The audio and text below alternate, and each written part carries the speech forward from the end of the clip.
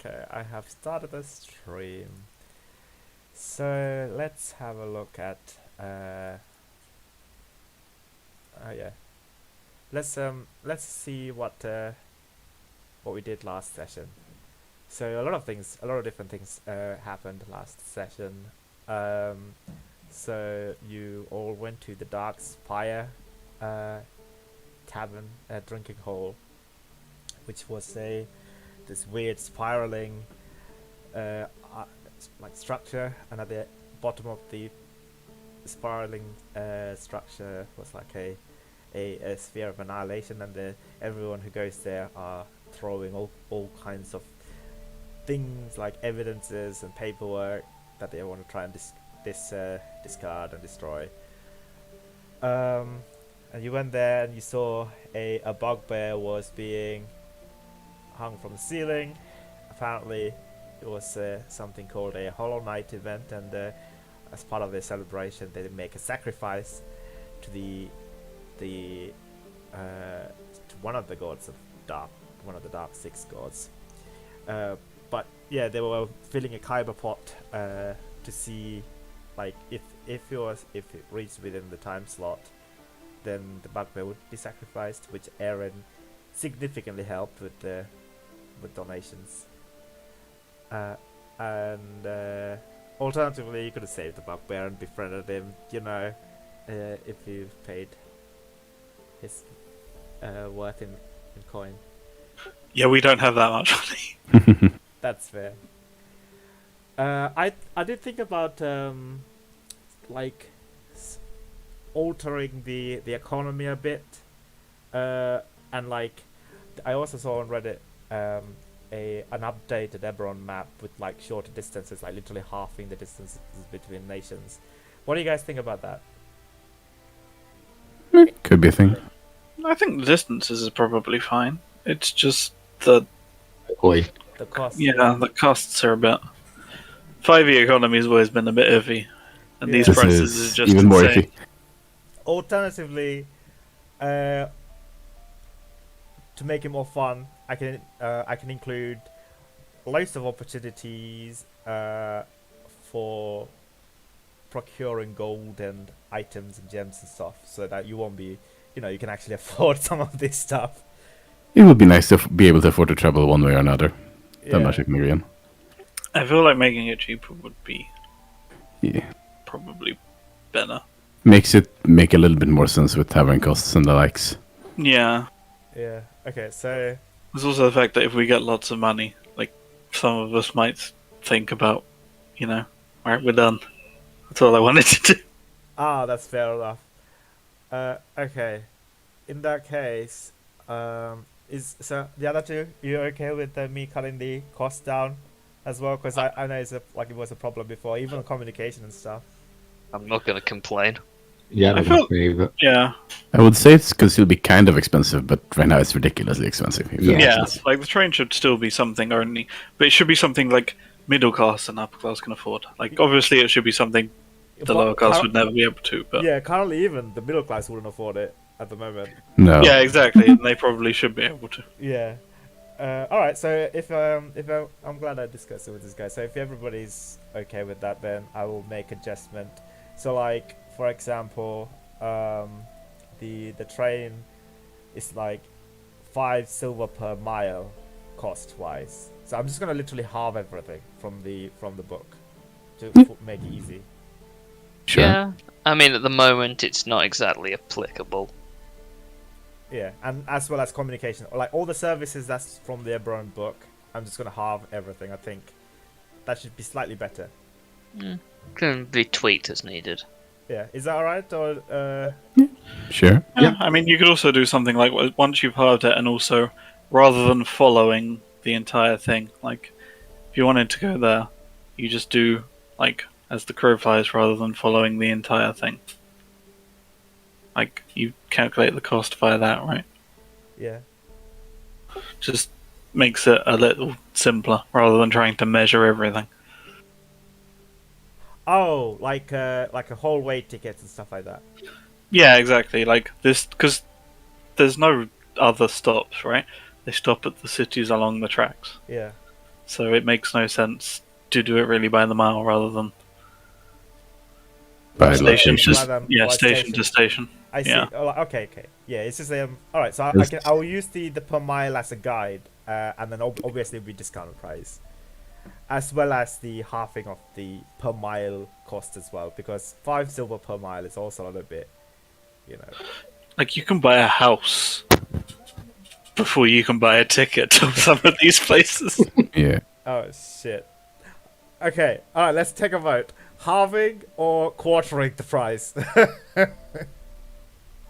Like halving for first class tickets and quartering for coach. Coaches and Right. stuff. Okay. Yeah, that sounds about fair. All right, and communication services. I think that was also a bit expensive. I think right? sending's actually fine. Yeah, sending's kind of fine because, sure, it's expensive, but you're also getting a kind of high class mage to do it for you. Yeah, and it's almost instant. So I Okay. think sending's fine, but I think the others could probably be go down a bit. Like the courier service and stuff, and the mail service. Yeah. The mail service is fine. I think it's 1 silver per mile. Is that too much? I think it cost me like. I think I can actually gold? check for you. No, it was near 10. Was To it? send the research, yeah. I can actually check. I did the math. Okay. Yeah. Oh, it's only 2 gold. No, that was the sending. That's Yeah. different. Yeah, that was the sending. Yeah. I think it was cheaper to do a sending than it was for most of the mail. Yeah, 8 Yeah. gold. Yeah, packages got sent for 8 gold. Okay. So next session, I will update the table and I'll post it. But for now, Sure. yeah, we'll just know. You know, for first class, like for prestigious seats and suites. And security. Yeah. Oh yeah, and security as well. We'll put half the price, but then for like affordable thing, we'll just quarter the price. For example, rather than 5 silver per mile, we'll just say 1 silver per mile. I think that's still going to be a lot, but it's not hassle. But it's also a reasonable price to travel across the continent. Yeah. Okay. Cool. All right. So yeah, because I know this was a thing that everyone was a bit concerned about last session. So yeah, hopefully that will. And on Reddit, multiple people also rate like. Because, like, if we were going to be traveling everywhere, it would be cheaper for us to just, like, buy a An airship. not an airship, those are ridiculously expensive, but like a elemental cart, whatever they're called, and just go along the roads ourselves than to get the train or anything. Yeah, that's fair enough. Okay, so this will be about 1,000 silver pieces. Is that still a lot? That's 100 gold, so it's a lot, but not super ridiculous. Yeah. I think middle class can afford 1,000. Yeah, that would be like a merchant traveling with Yeah. their goods, Yeah. Okay, but like I would say, or on holiday. yeah, I would say like from Roy to Zolenberg, like calculate them on roughly 100 gold, but then the actual station price to Zolenberg, like entire way to Kronenberg, would be like say 70 gold or something. I think that's probably more affordable. And the 1 gold price per mile pricing for the airship, if we quarter that, that would be 25 silver, right? No. I mean, you can probably silver. you can half that and call it done, honestly. Because it's still like the fastest and the quickest way to travel, so they would still be charging a lot. The lightning rail is faster, but it doesn't have a direct route. Yeah, but that's why it's faster. Yeah. Okay. Cool. And it doesn't have to stop in stations to unload, you can just go straight there. Okay, and I'm gonna keep the teleportation the same price. Yeah, that makes perfect Yeah. sense. Okay.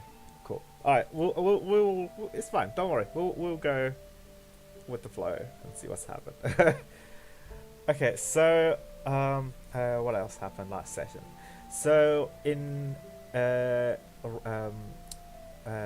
Natalia had a nice evening with a halfling girl who went by the name Rosa, and I think after that everyone else also joined the Dark Spire drinking hall. Erin looked around for a fence to sell a bag of stolen gems. Well, not really stolen, looted. It was stolen. No. Forward. Procured from a dead man's house.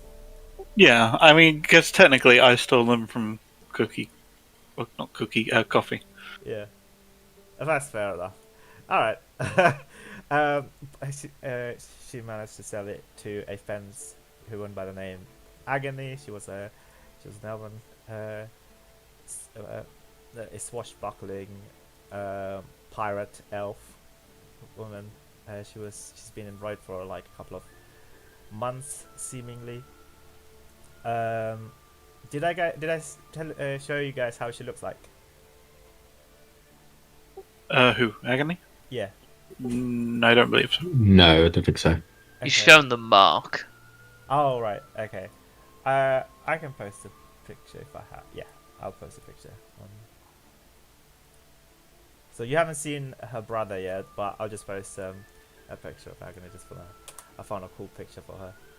Like, but she has She has a lot of like disguises and a lot like disguise kits and stuff like that. So currently she doesn't have red hair. She has blonde hair. But yeah, that's what she looks like basically. So she asked you to do a small favor to shoo away a miscreant that was giving her trouble, which you did, and in exchange she was happy to buy the bag of gems. And then you also met up with the with Drew and Mary, the halfling brothers of the Boromore clan. They requested you to do a train heist job for you guys. 200 gold if you were to do it stealthily, or 150 gold if you were to do non-stealthily per person. And obtain a treasure that was being kept by the House Gundrak dwarves and that was being transported to the Moral Halls via the lightning rail. The House Gundrak dwarves vaults are very secure, and their Markov wardings and their glyphs are very dangerous, but they recommended seeking help from Agony and her brother, as Erin found out later on that they have the Mark of Shadows. And then a couple of you guys, three of you guys, or four of you guys went to take a look at the cards, and Natalia casted locate object, and actually found the Cyberx codex in one of the cargo carts, and someone was broken out of the cargo carts and just bolted out of the train station, which the guards gave chase to, and Zeke used that as an opportunity to go in and obtain a box which had the book in it, as well as a gnome, and you were able to successfully procure the Cyberus Codex, which I also made and pasted on Zazie artwork if anyone had a chance to. Yeah. That's all, yeah. Yeah. And then Erin went back to Agony and said that, like, after a lengthy discussion with your teammates, they all thought that this was a terrible idea, stealing from the House Godrak, and it's not worth it, and they've already got the codex. So, but then Erin found out that the object that the Halfling brothers were interested in is the orb that was stolen from Magister de Medani, Michael de Medani.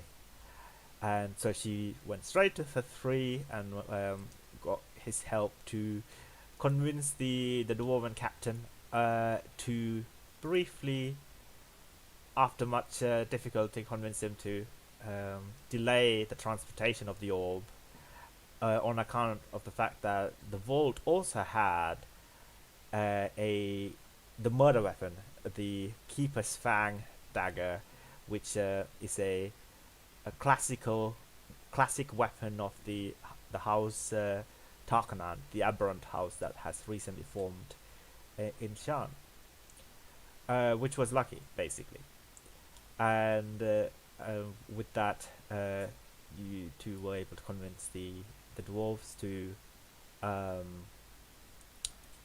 to delay the transportation by 3 days, and he returned, and most people I think agreed, although somewhat hesitantly, to carry out this job if there was a plan. I think that's what Yep. Natalia requested, right? Yes. Yeah. So you guys, I think, went to sleep. You also dropped the gnome off for a small prize. Yeah. At Yeah. at the Finders Guild. Yep. Oh shit! I was gonna make the Dragon Mark house reputations, because I will do that later. Actually.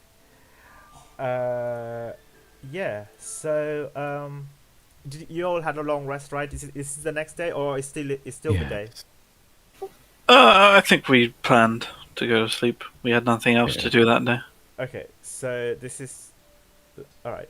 Oh yeah, because Dante was going to be reading the book overnight. Okay. Yeah, basically after my 4 hours sleep or meditating, you'll be reading the book. All right. Okay. So, all right. Okay, Dante, can I ask you to go to the secret room, please? If you could Yeah. start with that. All right. So the content of the book is quite lengthy, or mostly written in Draconic, some in Common. The first few chapters explore the progenitor dragons and their role in molding the different planes, the material planes and the associated planes, and also the great dragon, the cosmic dragon war, when Kyber attacked Cyberis, and his body was became the rings, the magical rings that surround Eberron, basically. Okay. There are, I believe,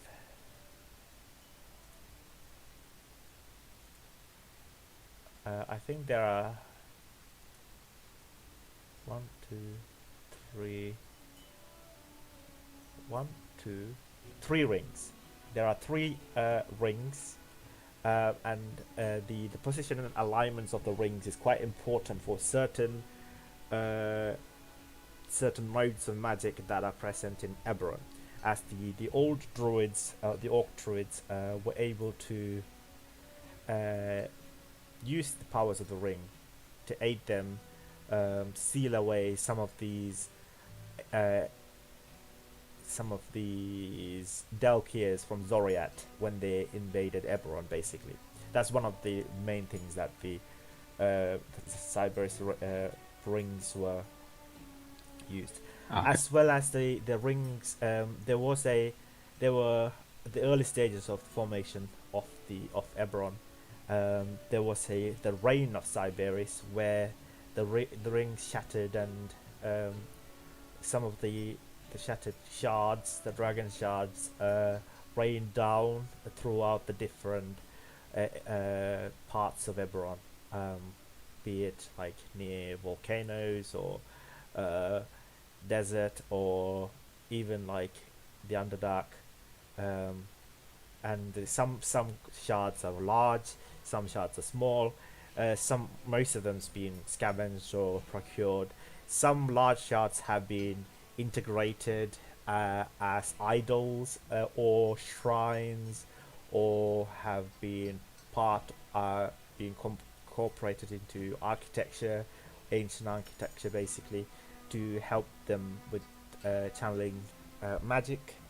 And then it does go through into details of these large dragon shards.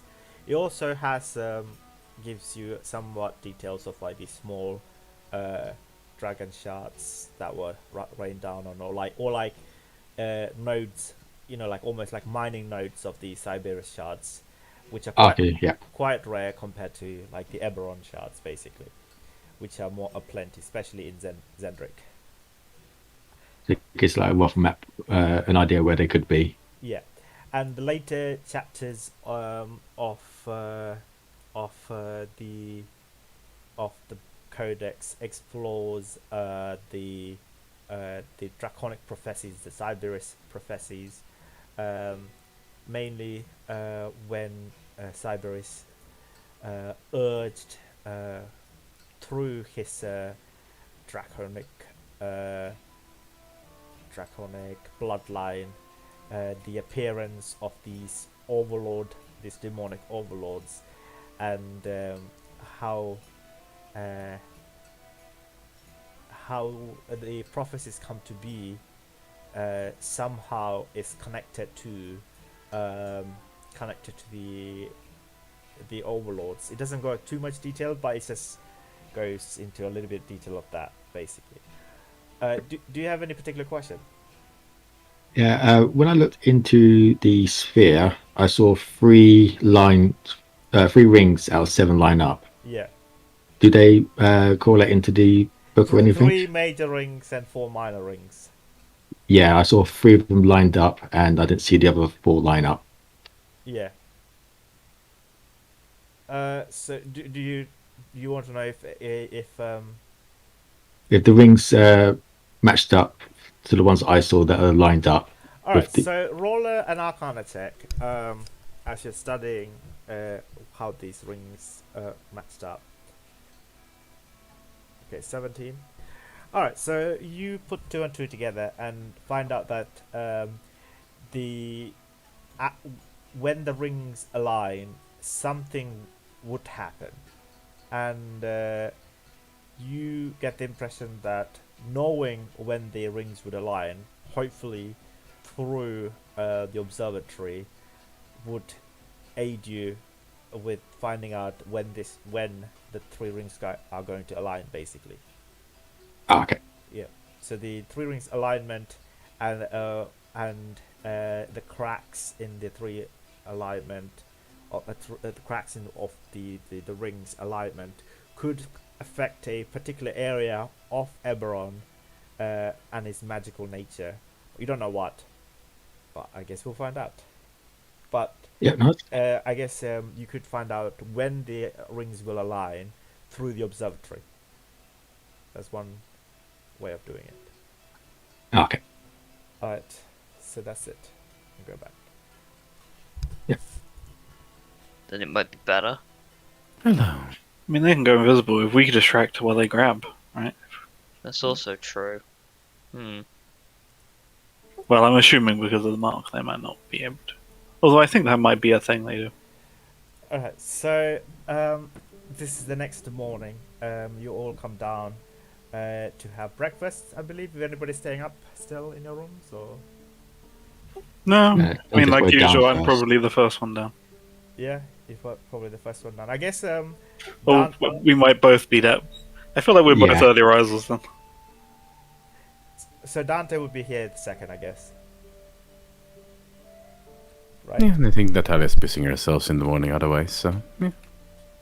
Okay, so Dante, so you come downstairs at the Gold Dragon Inn where you're staying, and you see Erin in the usual place. I guess what would Erin be doing this morning? I mean, she's currently very happy that you've all agreed to this heist, so I feel like she's sitting there with everyone's breakfast ready, and like hers is already empty, and she's just sitting there with everyone else's breakfast ready for them. Oh, fair enough. Yeah, Dante, you come downstairs, and Erin's already have ordered breakfast for you and the rest of the crew as well. There is a side plate next to yours, with lots and lots of meat. Ah, I gathered that. more food on that plate than all the Yeah, other more plates. food on that plate than yours. is Nova here as well? Yeah, no, we'll be rooming all the time pretty much. So you'll run down straight for the food. Does Erin speak Draconic? No, I speak common. Ah, okay. Yeah, we So, worked out that we played so many games, and the questions that she keeps asking us, what's Nova's favorite thing, and all that. So she knows through Dante in these Yes. games. oh right, so you're She knows everything Nova likes, and she makes sure she gets it. oh And awesome. hence why that Dante wants to try and prove that she's cheating. So Nova's also downstairs with you as well at the moment. Yeah. So come I down. imagine always with you unless you say otherwise, probably. Yeah. Okay, yeah. So all Aaron hears is like this weird chirping sound, like sound. It's kind of like a mix between like a chirp and a purr, as the Nova leaps over Dante's shoulder and just dives straight into the massive plate of meat and food that was set aside for him, and just through bites. Nova says to you, Dante, "Mm, th- this is really good. I like this. Could you pass my thanks to Erin? She always knows what I like." Yeah, don't worry. She knows what you like to win all those card games. Continues to munch on like a leg or whatever. Some bacon pieces. So you're trying to make sure everyone's happy then. Yeah. I mean, you know, you're gonna help me with this. I'm gonna provide you breakfast. I'm sure that's a fair exchange. Yeah, maybe a small one. You still don't know what we're up against in this job of yours. I'm sure it will be fine. It's a lot better now we have a few days to plan. Yeah, which I'm kind of glad for. I rather know what we're walking into. Yeah, and we'll be able to do it with help. And please don't tell me your plan is literally just to charge in, though. That's not going to work. Even I know that. I know it won't, but you know, the plus side is this gives us more options. It's in the vault now, and then it will also be transported from the vault, and then there's also the train. There's 3 different places. So come on, I gave us options. It's true. The only thing is, though, if we do it in open, people might recognize us and like points to your horns. We're on the way out of here. Yeah, this is true. We might have to stay away from work for a while. I mean, come on. At worst, I doubt they're going to tell the world that the mighty banking dwarves, allowed something to be stolen. Especially that's something that belongs to dwarves. It's not like they're going to advertise. I mean, even if they did recognize us. Admittedly, they may just hire bounty hunters to kill us, but I'm sure it'll be fine. Yeah, I will face bounty hunters in the house, so. And I've probably seen and met most of the bounty hunters anyway. Exactly. As long Anyway, as you got a anything? plan. Yeah, there's a plan, kind of. There's a plan to form a plan. Anyway, that's something. Anything interesting in the book? Yeah, it's still piecing. There's a lot in there, but it goes on about the great dragons making everything here, and you know those. Did you look inside that sphere? No. You hid behind Zeke, didn't you, in case it exploded? Yeah. Forgive me, but touching strange magical objects never ends well. It depends on the magic object, but I get your point though. No matter what, we kind of need to go to this observatory. Yeah, and we're See about these still in rings. 2 days now, right? That's where we need to deliver the book. Yeah. But yeah, we need to have a look in that observatory, see about these rings. I'm sure Vaughn will probably know more about them if he's part of this group. I'm just picking up what I can learn. Yeah, I mean, even if they don't send us there, I mean, old, and I guess since we're already working on them, they might even send us there to check it out and make sure there's nothing, living there.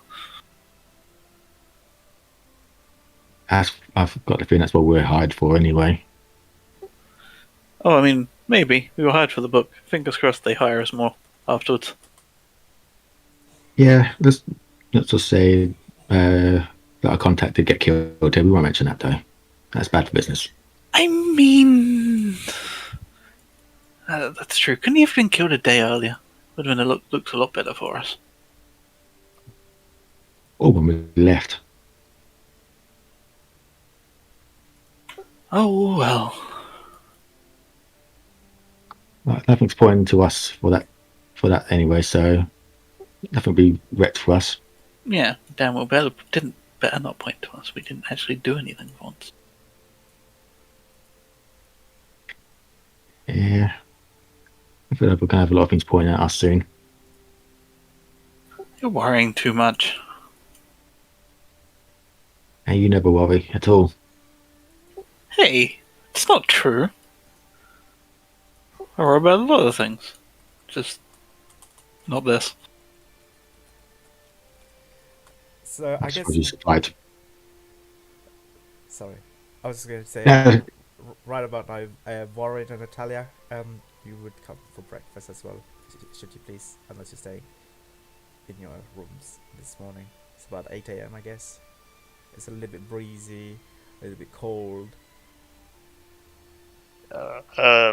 late winter morning. Sure. I guess, yeah.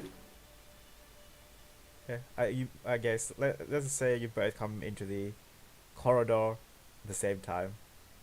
Natalia looking a little bit groggy. Right. No, I think Natalia's been awake for a while, but yeah. Oh, you're feeling a little bit better now? I mean, I've had a chance to actually rest this time, so Oh, okay. yeah. And I mean, again, trancing, so yeah. Fair enough. Yeah, he's waving a little bit about Shiodas. Morning. So, what you been up to, two of you? Not much. Resting. He's been reading the book. Fair enough. how are you holding up? I'm alright, I guess.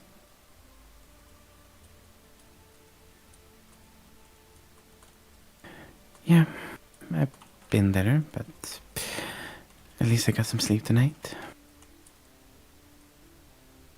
Yeah, so it's good. And Emma's been in a good mood. She's bought us food, so Oh, enjoy this while you can. sure. And Talia sits down and starts eating. Fair enough. Warren, you also done as well? Yeah. He just hasn't said anything. Yeah. You look around. There is a human man, reading a newspaper, the voice of Breland. Newspaper that's like a local newspaper for Breland. Is it Breland or Breland? I never know. Either Breland. or. Whatever you want. Let's just agree on like a pronunciation, I guess. I heard Dante pronounce it Breland, so I guess let's just go with that. Sure. Yeah, he's... Breland sounds too much like something else in my head. Is it okay? All right, fine, Breland then. There is a human man. Is anyone paying any attention to this newspaper or? Vaguely. No, I mean, would they? I imagine would they sell newspapers here, like the Golden Dragon Inn? Oh They yeah, might, yeah, right? they would have newspapers here. Yeah, I feel like while everyone else is eating, since she's already got a clean plate, she'll probably wander over and buy a newspaper, just Yeah. out of curiosity. You walk over to the gnome, Shauna. Says, "Good morning. Did you have a good sleep?" Yeah, it's all right. Any know, chance you of a know- newspaper? Oh, yeah. We have the local ones, or we don't have the shipment yet of the Korenberg Chronicles today. We will expect it later. Oh no, just we were going to be in town for a few more days. I figured I'd check out the local stuff. All right then. Here, she hands you over the voice of Breland. A couple of like headings comes to you as you. I hand over, I assume, like a silver piece. All right, yeah. She takes a silver piece and smiles at you. Smiles back and just opens it up while wandering back to the table. Yeah. I guess there's multiple different ones. But like there's two main headlines, I guess. So I will reveal them both to you guys, show players. So one about the blood addicts, the dragon drug, and the other one about 3 as well, which I made. One was already in the book. And there's also like some small segments about like other nations' newses. If you want, you can ask me if any particular ones you're interested in. Like one of the news. Probably Fairhaven, because that is her hometown. Nothing about Is it? Fairhaven at the moment. Cool. On the newspaper, but there is one about I guess Galt, Ghalt. That's near Fairhaven, right? I don't know. Yeah, it's south of Fairhaven. Yeah, Galt, this place. We don't have all of them on them. Oh, A lot of them are on the GM now. oh, just of the course. main cities are. Oh yeah, sorry. It's the east of Passage, north of the Eldritch Groves. Galt is a small town, and there is a news that says that farmers claim that they saw a dragon fly by in the distance. Its dark colors, couldn't tell what color it was, but that was a small heading that was in one of the corners. I guess I point that out to probably Dante. Hey, look, Nova might have a friend. Oh. Oh, She just like drops the newspaper in the middle of the table, so anyone can. Natalia grab it. snatches it. So I revealed. I don't know if you guys can see it. Yeah, I'm reading it as well. She has already read it. I'm just reading it myself. Ah, okay. Okay.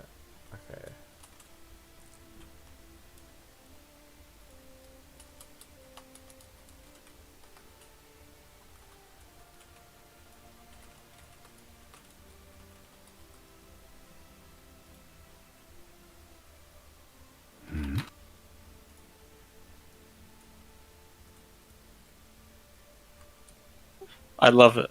They took what I said and ran with it. yeah. Well, that's what 3 said. I know, and he said it. Oh, I love that. Okay. There is definitely an amused smile on her face as she's dropping the paper in the middle. Fair enough. Okay, so what's the plan of this morning? Are you guys just after having finished breakfast? The halfling woman comes up over you and she says, your friend Zeke, Zeke, right? The human fella. That's his Oh, name. yes. He has left to go somewhere for business, but he shall return in about a few days. But he has left you guys a parcel for you guys, and she places a small parcel in front of you guys. Huh? What's in it? Reaching over the table, she grabs the plate she set out for him and just slides it over to Nova. Oh, Nova's just really happy. She just starts digging in and looks at you with a if a dragon wormling can smile, I guess it gives you that sort of emotion. But yeah, within the parcel there's a parcel for all of you guys, 4 different parcels. Raising an eyebrow, she'll grab hers. So everyone get apparently some dried sunflower seeds, some tomatoes, and some mangoes in a Ziploc bag, and a message says "Good luck." Thank you. It's another food bag. Why does he always leave food bags? To be fair, he has good taste. Natalia starts eating a mango. Oh, you're starting to eating the mango. Okay. Yes.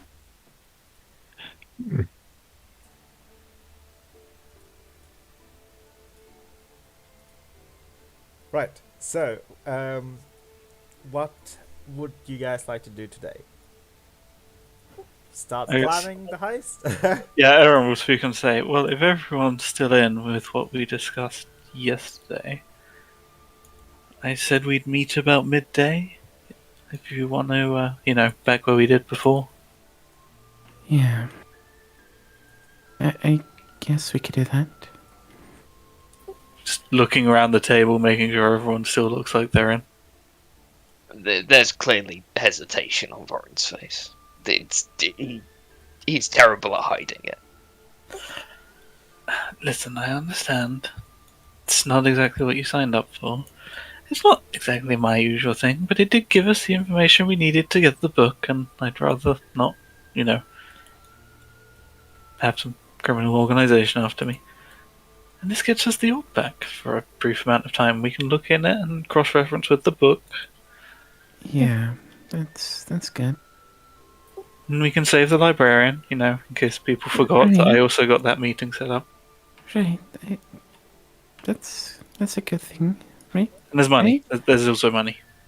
I have That's the probably not as important to you two, but it's pretty important for us, right?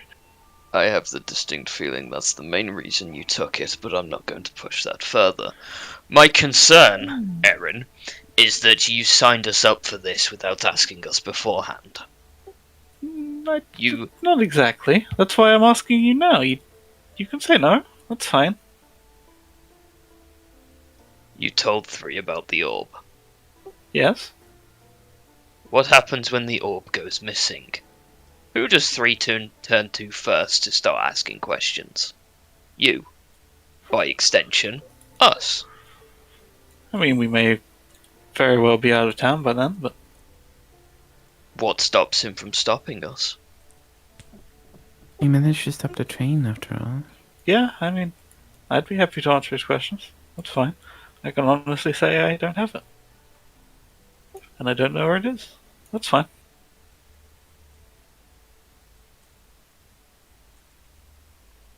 Always lie with the truth, that's the best way.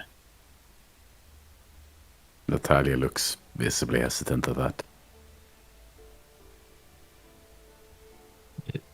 The main thing we have to worry about is if we are doing this, is where and how. And that's Okay. what we talk about in the plan, not in the town. I suppose, well, I know Right. I'm not overly keen on it either, but I will not mess with those people. But we can hear the plan. Listen, try to I'm the avoid only one that. who signed up for it. I never mentioned anyone else. If you really want to bow out, that's perfectly acceptable. I'm not going to try and pressure you lot into anything. I'd just appreciate it if you help me out.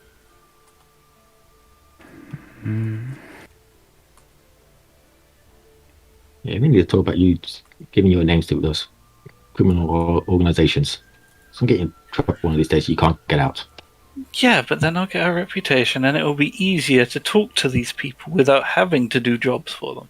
They'll just know that I'm already trusted by certain people. Come on, it's future planning.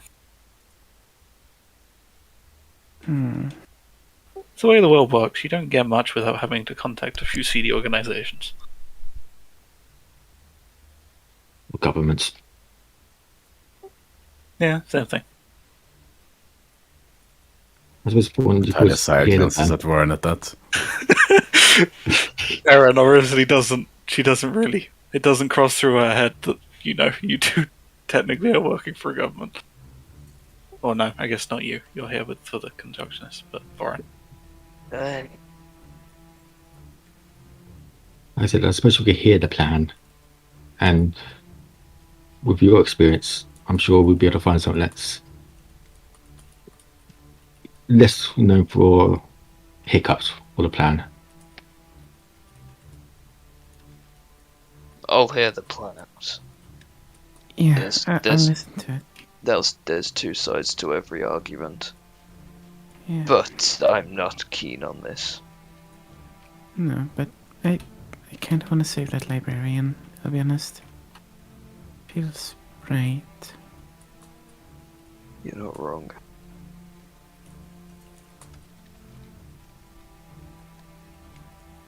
Yeah, she said this is not the place to be talking about it, so let's head to our new favourite spot.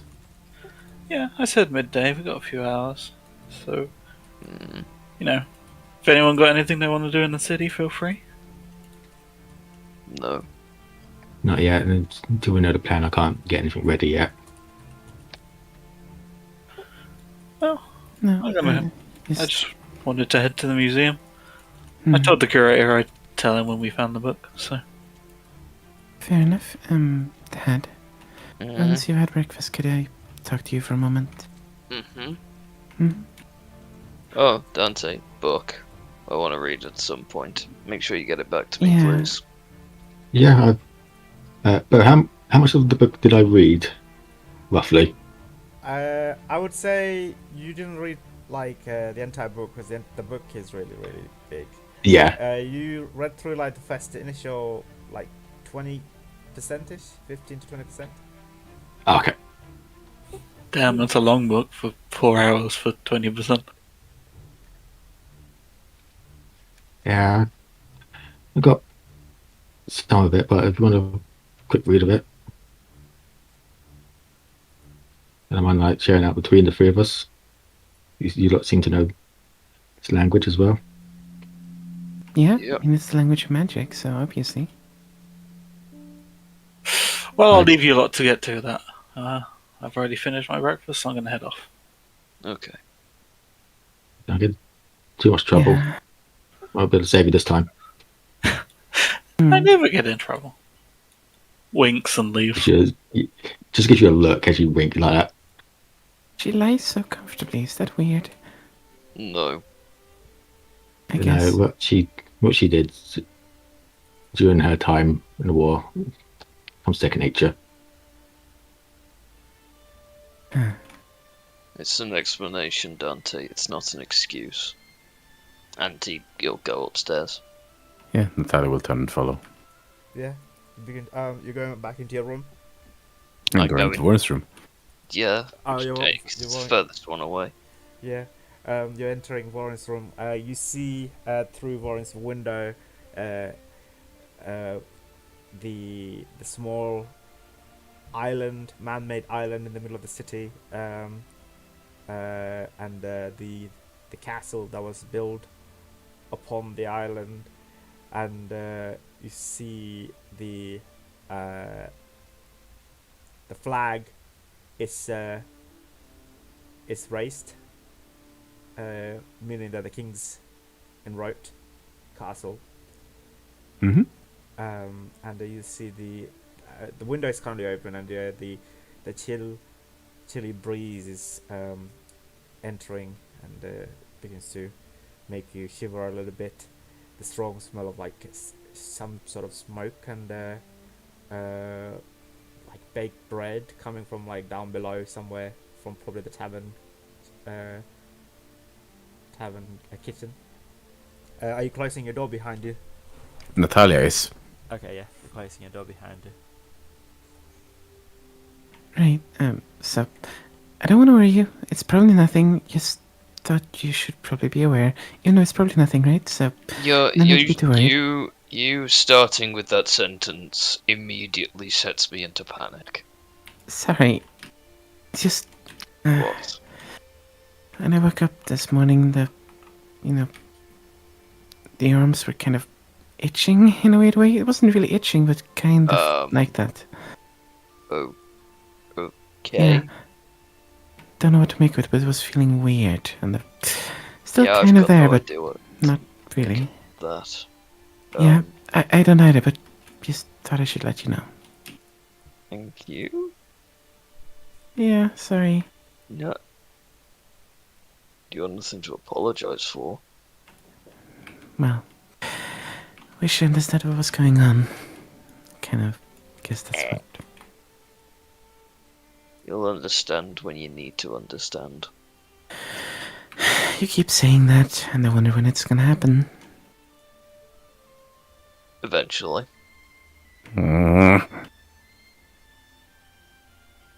Fine, I guess that was kind of well. What do you really think about this? Just doing this? I hate it. It Yeah. is the lesser of two evils at the end of the day. If it were up to me, we would leave the orb. We'd let the dwarves take it back. By definition, it is theirs. In the first place, it was stolen by the late Magister, and as such, in my mind, it should be returned to the dwarfs, and that's it. If the Conjunctionists want it, they can acquire it through legitimate means this time. Right. That being said, the librarian, she doesn't deserve, or they do not deserve, rather, to suffer when we have a chance to do something. No, I can only imagine what she's going through, and it's not helping. Nope. No, it's not. Maybe there's a way we could do that. I feel it's as if we have to go through this job to do that. Yeah, but what if you used to know? Either let the three or the dwarves know where the orb ended up, like anonymously or something. Hmm. At that point, we'd be playing a very dangerous game. And it's already Right. dangerous enough as it is. If they discover who we are, then that falls back into Valinor. That falls back on your mum. And it falls back onto the crown. Which is not a Right. good thing. It could also Yeah. risk your place at the academy. I- And that is something I'm not willing to accept. Hmm. Because if all of this goes the wrong way, and like I promised at the beginning, if you want to return home at any point, and we do so, ideally you should still have that place left for you. Thank you. I'm not gonna let this get in the way of that. At the end of the day, Nat, it's as simple as this. We owe no allegiance to anyone downstairs or outside of this building, or the criminals that we want to work with. Well, we have to work with. At the end of the day, I have very few allegiances, and one of them is to your safety. So, it's up to you. Right. What do you want to do? I do want to save the librarian, but if it's too much of a risk, I want you to stop me. Everything we could possibly do will have a risk. Yes, If I had to stop you at every time something had a risk, we would not have left Valinor. I know. I know enough about myself to know that I'm not too good at judging what's too much of a risk. And I'm asking you, like, at least this once, tell me if I'm overstepping, okay? It's not I just would- me that's at risk here for once. I know. This is why it's difficult. I don't know, honestly.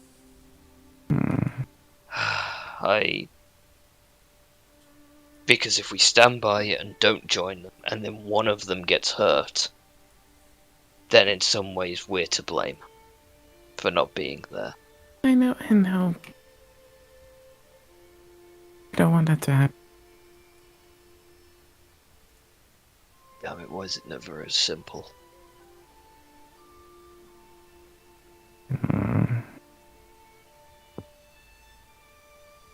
Okay, what happens if we don't go? They'll probably What? do it anyway, and they're gonna run into the dwarves, and they're gonna get hurt, and they're gonna die, and I'm gonna feel really bad about it. And then we're gonna have to go home anyway. I meant outside of that. Us. What happens with us? What do we do in 3 days before we leave? If we weren't gonna go do this, what do we go do? I guess we'll like go tourist around in town or something. Although that might be terribly boring for you. It'd be terribly offensive for me, not boring. People Oh. don't like me. True. I'd end up offending someone by walking into a building, so They don't seem to dislike me for some reason. I don't know why that is. it's because I don't know. I look older. Honestly, I mean, honestly, you're older. yeah, well, that's not the point. It is the point. I don't know. I honestly don't know at this point. Right. Well, Okay. yeah, I can't think of anything then. Are Sorry. are you asking me to make a judgment call? Yes, please. Oh, fuck it. We go along with the plan. If I think that there is a chance. Suddenly you hear a knock on your door.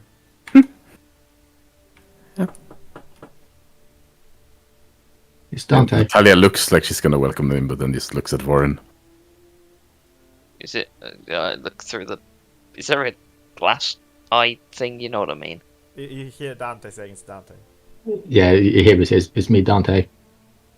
Give us a minute. Sure, I found something interesting in the book. Fair enough. Right. Yeah, I'll lower my voice so Dante cannot hear it through the door. Okay. And I'll just say, look, we'll see along with this plan. If I think there is a chance, and you want to go ahead with it, we'll go ahead with it. That being said, if I tell you to run, you run. If we have to leave, we leave. We owe no allegiances to the people outside. And my only concern is keeping you safe. Gotcha. If So- you say run, I run. Mm-hmm. And you're gonna run behind me. I'll run as far as I need to. Yeah, and then I go Okay. with Dante in. Yeah, I was on the opposite side of the wall, so you could tell I wasn't eavesdropping as well. You're standing Huh? further away from the door. Okay. Yeah, Right. so they could tell I wasn't there to eavesdrop. What did you find? Mind if I come in? Yeah. Yeah? Yeah, not to make things more complicated. Of course, go ahead. Oh no. You open the page up. You know this orb? Mm-hmm. Yeah, we're gonna need it for the observatory to see the rings. Oh, for the okay. So we don't have a choice. Well, we do have a choice, but The problem is if Dante. we are going to take it, we've got to take it from potentially 3 other people. we've got to take it from a bunch of criminals. No, I'm putting my foot down. No, we can't do that.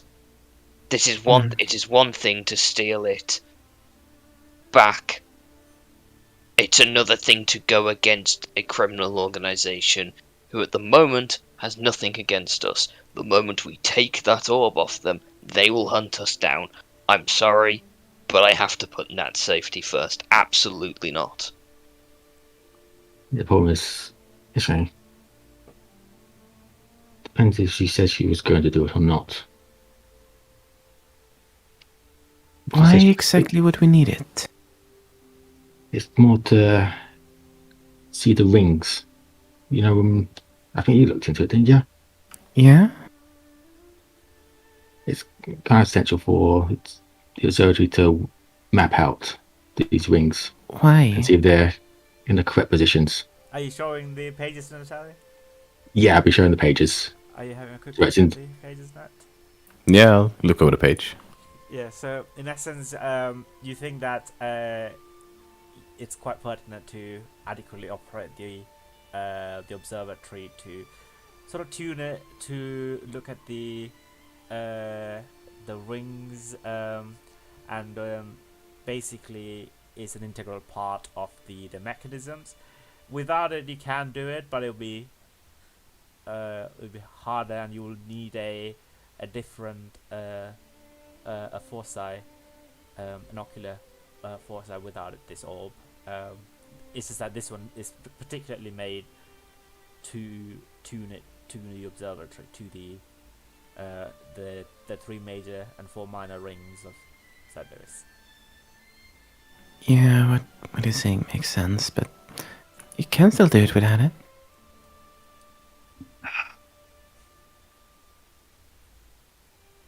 But it will be It's very, very harder. Yeah.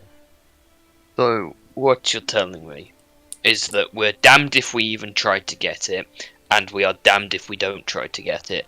And we're also damned if we try to get it and then take it off the criminals who want it. Yeah.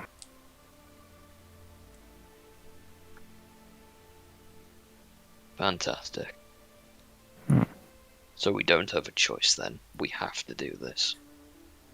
Otherwise that librarian gets it, on top of not having the orb. Mm. God damn it, Micah, why did you have to go and get it stolen in the first place? I thought this would have been somewhere safer for him, so no one would be able to break it out of that house. Yep, well, give a person enough money and they will go ahead and do anything, apparently.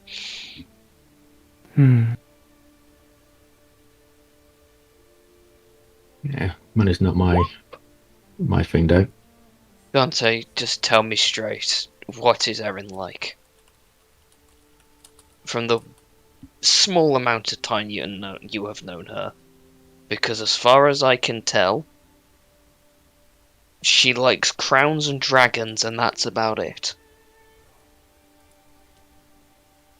And it's starting to concern me.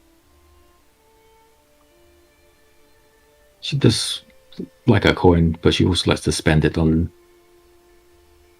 things to help other people out, mainly to help herself out, but she's never done me wrong since I joined up with her.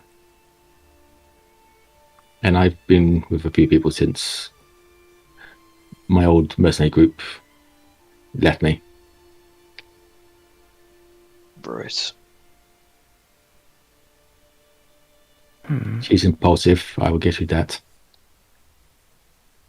And she does cheat with things, but if she says she's going to do something, she will be doing it. There's no backing down from her.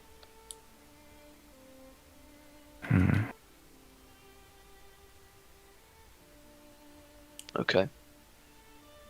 Looks like we're doing it then. At least if there's, an actual plan. Otherwise this whole thing is moot to begin with. And Vaughn, you've been around a long time, so I would have thought if anyone could have a solid plan would be you. I can give Second. you battle strategy. I can give you ways to root people out of fortifications. I have never been a criminal. I do not know that. There are things that concerns me with this, but May I ask what they are? well, let's state the obvious. Us three are quite distinct individuals. All it takes is one person to see a face, and that could be it. We could get delayed en route and be prevented from leaving. And it doesn't help that Erin named the orb. 3 is a smart enough individual. They could, start questioning Erin, then us, Possibly with the use of magic. I forgot about that. Yeah. Unless there's other ways we could get the orb. Let's go see what amazing plan these very upstanding citizens have come up with before they probably, as they are very upstanding citizens, stab us in the back because they don't trust us. Well, if you're expecting someone to stab in your back, the chances are they won't stab you in the back. That's what I found out. It would be the first time that I've been proven wrong. Just raise an eyebrow at Warren for a moment, but remain silent. Let's go. I want to get this over with. Okay. Yeah, let's go. Alright. Meanwhile, Erin, you have left the Gold Dragon Inn and you begin to wander through the streets towards the Galifa Museum. Yep. Yeah, the museum's open. A few people are already inside, just observing the different artifacts and books and scrolls and ancient machines and engines of war, I guess, different wings of the museum. Which one are you going towards? I mean, I'm going to see if the curator's in. Okay, yeah. You arrive at the receptionist. It's a human woman. She looks at you and says, "Hello, good morning. How can I help you?" Is it the same one or is it a different This is person? a different one. Hey, morning, is Alistair in? I will see. He is in, but he's in meetings at the moment. Do you have a? He's currently a meeting with some prospectors from up north.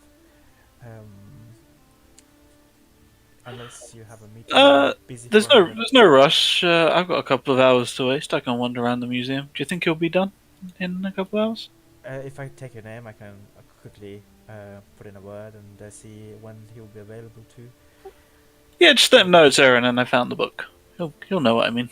Erin, and you found a book. All right, I will. The book. The book. Gotcha. Cool. If you just wait here for a second, I'll be right back. This human woman, quite young, begins to get up and slowly wanders towards the dark corridor where the curator's office is right at the entrance. I mean, I don't wait there. I want to follow her. I just want to catch a peek of the people that he's meeting with. And I just basically, I catch a peek, see their faces, and then I go back and wait, basically. Right. Okay. Okay. So she's walking, and you're tailing behind her. Maybe how many feet behind her? Well, I mean, I basically wander over, and I'm waiting for an answer. I'm gonna just wait at the end of the hallway. Okay. I'm not really trying to hide.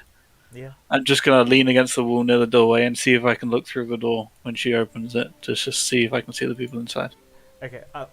As you enter the corridor, though, it'll just be her and you. So can I ask you to roll a stealth check, please, in the corridor? I mean, I'm not trying to hide. Oh, you're not trying to hide from her. That's what I meant. I'm walking up to the end of the corridor and just leaning against the wall, like I'm waiting for her to come back. Like I'm not trying to go and get a very close look at these people. I just want to see if I can see them when she opens the door to go in. It would be at an angle and it'd be quite difficult, but yeah, you can still roll a perception check to see. Yeah, it depends where they're standing, obviously. Yeah. But I'm not going to try and walk into the corridor. Okay.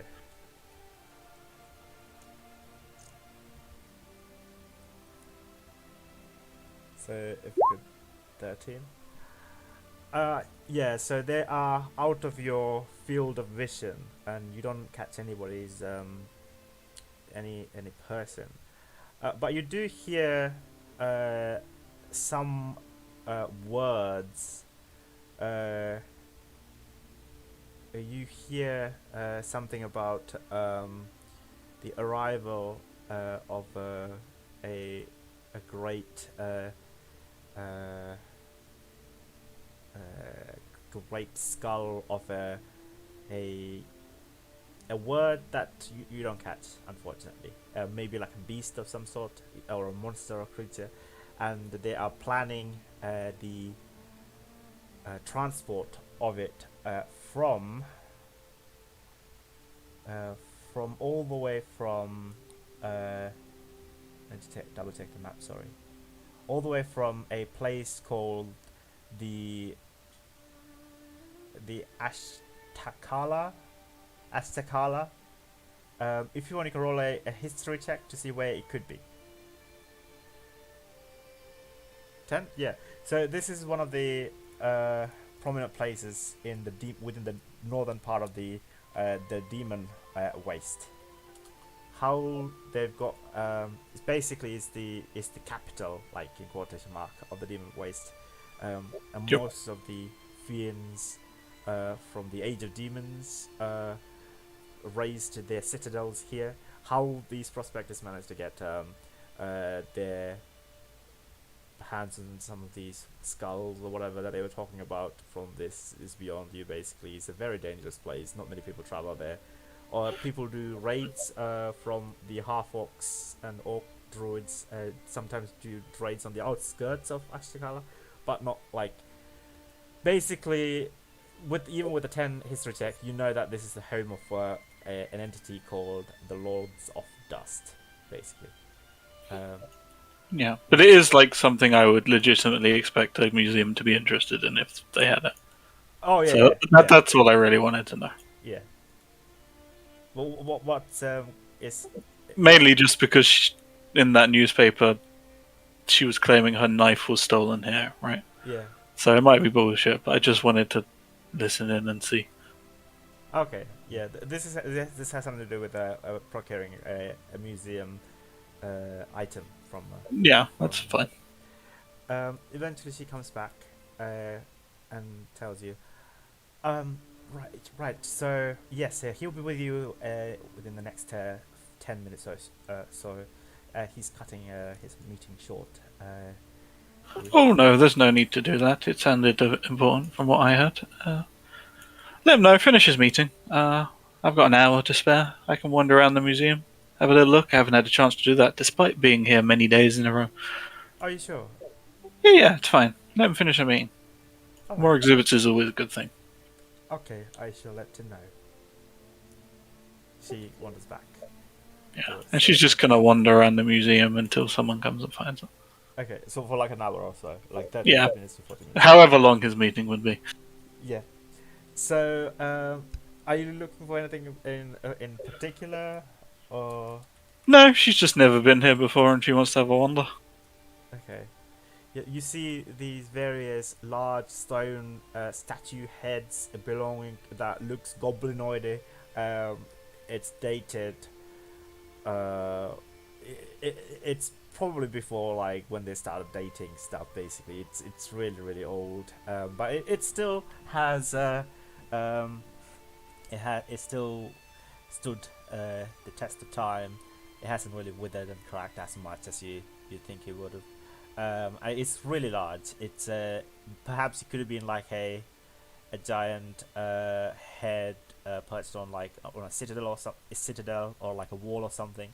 Like loads of people have gathered around, and the museum people are explaining that this was one of the Dakani artifact, and it's priceless basically.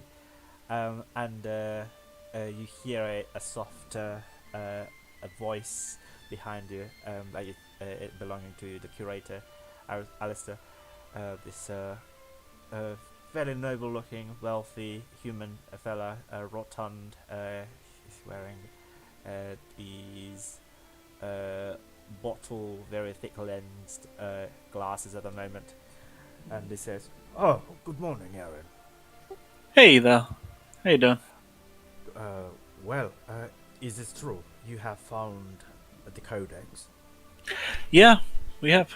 We That's before the thieves managed to take it out of the city, we managed to nab it. That's marvelous. If you don't mind me asking, where was it found? Who was the thief? Oh, it was looks at notes. the, I don't know, brother or nephew? I didn't quite get. It's a relative of Captain Nebek. Have you seen the guy? There's a bounty on him from the King's Wand. Yes. The treacherous captain who was ousted from his duty recently. Yeah, it's a relative of his. I'm gonna guess Nebek probably had it and gave it to someone to sneak it out, maybe, or something. I don't know. Splendid.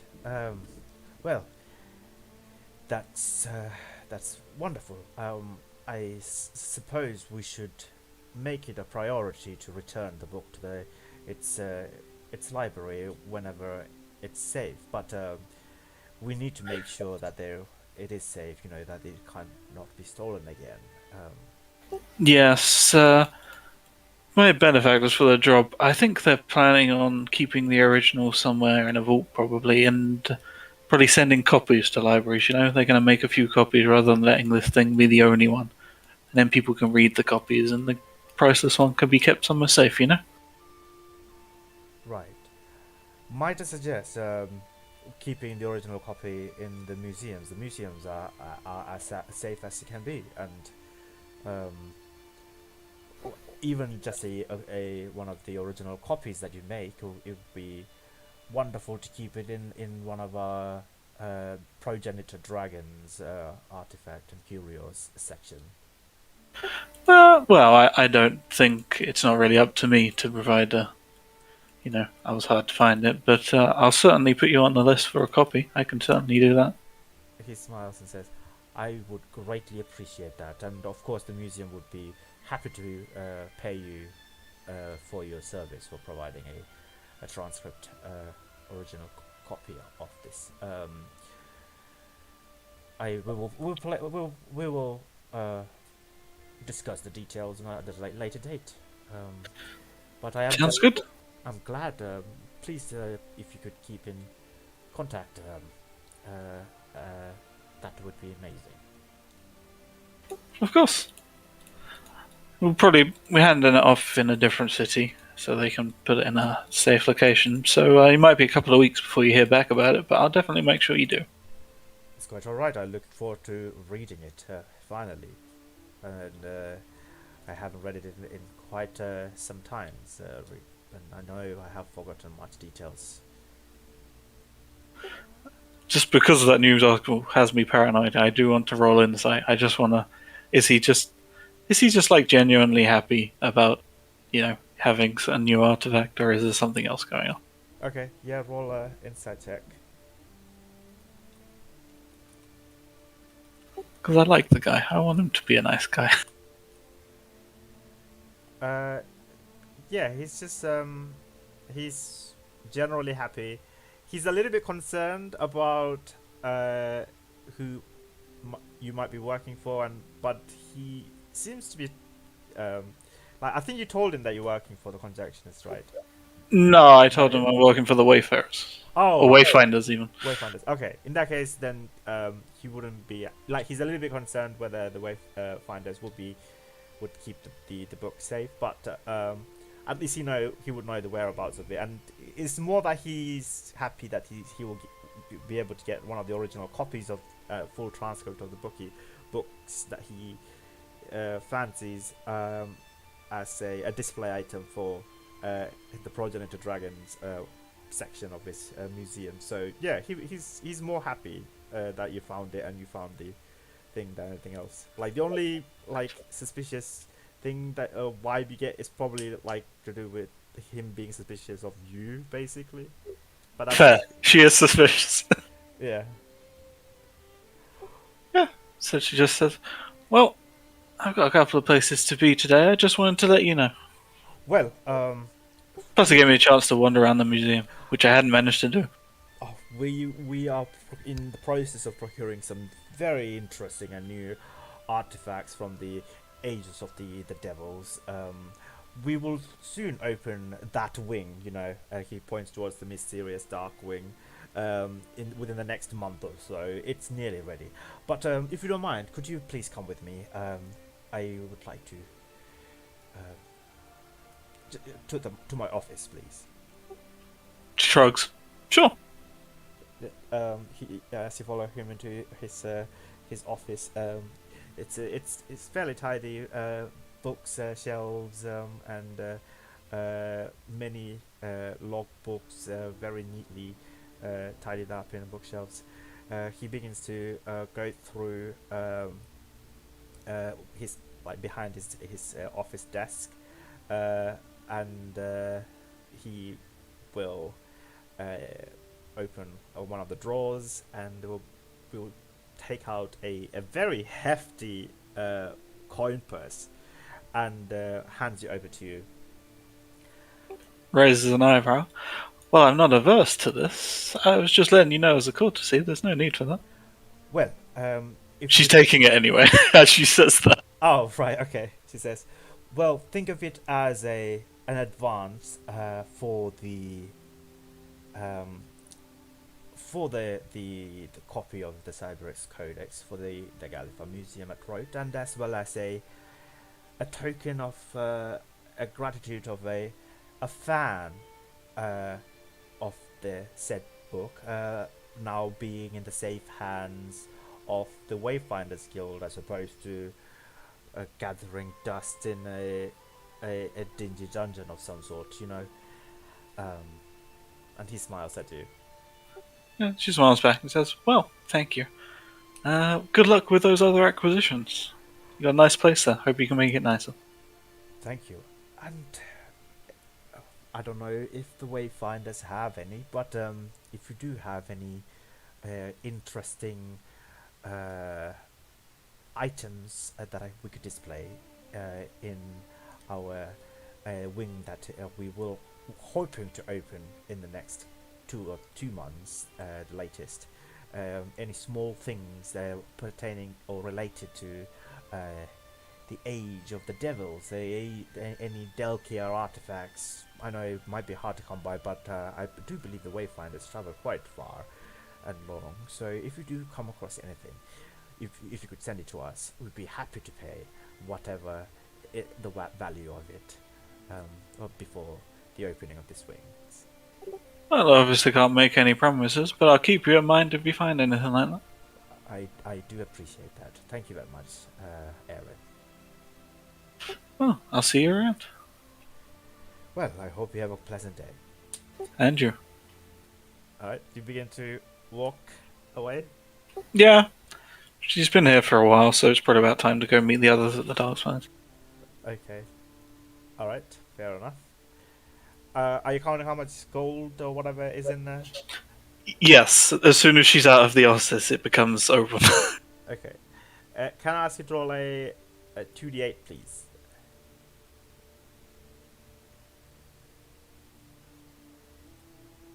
There is 100 Galifars in there. Gold Galifars. Yeah, she's quite happy to pocket that, and she wanders away. Alright. So, what's your plan to meet up with the rest of I think that the others have also made their way towards the Dark Spire Inn as well, right? Yeah, it was We to were get making our there way. around noon for a meeting with Agony.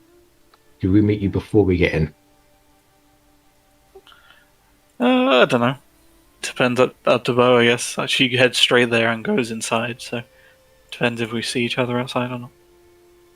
I mean, I would say like these guys left fairly early, you know, about like 10, 11ish, and then you also left. You spent like an hour in the museum, so I would say like these guys would be here before you. I think. Yeah, then you're doing whatever you're doing, and she'll walk in after. You three arrive at the Dark Spire drinking hall. The mood's slightly shifted. What is Natalia feeling as you're arriving at the precipice of? She is staring at the hole every moment. She's not distracted by anything else, just kind of shivering a little. Yeah, currently there's nobody hanging off the ceiling. Yeah, she's thankful for that, but she's still just glancing over at the hole every so often. Yeah, there are a few people like leaning over the railing and staring into the endless dark pit. No, she is not getting close at all. She almost seems to be averse to getting close, which is different from before. Fair enough. You slowly begin to make your way towards the second level. Are you trying to find a booth, get some lunch, brunch stuff before your meeting, or waiting for Erin? What are your plans? Don't tell why find somewhere like Robusto. It's easy to spot if everyone comes in. Okay, somewhere like opposite of the ramp. As Yeah. the ramp is declining into the second level. Okay, yeah. So are you guys getting food or just waiting for Erin to come back? I think just waiting. Yeah, They probably. did just have breakfast. Oh, that's Yeah, probably order a drink. So it just looks like we're actually here, actually having a drink, not just sitting around.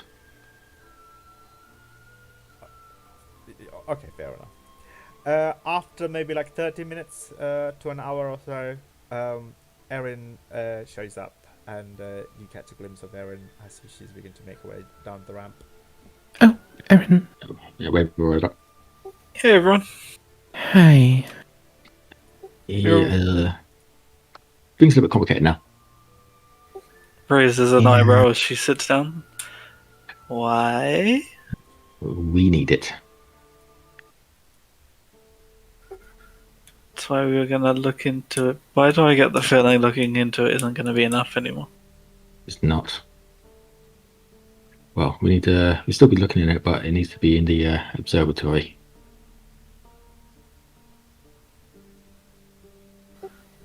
Right.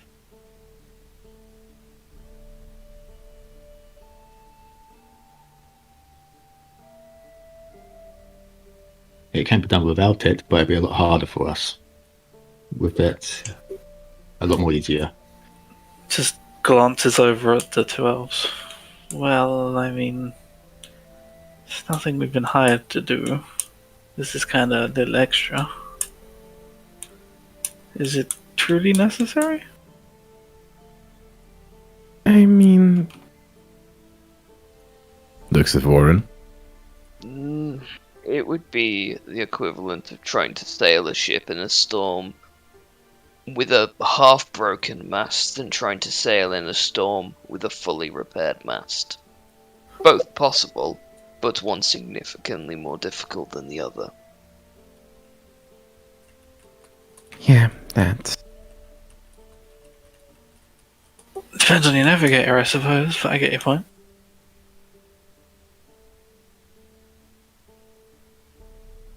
We're kind of in a Problems. We're in a catch-22, aren't we? If we do nothing, they have the orb. If we go with them, they still get the orb. So we have to either betray them, or they have the orb. Either scenario is not good for us. Well, alright, I'll put my cards on the table. I would quite like to hand it over to them and get the librarian out. Because I understand you've got this little thing going on with the conjunctionists, but, you know, I haven't been hired to do anything in relation to the orb, and, well, I'd feel kind of guilty doing something I haven't been hired to do and leaving the librarian to rot when I could help her, you know? Yeah, On that, we can actually agree. So That they could have work the in our orb. favour. just. What exactly is the job you took? Was it to specifically deliver the orb? Well, it was to deliver the coffer that the orb is being held in, but I feel like they would be pissed if we delivered something empty. I mean, maybe not empty. Maybe it's just something. House. Yeah. But then they'll be angry at us, though. Well, it would be reasonable that it wasn't our fault then. I mean, we'd probably lose the money, but I'm probably sure I could talk our way out of, you know.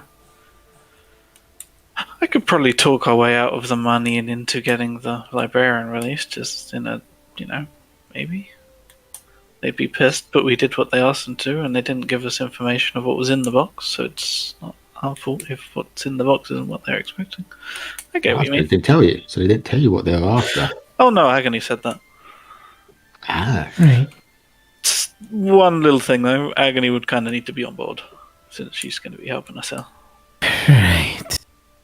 What do we know about her? Not much. She's got money. She's got a brother. She's got a mark. That'll just gives you a look. What type? Cellos. Didn't I tell you this to you, Steve? Yep, you did. Yeah, I think. No, book. Give me too much information. Oh yeah, speaking of books, can you make a good-looking copy? Because we can make some money off of that. Size it, yeah. It's possible. It takes some time. That's fine. I said it would take a while, but there's a exhibit opening in a month or so. Well, no, I don't, yeah, maybe a month or so. He said he'd be interested. He's quite happy to buy a copy, so he can read it and put it on the display. That's that museum. Okay. Yeah, museum. Don't mind helping out then. And then there will be a book in place, and people will be less annoyed that the real one goes missing from road, right? You know? It helps cover our tracks as well. Plus money. I Right. suppose it will cover us. Yeah, so yeah, well or not, there's someone off of the Mark of the Shadow. Yeah, and she'd rather not piss off them, so. I'm surprised that she's worried about that. I mean, they're a large criminal organization, and she operates with her brother. Like, they can make things hard for her. Well, isn't she part of a house though? Well, assumably she's got a mark. I mean, probably, but. You know, she just looks at Voran. I'm sure you get it. If you piss someone off who's, you know, vital to the larger picture, they're going to write you off, right? Oh, they'd do more than write you off, but yes. Exactly. See? I say we leave the orb then. We let them have it. It's as much. Right. At the end of the day, our job exactly was to recover the book and deliver the research. It was the late Magister's prerogative to have that orb stolen from the dwarves, and if the dwarves want it back, they can have it back. As to whether they get it back from the criminals, who knows, don't really care. That being said, if the Conjunctionists want the orb, they can go and get it themselves, and if they try to send us, Yeah, I mean, rather not. I doubt they would be annoyed at us for taking a peek, and if we've taken a peek, we could always, you know, do you have a name of a contact? Like, you guys seem to have some money. We could always say, if you're looking to make some money, and, you know, you don't have a specific use for that orb, here's someone you could sell it to. But, you know, we're nice, we didn't take it to that person ourselves, because we're not going to betray you, but, you know. Just, you know, it might end up in your hands anyway, just, you might have to pay for it. God, I hate when jobs are so complicated. This Yeah. isn't too complicated. I've been on worse. Miss studying. Compared to issuing standing orders, yes, this is difficult. Oh, I guess it's fair. I don't know. I never did that. I'd advise against it. It's a lot of paperwork. Oh, hell no. Paperwork, never really my thing. Plus, you know, records of what I did, you know, not a good thing. So, we let them have it. It's the I suppose- safest option for us. Yeah, and I suppose we could always convert tip off whoever needs to know and see if we could get it back other means as well. Yeah, I'll leave that bit up to you. I'm quite happy to take it and go grab a librarian. Yeah. Let's go find out what insane plan this elf has cooked up then. Alright, you're going to the next level? Yeah, if it's about the right time, we'll head down. Yeah. Alright, so you head down there and you see Agony in her usual booth. She's currently alone. She's in the process of adding some sort of oil, linseed oil perhaps, to her flintlock pistol and trying to clean the barrels and some of the side barrels, as well as the handle. As you guys approach the table, she puts her gun down and looks at you all. Good afternoon, everyone. Hey there, Egg. Slides into the booth. She looks at you, the rest of you and Natalia takes a seat. it's nice to meet you all. Looks at you all one by one. How are we all doing today? Yeah, pretty good. Fine. Good. Made some money this morning. Oh, It's always fun. that's excellent. I have made some money as well this morning. She slides the gun down on her table. It's always good. Not related to that. Anyway, so before we start, can I get to know you all a little bit before we carry out this operation? You know, just so I know I can trust you all. And I mean, I'm sure if you have any questions about me or about my brother, I'd be happy to answer. So Aaron just points at Dante. Like, go on. What do you want to know? Let's just start with your name. It's Dante. And In a mess. the wormling. That's Nova. Right. It's very adorable. He is, isn't he? He's quite precious. Right, and how about you two? You two look very, very alike. I feel like names for those two is probably best left unsaid. They're good with swords, you know, good at distraction, good at talking, but just their names might, you know, make them a bit more known, and I have a feeling they'd prefer not. Any nicknames? I mean, my name isn't really Agony. My mother gave me a different name, but it's what I go by. Some people can refer to me like, should there be any need for it? Do you guys Your name is Agony, right? It's, Ah, it's not- amusing. yeah, it's what I go by around here anyway. What shall I call you guys? Doesn't have to be real names.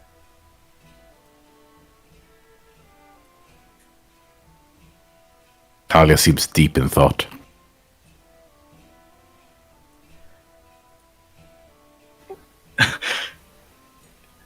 How deep in thought are you two? Because if you don't answer in like 5 seconds, she's going to give you nicknames.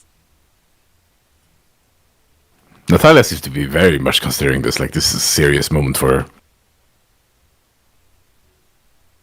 Looking at Varyn. No, Varyn would probably say something. My mind has lost whatever one brain cell it had. Oh, that's not good. You need that. I don't know. I've been able to occasionally get by. With this one? Okay, fair enough. Yeah. I just overclock it occasionally. Make sure it doesn't heat up. Yeah. I mean, humans are liquid cooled, right? We have to drink, so. Fair. That's true. Got it. I'm wizard. You're what? I'm wizard. Wizard. Yes. Your name is you're wizard. Yes. Okay, wizard. Wizard. Can it do stuff? Magic stuff? Never. Why would I ever be able to do something like that? She squints her eyes and stares at you before Smiles. Wizard, I like it. Well, that's good. We don't really have a wizard in my crew. I never had one, so something new. So we don't Well, get now you have the wizard. the wizard. Cool. Wizard. And you, sir? David. David? Yes. Natalia tries to stifle a giggle. Can we not go with a theme? How about we go with warrior? Warrior and wizard. I like it. I'm naming you warrior. He's warrior. Oh my god, I hate you. I like it. She definitely laughs out loud at that. Alright, Just works. forward it. sure, whatever. That's, I just want to, just to refer to you, something to refer to you, but I don't want to keep calling you guys, Valinor elves. I know that might not be the best of ideas. Right, so, anything that you would like to know about me? I am from the Lazar Principalities. I grew up there with my brother. Left there because we had lost our ship. Since then, we've been around, mostly. Well, let's see. Where have we been? Well, we've been to Fairhaven on there. Flamekeep and Thrain. We've been to Atur and Karnath. Oh, cool. Hellos. But I don't think they're quite as related to this. No. Anybody wants to roll a history check to see if there's any patterns Sure. Sure. of her Yeah. places that she's been to? Nah, I want to roll insight. I don't trust this person. That's fair. 7 for you. Oh my god, 20. Nah. 5. She's particularly good at hiding her true feelings. 20, Aaron. Oh my god, damn it. Why did you roll that though? That's not. I don't want that. Can you go back in time and Nope. not roll the 20? No, sorry. Okay, can I ask you to go to the secret room, please? Okay. Okay, these particular places, having been coming from Fairhaven, like, these are like, how you realize? Wait a minute. These are the domains. These are the 5 domains of House Fjallan. Fjallan? I don't know. The Mark of Shadows house. Yeah, the Mark of Shadows, like the one of the Mark of Shadows house. Is it Phirarlan? Fjallan. I don't know how to pronounce it. I don't know how. How would I you would have- pronounce it?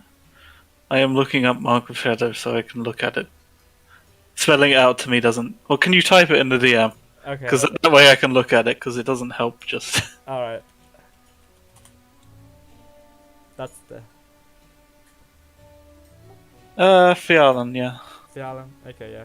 So these are the domains. Like they have, you have heard of the 5, like the 5 headquarters, like the 5 domains, each pertaining to their art.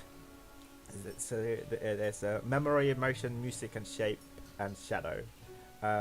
Memory, it's located in Fairhaven on there. Motion was in Rote in Breland. Music is in Flamekeep, Thrain.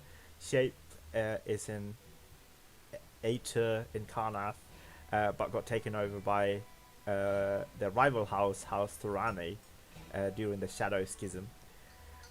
So now they're located in Talios, Thrain again, and Shadow is located in Sharn. Previously, it was in Metro in Sire, but that Yeah, got destroyed. yeah, that's So- not a thing anymore. Yeah. So yeah, strangely, that's like 5 houses. Perhaps you might be part of House Fjallan. Who knows? I mean, I'm probably going to end up asking, so be ready. Fair enough. You're supposed to be on my side for that. Yeah, so she's just listing off these places. She just raised an eyebrow. Huh, does that make you House Fjallan? What? She kind of like twitches and looks at you. Why? No, of course not. Taps a finger against her nose. Ah, of course not. Don't worry. Secret safe with me. No, Erin, you don't understand. She kind of like leans in. If I see anyone who belongs to House Fjallen, I would put a bullet straight through their head. Ah. X? House phone? Well, not really. Yeah, I guess you could say that. Good enough. That's... Don't really need to know. Cool, though. Huh. You're not part of the... Any of you, are you? What? Don't think so. House Fjallen. Oh, what? Probably not. Good, then we can be friends. That's good. Yeah. I mean, I would have found out if you were part of the House of Screaming Monsters, but alas, How would you do that? why would I do what? How? Oh, I have friends. I have many friends in Rote. Right. It's Friends. it pays to have a lot of friends who owes you a great deal of debt, It does, doesn't it? which you can exploit for information. Oh, right. Well, Right. anyway, So, what can you do then, combat-wise? Well, we're Or do we hoping work there's probably together? not going to be too much combat-wise, but, you know. combat-wise, yes, I agree with Erin. Let's try to avoid combat as much as possible, but there will be some apparitions or some spirits of some sort that, if we're unlucky, we might face. But I think we can handle it. We all seem fairly strong. Yeah, I mean, the way I see it, I don't know what plans you've come up with, but there's 3 places we can hit them. The vault, which is probably a bad idea, honestly.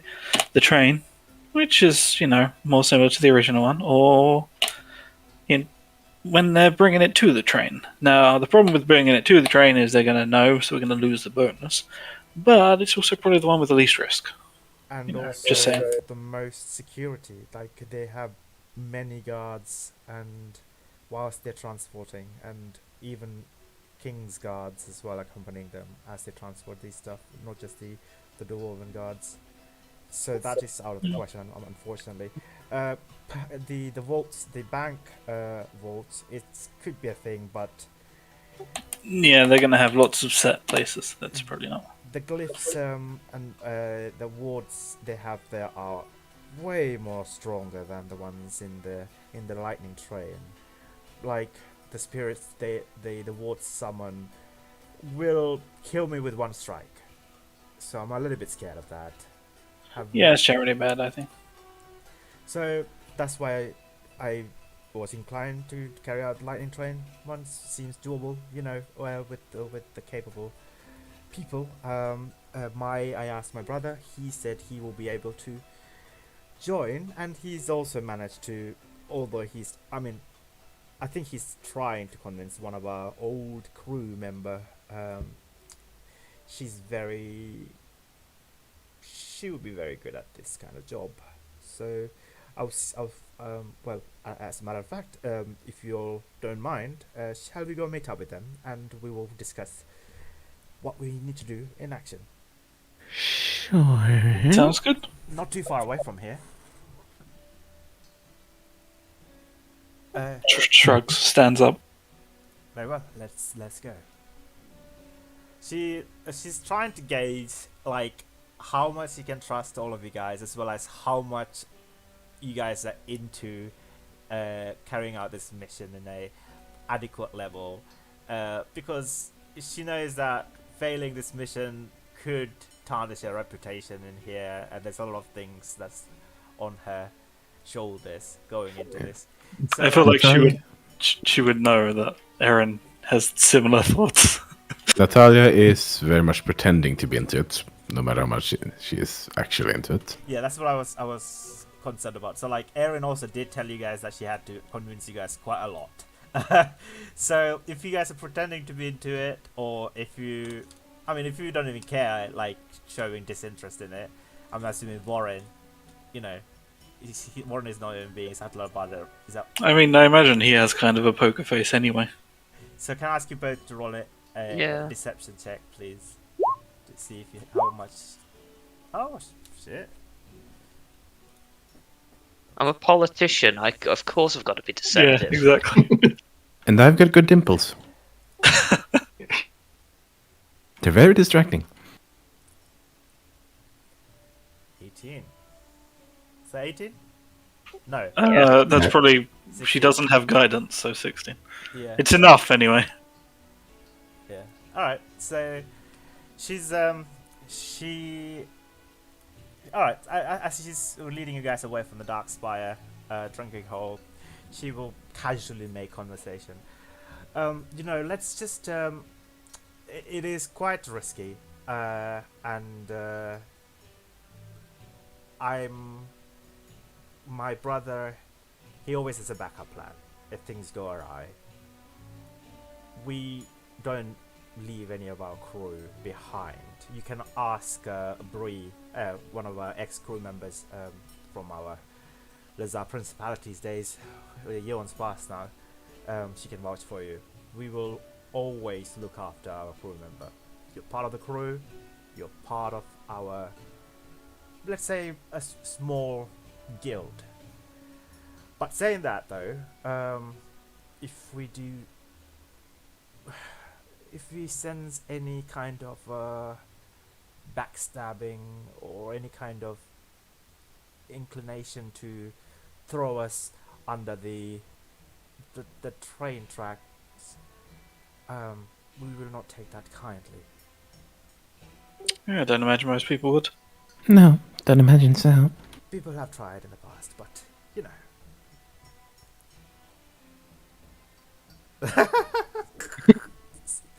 David the Original Sin 2. I haven't played it yet. I need to play You should. I can't get that voice out of my head. Right, so, well, so our friend has taken residence under the castle, Broken Blade Castle. She said that what better place to hide than right under the nose of the very same people that are searching for you.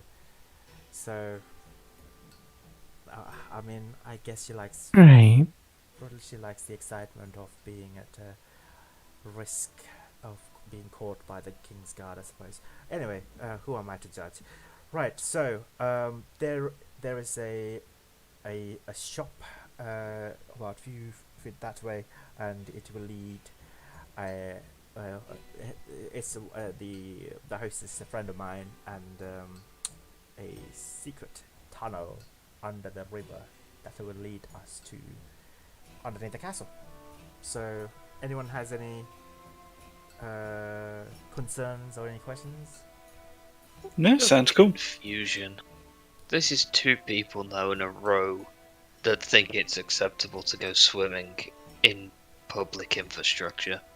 It's fucking weird. You won't get wet. There's Under the river, under not through the river. Do not worry. Disregard that entire statement then, because I Right. could not think. Alright, so she leads you guys to a nearby candle shop, candle maker, and she talks to her friend, alleged friend, is a half-elven woman, and then the half-elven woman looks at you all, and takes you all to the back of the shop, and you see in one of the cabinets there are many beautifully made handcrafted candles with scents of various wildflowers, roses and tulips and lavenders. One of the she opens the cabinet and pulls downwards a candle that's shaped like some sort of a mouse, a rat. Like it's you know like some candles are like shaped differently, right? Like wax molded, like various shapes. Yeah.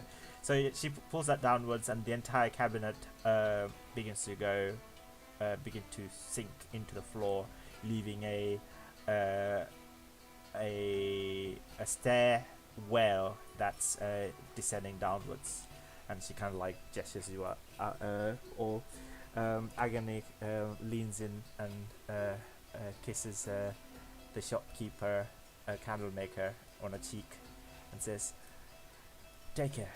I will catch up with you in about 4 days. I've got to go on a job. If the brothers come around looking for us, then just tell us. We'll meet, I guess, at the Gold Dragon in 3 to 4 days' time, if things don't go south, you know." The candle maker says, "Well, good luck with whatever you're doing, and good luck to you all too." She waves you with awkward goodbye. Are you following Agony down into the stairwell? Yeah, it's probably the first. Aaron's probably the first. Yep. Fair enough. All right, so it's about a good 10 minutes of walk into this tunnel that has been bored underneath the river. But there are like various. It's not like really a sewer system. You feel like certain openings and ways from this tunnel could lead into the sewers, but like this is a level above the sewer system of road, and you also get the impression that the walls of this tunnel are very, very ancient, cracked, withered, covered in cobwebs, and also the architecture seems. Anyone quite interested in history can roll a history check if you want. You don't have to. Sure, I have proficiency Yeah. in it. Sure. No. I know lots of random odd facts, apparently. Yeah. So. Okay. So, you know, the marks of this. I think Aaron would find this fairly interesting, actually. Some of the marks are kind of like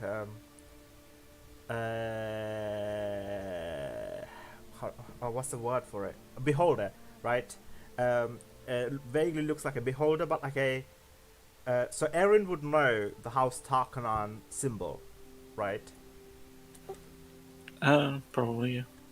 So let me just post that. So this is what it looks like, House Tarkanan symbol. But this one, you think is like an earlier iteration of this mark. The beholder is like, his mouth is shut, and it kind of looks like an eye with many eye stalks. And with your 18 check, you will also know that this was probably the mark of Lord Halas Tarkanan, who raised up those bearing the Eberron dragon marks to challenge the dragon marked houses during the War of the Mark many hundreds of years ago. So this tunnel goes way back, but it's probably used by those aberrant dragon mark bearers, basically, which have since become the House Tarkanan, only recently based in Shan. It's curious that a Mark of Shadows elf knows an aberrant house mark, but I mean, she's also killing members of her house, so yeah, you know, I can put two and two together potentially. yeah. So that's what you know. So eventually, you all lead into you all enter into a small, like dilapidated underground house. Like it's like a stone house, but like it's like a ruin of like an ancient underground house. Maybe it's very small and cramped. Maybe it belonged to like a dwarf or like a halfling or like a goblin noid creature. and the walls, the paintings on the walls have like peeled away, leaving just the stonework visible. There's a small entrance, like a doorway, but the door has been the door is like a new door that's been crafted very recently. Like, it doesn't match the rest of the architecture of the house. The door is like a wooden structure, made from like a crudely made from like a plank, and Agony knocks on the door, and the door opens, and she kind of like bends down to enter into the this place. You guys following? Yeah. Yeah. Vorin, are you also coming in? Yeah. Fair enough. It's very crowded in here. There's only like 2 other people in the distance. Hard to see, dimly lit.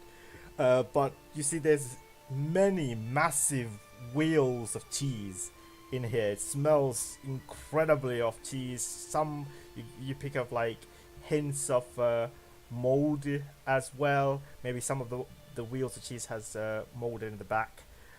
Also, hanging from the ceilings are these various like gouda, like containers containing bries and goudas basically, and you see like some very thick candles covered in like cobwebs and wax, placed all around the walls, like these small cubby holes in the walls. And in one of the distance you see an elven man with red hair. He's got he has similar features as Agony, and he's got like a leather jacket, like a studded leather armor that kind of looks like a jacket, and he's also got a strange pendant around his neck that's not quite visible from where you are standing, but like as the candlelight is shining on this pendant, it kind of is glimmering like this red color. And next to him you see like a small gnome-sized humanoid thing. At first glance you think perhaps it's a goblin of some sort, but Agony's going closer and closer to them, like, you know, trudging through these massive cheese barrels and wheels of cheeses. Are you getting closer, or are you taking a closer Stopping and looking very confused at the piles of cheese. Doesn't concern Erin. She's still like right next to Agony, just following along. Okay, as you're getting closer and closer, you clearly see that this is a rat fork. It's a gnome-sized rat fork. I will give you a picture just for your reference.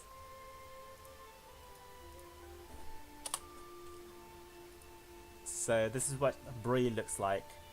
And I'll also send a picture of this guy. I don't know if I have a picture of this guy as well. What was his name? I have him down in my notes as Death something. Death's Grasp is his like Grasp. nickname. Yeah, his nickname. Yeah. I didn't remember the last part when I was writing my notes. Yeah. And the elven man kind of stands up and says, "Hello, greetings, friends. It's very good to meet you all. Hi." Hey there. You must be. I'm gonna go with Death, right? Death. Yes, you can call me that. I am a seeker as well. So some people call me Seeker. Should you wish. He pats on his pendant. I'll stick with Death. Death and Agony sounds cool. All right, that's cool. What I know your name, Erin, and your name, I do not know. He points at Dante, and you two, Valanar, I definitely do not know. Please, may I know your names? Oh, I'm wizard. What? She's Wizard, he's Warrior, he's Dante. And that's Nova. Pointing at each of them. And the elf's eyes open wide. Oh, oh my goodness! Is that a wormling? Huh? I know, isn't Yeah. he? Isn't he the It's cutest? cute. Can I please? Takes out ration, hands it to him. He's like proper trembling now. He's so overwhelmed with excitement. He takes a little bit of the ration and slowly approaches and whispers to you, Dante, "What's his name?" It's Nova. Wow, that is a nice name.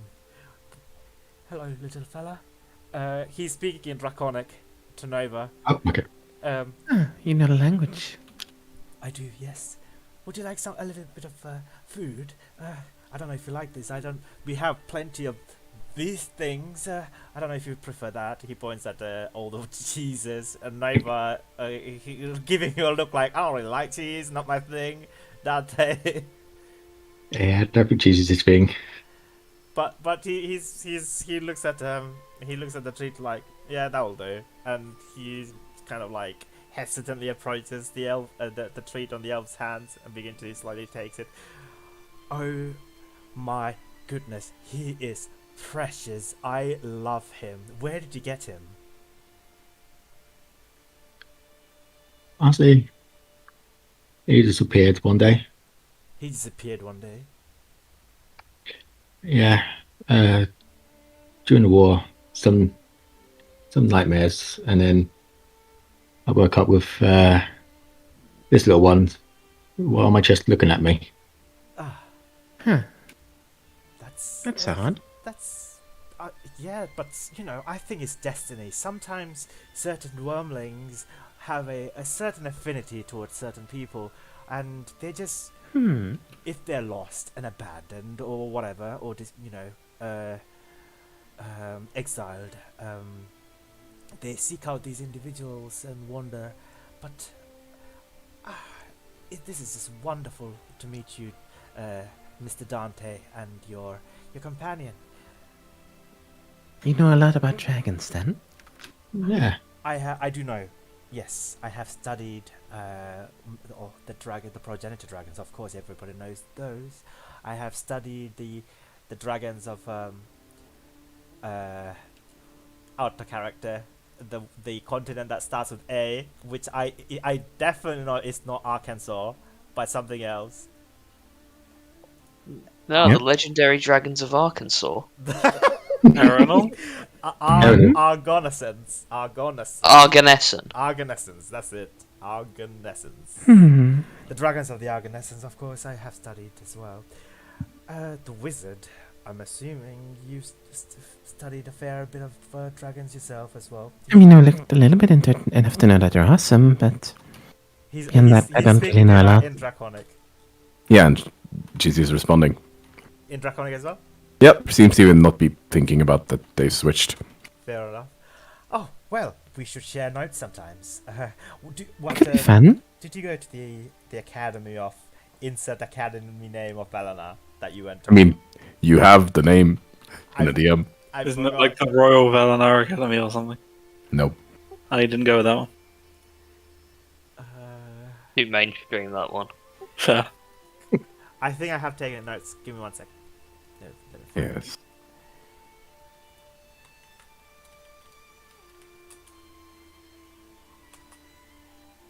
Just gonna run to Lou while you look that up. No worries. Mhm. King of Valana, Sheris, Vidalia, that's not notes. History, Rises. There you have it.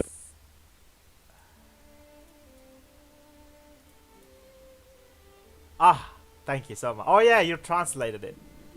Yep. Okay, I'm just gonna pin it, just in case. Oh, okay, yeah, I found it in my notes as well. All right.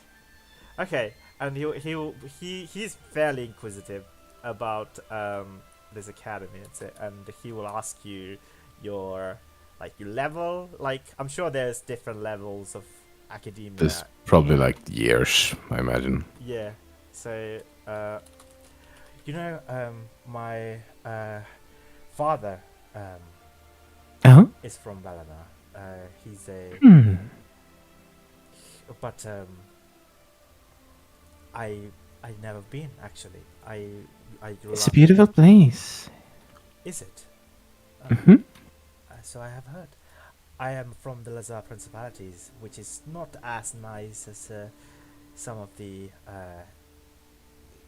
nice places of Valinor, but it has its charm.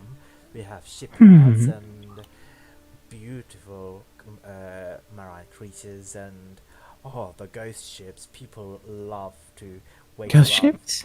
Yes, we have many ghost ships that That sounds the, exciting. the legends have. Well, if you were to come to Lazar Principalities, and if I manage to get my ship back, I'd be happy to take you and find the lost lands and the lost treasures, and it will be our seafaring adventure maybe one day. But right now we have a job to take care of. I'll keep it in mind then. The wizard, you are capable of casting spells and whatnot, I'm assuming. Maybe. Well, that would come in handy on the coming mission that we are about to take on. How about your friend over there, the warrior? What is he capable of? Is he good at sneaking around, or is he one of the brutes of Valinor, or is he particularly good at casting spells? What am I? Well, warrior, what are you gonna? There is a sigh. It's just a sigh. A little bit of Sighing, everything, clearly. I suppose. A little bit of everything. Oh, right. Fair enough. And you're good with your bow, aren't you? I am, yes. Perfect. I mean, Also, I would say as she's talking, Natalia is trying to as quietly as possible cast a prestidigitation spell. prestidigitation. Yep. Do what? Sorry. Put a flower in his pocket. In the dead grass pocket. Yes. Oh, okay. Sure. And as it appears, he feels, and he touches it, and his eyes widen again. Was this you? Don't know what you're talking about. This was you, wasn't it? Definitely not. With that whole, nope, I can't lie for shit kind of thing. Hang on. He blushes a little bit and smells it, and then and puts it in his pocket, back in his pocket again, and then kind of like blinks at you a couple of times while still smiling, and turns around and talks to you, Dante. Oh, well, so you're good with your bows. Yep, and sneaking around if need be. Right. Any magic? Any spells? You know. Some spells, not a great deal. What about you, though? I know a few spells on account of my mark, and he kind of like parts his leather garb, revealing the mark of shadow. This is like I think this is the first time some of you guys seen the mark of shadows, right? Yeah, it's different Dante's first time seeing Yeah. one. Yeah, he's kind of like brandishing his pecs towards Natalia, mean- especially the mark of shadow on it. Seeing the mark, she just kind of goes over, grabs it, and looks at it. I don't know how Warren would feel about this random elven guy just showing his pecs towards Natalia, but whatever. He's been dead for 400 years inside. What's another couple of moments, eh?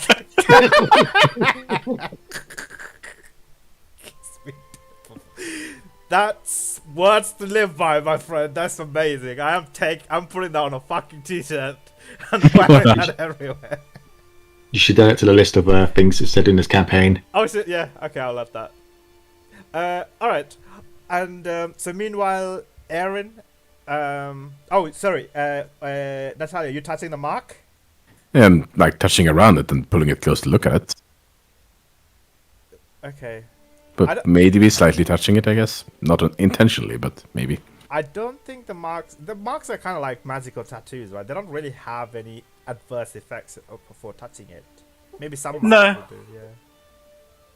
It just feels warm to the touch, and you clearly, being arcane inclined, sense that it's a magical mark, and the sense of warmthness and comfortness. Even though it's a mark of shadows, there is just this primal sense of comfort coming from this mark, basically, despite whatever this has been used. And It's pretty. why? Thank you.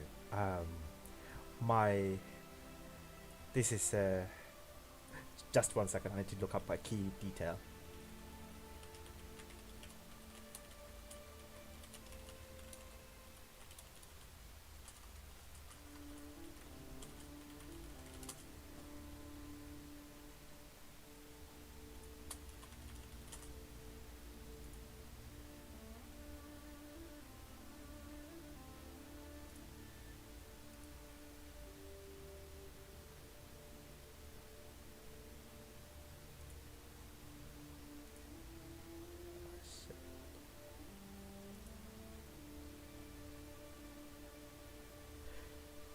Well, this is a great mask, but I do come from a bearer of a mythical mark of shadow.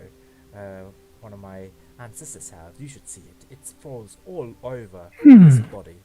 It is a fascinating sight. Maybe if you come around our household, I'll be happy to introduce you to my mother. I'm sure you would. I'll think about it. He kind of looks at you and says, "Right. Anyway, we must discuss plans for our adventure. So, I would. Oh, you've already. Your friend seems to be already taking the time to introduce herself to my beloved friend.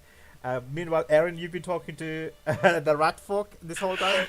Yeah, because they're speaking in a language I don't understand, so I turn to the others to have a conversation. Oh yeah, you don't speak Draconic. But Yeah. Fair enough. So you approach the rat folk woman, Bree,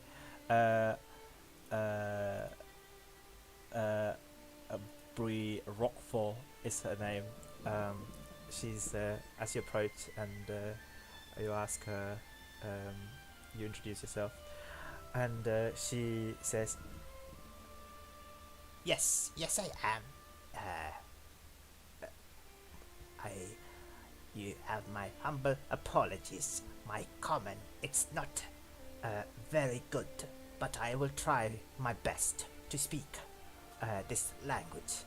Although I have learned much in the last 5 years I have lived in these parts of town." Oh, no worries, you speak well enough. Why, thank you. So, they seem to be getting to know each other well. You living down here?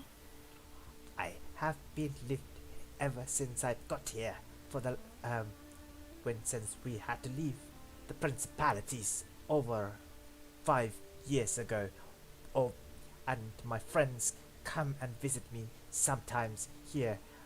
You could say that I am the vermin within the walls to gather information about what's going on in Freud for the house.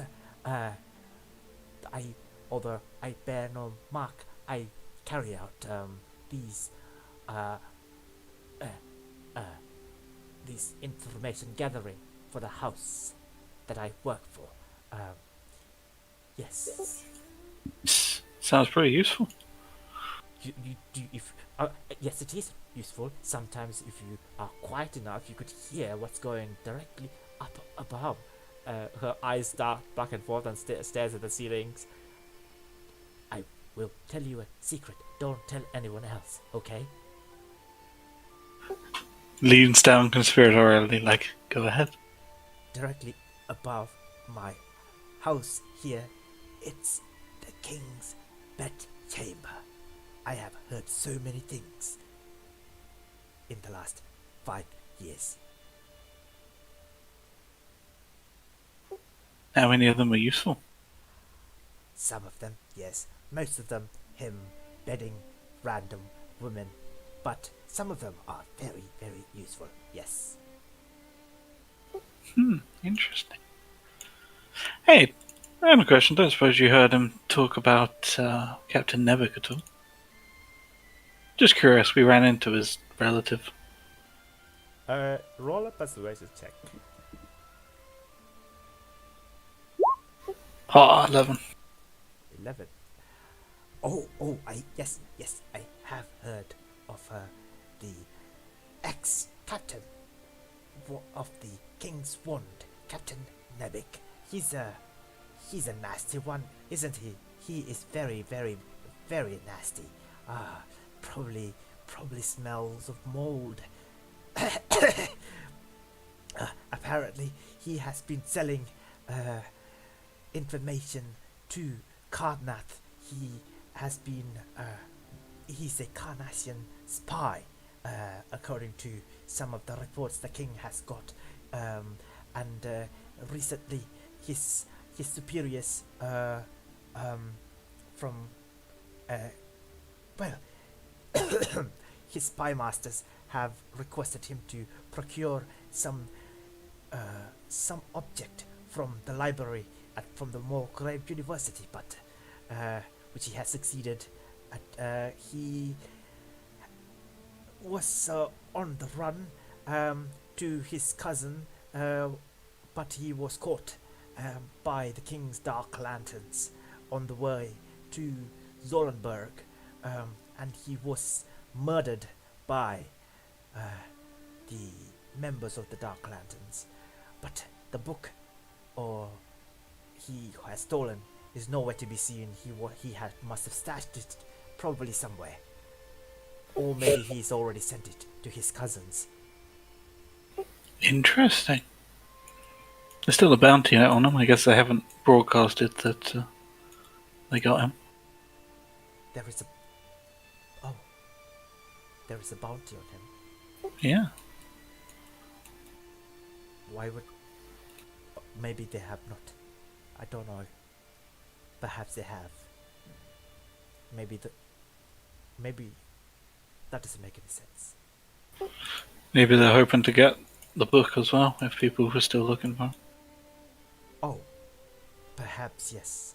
But the Dark Lanterns would be interested in what the enemy spy masters would want to know, would want with this book. So, I'm assuming they'll be out hunting for the location of the book. Have you heard anything? Oh yeah, he's got it over there. What? Spencer Dante. What? He has it. Yeah, we That's it. nabbed the relative the other day. They're talking quietly, and you're having conversations. Okay. It's probably not Yeah, no. audible. Yeah, no, that's what I was checking with you. Although I guess, yeah, if you just see her point over at the group. Okay, Aaron, you see the rat's pupil, big, like his black pupil, her black pupil widens and covered, and like her dark red color iris is like almost gone now. Like her, I don't want to say the whites of her eyes, like the reds of her eyes have disappeared. Like her eyes opens wide, as though she's very excited to learn this information. And she says quietly, interesting. Make sure that it doesn't fall into the hands of the Dark Lanterns, because Certainly the plan. they will likely kill your friend if they find out. As long as that doesn't happen, then we have no problems, right? Would you like some bread and a slice of cheese? I have some nice aged cheddar. You seem like a nice person. I don't want to be rude not providing provenders as you have arrived at my footstep. Oh, don't worry about it. We had breakfast not too long ago. Perhaps your friends might want some, do you think?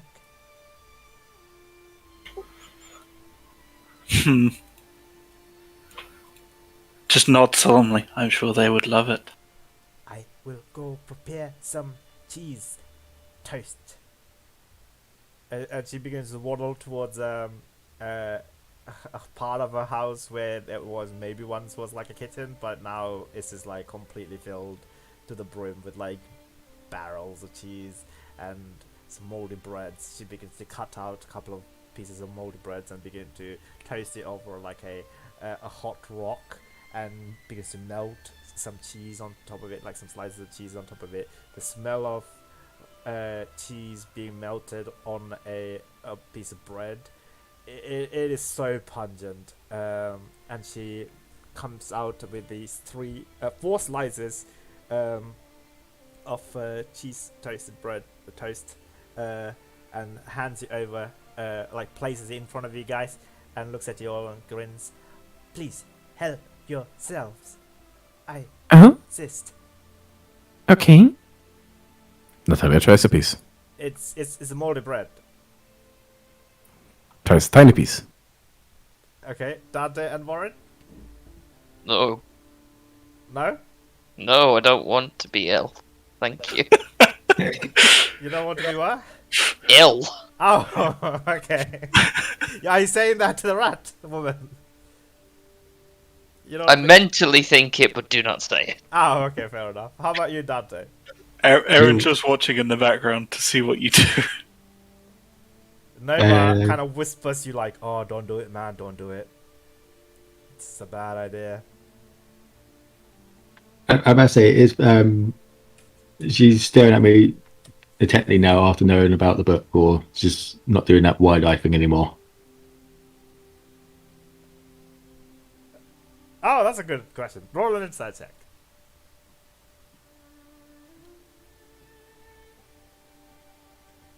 Oh, okay. Go to the secret room, please. Okay. Yes, she seems extra curious and interested in you than the other two elves. Okay. And Agony says, "I've just ate. I was literally eating as these guys came to the Dark Spires. Perhaps I will take it for the journey. Thank you, though." She hands it, Yeah. places it in her pocket. Yeah.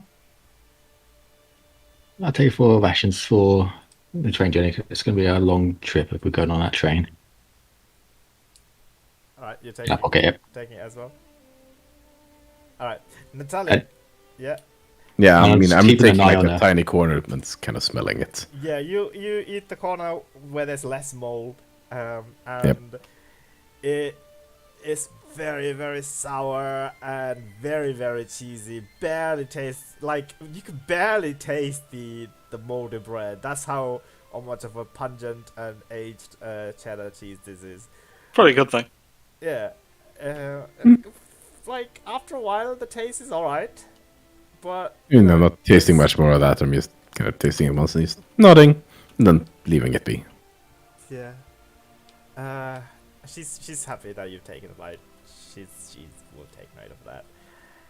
And so Death's Grasper looks at you all and says, "Well, it has been great getting to know you all."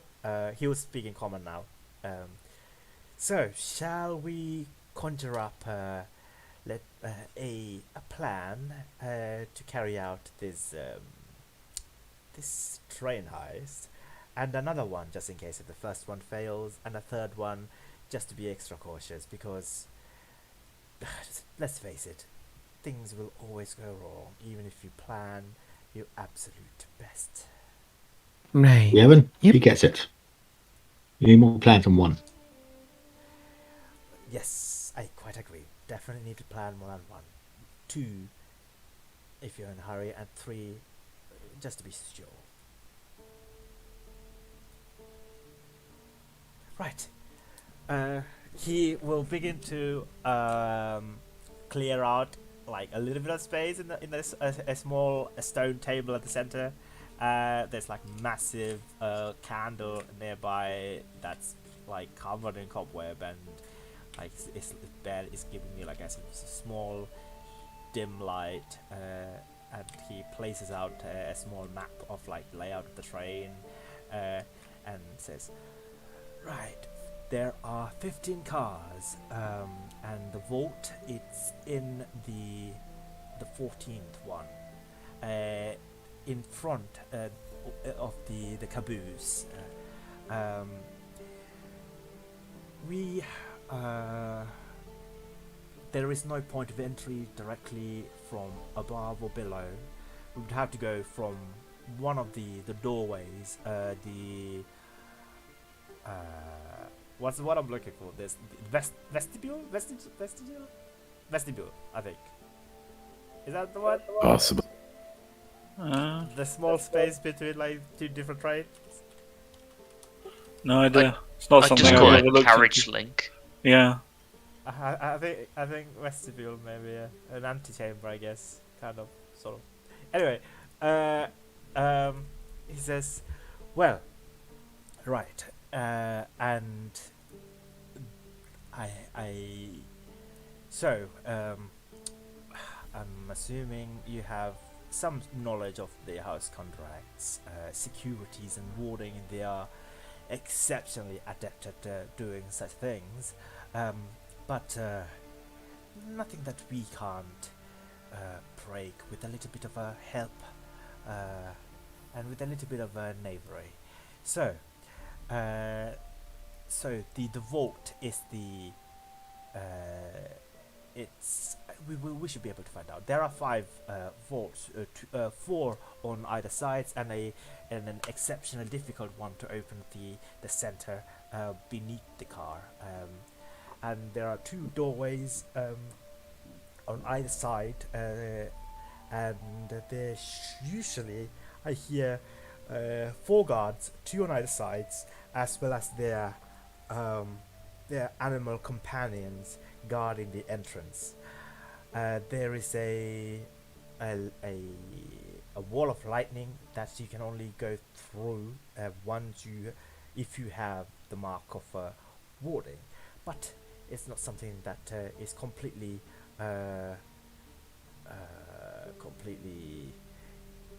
impermeable. With the right tools, you can disable it for a brief moment, enough for us to get past. And of course, there's a master lock, and there is also 3 different types of glyphs that we must be wary of. One of the glyphs of wardings on the vault itself. Upon touching any surfaces of the vault, it will summon a dwarven spirit that will be hostile and angry, and we must take care of it almost immediately, at least those people. But there seems to be a recharge of some sort, recharge time, so we must attempt to carry this out, unlock the vaults within, say, 18 seconds before the glyph becomes reactivated again, and it will summon another spirit if you're unlucky. But we have many adept hands in our crew, so we should not worry about that. We will, as long as we don't try to open one of the master vaults, we should be fine. Right, so that's one of the wards. There are four flames, blue flames within the vaults. Do not stare at it. Do not be close to it if you can avoid it. If you're within 5 feet of it, it will turn you into a newt, so I hear. If you're within 10 feet of it, it will blind you or some sort, but do not be within the same space as these light sources. It is bad.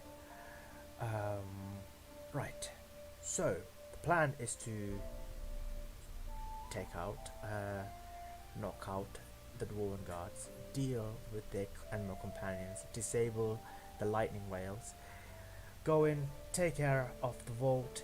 I think if we're lucky, deal with one ghost dwarf ghost, if you're unlucky too, but that's what we have the praying for, and we need to be aware of the dwarves on the other side as well. So it would be in our best interest if we can also take care of them, knock them out somehow, put them to sleep or knock them out, so that they don't raise alarm to the Loranda guards, the train guards as well, who both operate as well as oversee the trains, cars. Not really want to mess with them as well. And there are multiple ways of entry to the train, one of which includes buying a ticket and entering it as normal, but that would put us in under highlight, because they would know our details, as well as we are spending money on these exorbitant prices, so I prefer not to do that. The other one is sneaking into cargo, if you're small and if you can bear the smell of potatoes and dirt, or one of the boxes again. I don't want to do that, but it's something that you can do. What my favorite one is the speed pills one.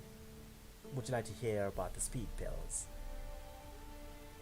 Sure. Raises an eyebrow, doesn't sound. You take a bite of this. It takes out a small blue color translucent pill. It will give you a momentary burst of speed and haste, and you just jump on the train and get into the train at its weakest spot, blend in with the crowd, and make your way to the vault. That is probably the safest and cheapest option. So what do you guys think? We are a crew after all, so we would want everyone's input. I mean, personally, I quite like to smuggle on so I can have a look around first, but might be good to split up and make sure that we definitely get people on board, That's a splendid idea. If smuggling can be arranged, especially Bree is exceptionally good at smuggling people. And she kind of jokes and says that I am very good at this. I have done it before, many a time on the lightning trail. The tickets cost an arm and a leg. And these pills, is there any side effects to them? No. There's normally always the catch with something like this, I feel. I feel like I want to roll insight on his nose. Oh, absolutely. It's fine. Yeah, it's fine. Completely fine. I might as well. Didn't you roll 22? That was That was for the other one. previous one. Yeah. Oh, okay. That was a Brie, remember? Oh, So right. she's still staring at me. Oh yeah, of course, yeah. Oh, natural 25. Damn. Yeah, more than Aaron. Yeah, like he's a shifty character, to say the least. Nothing more shifty than that. Yeah, Dante, if you want, you can go to the secret room. Okay. Not only he's lying through his teeth about the side effect of the pill, you get the impression that he personally have experienced the side effect himself, and he's recalling the bad times that he had. Oh, okay. Yeah, you just see Dante like visibly the sigh at the sound of like the pills. It's exciting. You just jump on a lightning trail that is really fast, but suddenly everything's become so slow, and you feel like you're floating, and you land on it, and it is one of the best feelings ever. So I and my sister will do that, and you can accompany me, or you can accompany Bree through the smuggling route. Alternatively, you can purchase a ticket. entirely up to you. Yeah, I don't fancy patching a ticket. I'm quite happy to be smuggled in. Yeah, that's quite alright. How about the rest of you two, the wizard and the warrior?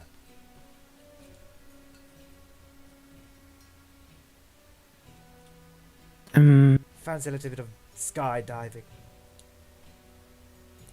That doesn't sound terrible.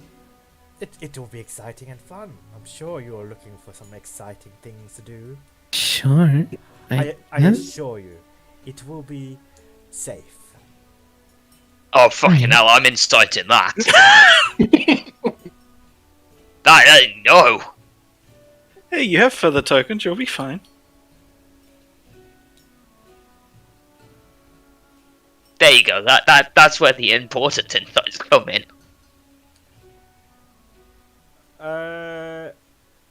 He's actually surprisingly telling the truth.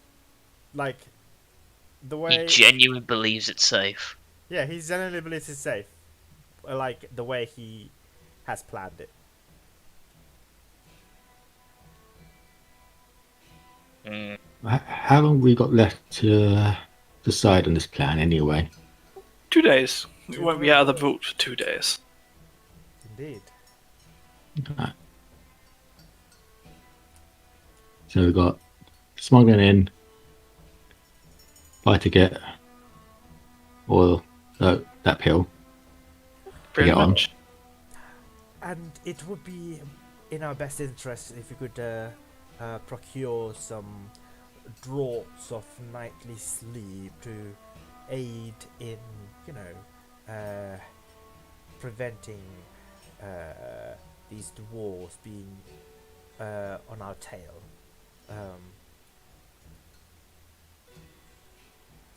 Something that I can arrange. I have some friends who practice the dark arts and conjure and mix these kinds of draughts and brews.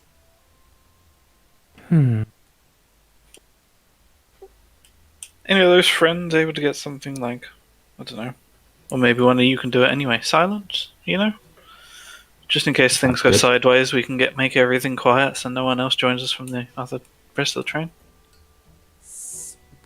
That could be one of the backup plans. Yes. Backup plans. We definitely need to carry out some contingencies. Backup plans. Silence. Like The spell? The spell. Let me see if he has it. I don't actually know what spells Mark of Shadows get. Disguise self, silent image, darkness, pass without trace, clairvoyance, major image, great invisibility. But they have an ability of casting invisibility as part of their Mark of Shadow elves. Yeah, but no silence. No silence. How about you, Nat? Can you cast silence? No. Sorry, that was out of character. Because then I wouldn't know your Yeah, name. no. Oh, okay. Alright, he says... Oh, worst comes to worst, if you can grab a skull, I'm pretty sure Dante knows how to use it. Right, scroll. Yeah. Alright, I will send words to see if anyone has any scrolls of the like you mentioned around town. Maybe I might be able to procure it. Not to guarantee though. But I might not. But I can definitely procure some draughts, potions for us, and poisons as well, but I prefer not to poison these innocent guards. They usually, I reserve it for evil. I mean, they're also dwarves, right? They're pretty resistant to poison anyway. That's true. That's very true. You have all sorts of knowledge, don't you? Well, It's always if good to know poison- when your poisons aren't going to work. That's Yeah, there's ways we could knock them out sleep-wise, but poison, that would always be helpful as well. I know they're resistant Yes. to poison, but sleeping them would be perfect. The other thing I would like to kindly mention is that at no point will you not want to kill anyone. There is one thing carrying out a robbery, and there's another thing carrying out manslaughter plus a robbery. the House Yeah. Dothraki will not take kindly. They will I- open warfare Yes, against their entire we're pretty on the same boat. Because if we knock them all out, they're not going to want to broadcast it too loudly because it makes them look bad. If someone dies, however, they're probably going to do it anyway, right? So, yeah, Precisely, their family we're on the members. same page. I'm glad. I'm really glad we are on the same page. Yeah. I can't look at my bow. It's like, not many ways to knock people out. No, she pats her gun. Not going to be using that today. Oh, well, in a couple of days, but you get what I mean. He's got like a blunderbuster and a flintlock as well, and he says, you know, all right, I will make it a priority to buy these scrolls of silence, because if things go awry, we don't want people. It will get very loud, yes. Exactly. Indeed. And the House Loranda guards, they make a lot of noises as well, so it's good to have a couple of these scrolls, I think. That's a very good idea. Right. That's going in. Going out is just jumping off the train. We need to procure some feather tokens. Yeah, a few of us have some anyway. You have From some? the Okay. first attempt. Alright, we have some as well, if anyone's missing one. I have a couple of ideas in terms of where we should board the train, those who are jumping on the train. There is an old train. I don't want to say a warehouse. It's like a abandoned, where they keep abandoned freight trains, cars. Not too far from road. There is a tower nearby, and the lightning train route goes directly underneath the train, the tower. So we could leap off the tower onto the train from there. It gives us fairly good cover as well. No guards there, no one there as far as I can tell.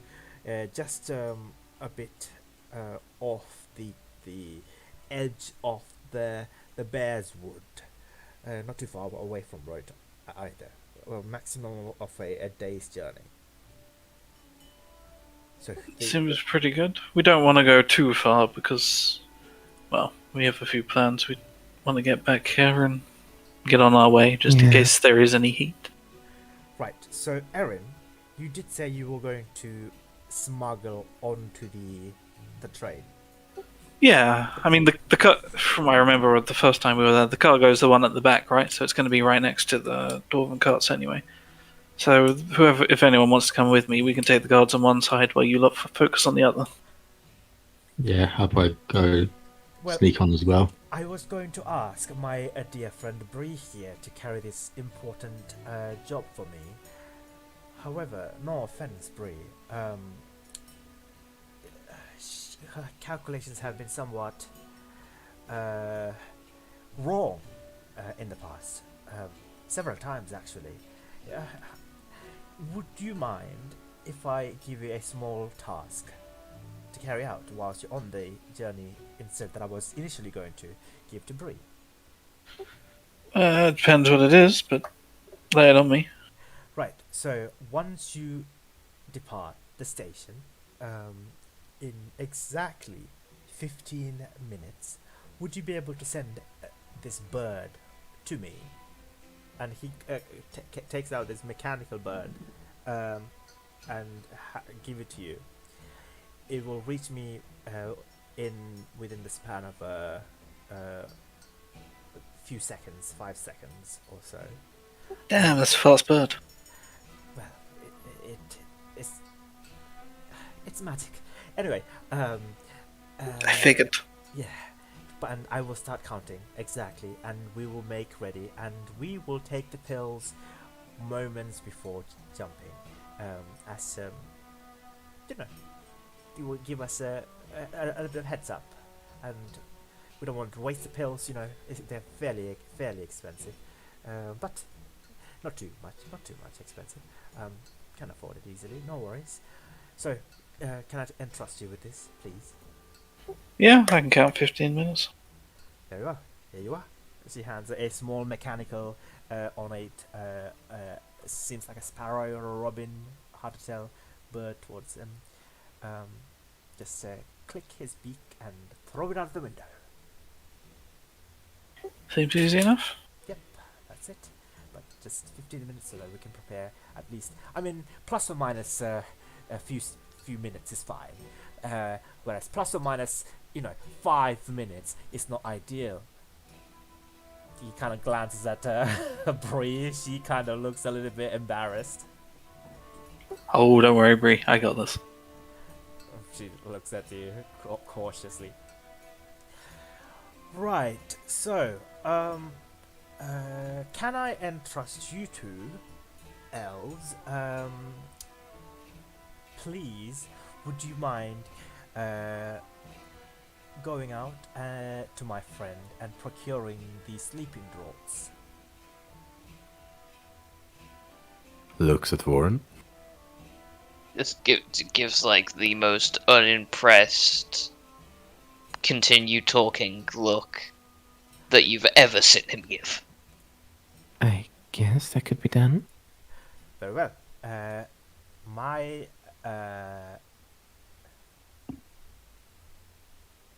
okay, let me get my notes up.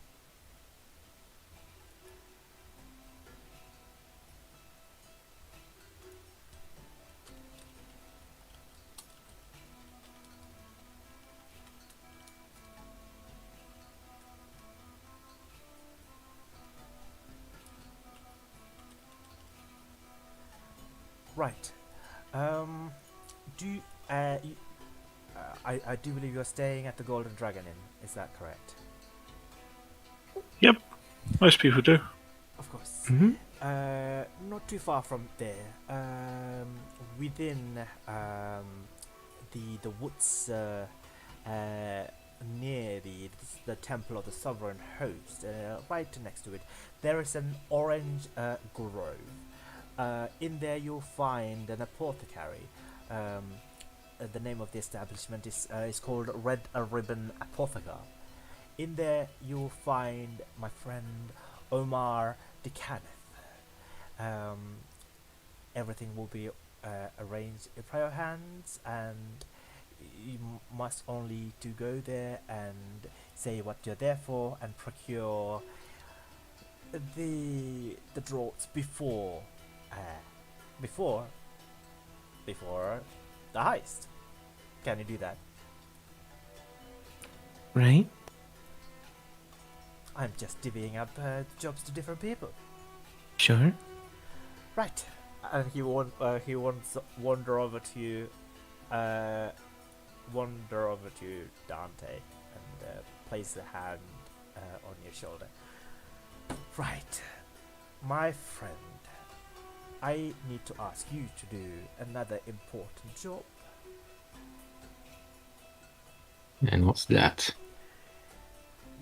There is a wizard. He lives within a place that I loathe so much. I must not go anywhere near there, for my sister will kill me if I do. It is an establishment that houses our enemies. But this wizard, he's a member of neutrality. He doesn't really work for the House Fjarlan, but he does sometimes have dealings with the house. So he has taken residence in one of their domains within Rote. A place called Just Dance Theatre. Would you mind venturing there, finding a wizard who goes by the name Ray Galahanda, and asking if he has any scrolls of silence?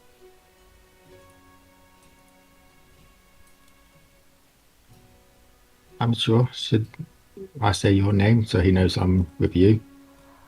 Uh, You two friends or not? just say, don't mention Death's Grasp, just in case if there is any prying eyes or anyone eavesdropping. I don't want to hear them hear our dealings. Just say, the Seeker has sent you. Out of character, what level is silence? 2. Yeah, second level. Second level.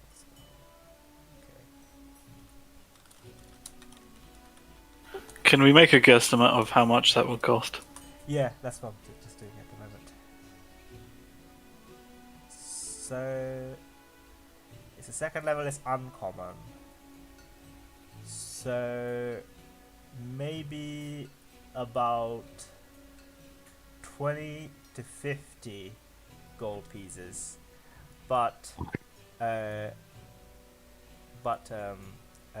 can get away with less if depending on how your dealing goes. And he will request at least 5 of these to purchase. Okay. 5. Damn. That's... It's going to be quite a lot, yeah. Yeah, Aaron raises an eyebrow. That's quite a lot of scrolls. I mean... Yeah. Well, I will... You know, Aaron, I have a confession to make. You see this? He takes his blood of Vol symbol pendant and shows to you. I do believe that I must live for a greater purpose, and I have to protect my life until that destined day. And I want to make sure that I don't perish in this job that we're doing for the brothers, the Halfling brothers. So I will do whatever I can to make that go as planned. Question, Joe. Can you actually use the spell, though? I don't know if I'm the only one. Yeah, see, the thing is, I feel like we need a scroll for the backup plan, and then a second one for the backup plan. But I feel like that's probably good enough. So if you want more than that, you might need to contribute a bit more gold. Oh, which I will happy to contribute. And you're right, I don't think I can use such magic. How about you, the wizard? Could you cast it? I could probably manage that. Out of character is bard, cleric, and ranger, but Aye, yeah. I don't know, maybe. well, otherwise, okay. How about this? 3, 2, 3, 3 is plenty. What do you think, Aaron? 3? Well, I'm sure Dante can pay for one. I'll pay for one. And I will pay for one. there you go. Seems fair. She tosses Dante a bag, and it's just got 30 gold in it. Okay. Yeah, he will do the same. He'll give you 50 gold just in case if it goes above the price. Aaron assumes you know how to haggle. And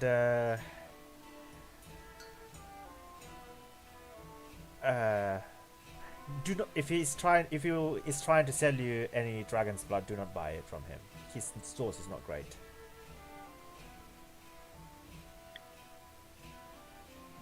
Okay, and then kind of like looks to Nova a bit. I think you might inquire that you probably need to be hiding my co-op if we meet him. Oh yes, don't I was going to say, he's such a precious creature. You do not want to flaunt him out in the open like this. People will pay so much gold and so much platinum dragons to get their hands on such a lovely creature. You must protect him. So if you could find a way, I don't know if he's comfortable in a backpack or some sort, or like a small, what are they called? Like a wooden carriers. I see people carrying their pet flying snakes and stuff like that in there. Perhaps you might want to get one of those as well. You probably just hide behind underneath my coat. That's where he normally tends to sleep. Would he be okay with that? He's fine with that. All right. Yeah, and he like pats the back of his sword. So he rests on that. Very well. Right. So, us four, five. We were expecting one more. He couldn't make it. He had to get. Yeah, he's got some Yeah. business he's doing. Very well. Fine. I think we'll be fine. Right. So us four. One, two, three, four, five. Meet up tomorrow at the Dark Spires at noon. We'll begin to make our way and stay there overnight tomorrow night, and then the third day is the day of the heist. Whereas Erin, I will trust you to liaise with Bree and plan get on the train however you see fit. She is very capable. So we all have our duties. Any questions? Yeah, I'm good. Right. The concerned elf, the warrior. Do you have any questions? No. You're all good? No. You're not good. No. Why? He's good enough, don't worry. Oh, okay. How about you, the wizard? Do you have any questions, any concerns that you might want to raise now Nope. before At the moment. the endeavor? Okay, then. Very well. So, we shall meet tomorrow. My sister will take you back to the way to the top side. Right. Okay. Alright, so he will begin to gather his things as well, and he waves you all goodbye, leans in and kisses his sister on the cheek, and then just wipes it away, and then begins to leave the rat's house. Can we take a 5-10 minutes break, please? Sure. Sure. Yeah. Need to get some food. Call it 10 minutes. Okay. Yeah. Same.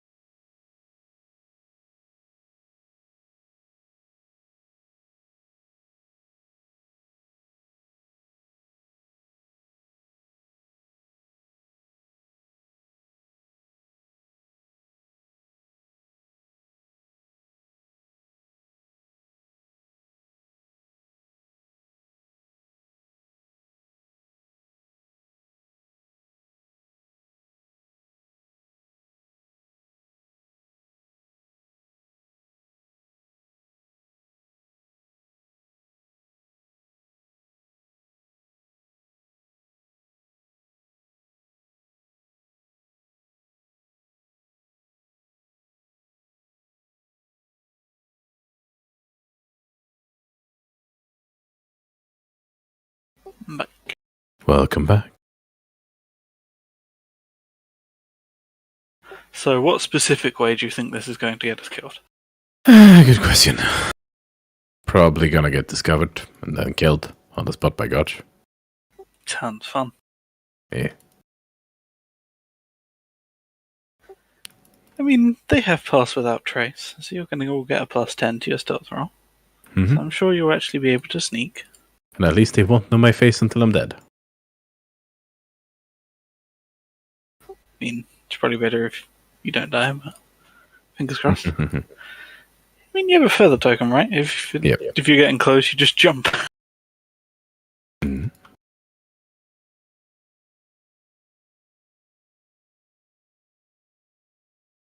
If it goes bad, we just go. Yep. Yeah, you're going to want to book the airship, probably. For, like... If you're going to be a day out, so you're probably going to want to book it for, like... a day after, so we can basically return to town and go. I don't think I get that choice. I think it's just the tickets for it are being sent to me, and that is it. Well, you said we could have our choice of it, right? So I assume like the credit note arrives and we can use it to buy tickets. That's kind of yeah, what I was assuming. The only That's thing that would work. probably it. Probably.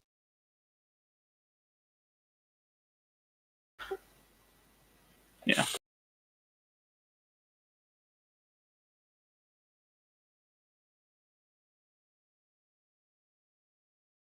Because we're going to want to get back, hand this over, and go. Indeed. Also, Vorin, how do you feel about having mage armor cast on you? It wouldn't make much difference. That's fair. It would make slight difference. +1 AC. I'd go from 17 to 18. Yeah. Ideally, let's not get into combat. There's going to be combat. Yeah. Like, it's guaranteed. Like, if it's being opened by someone without the mark, it starts spawning stuff, is what was basically explained. So, best case scenario, we have to kill a single spirit. So there will be some sort of combat. I'm fine with that. Well, Varren's fine with that. I'm happy to go fight an entire army. The character I'm playing as, however, is not. Yeah. Which is proving very taxing. Draining, Yeah. rather. You're probably gonna get that cast on you then. If I was playing anyone remotely like Ember, hell yes, we would have done this by now. But no, I'm having to have play the this. contrast. I'm playing the chaotic and you're playing the lawful. Yeah, this is terrifying for me. I don't like it. And I'm playing the naive. For me. Oh.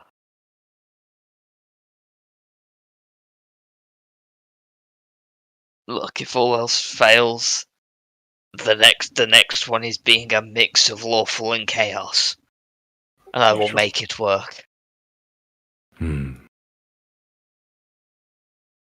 Let's hope not, but hey, I've lost a character at level 2 in a bow campaign. It would easily make sense that I lose them at every even level, rather. I think Ember died at like every level. Yeah, it was kind of like, you gotta take a long rest to level up. He just had to die every level to level up. I mean, it made sense. Oh shit, Ember died again. Tried to level them up. Oh shit, this encounter was obviously too hard. Let's level them up. I'm back and we're talking about Ember staffs. Yeah, Yes. we know an encounter's too easy if Ember doesn't die. He's the litmus test of encounters.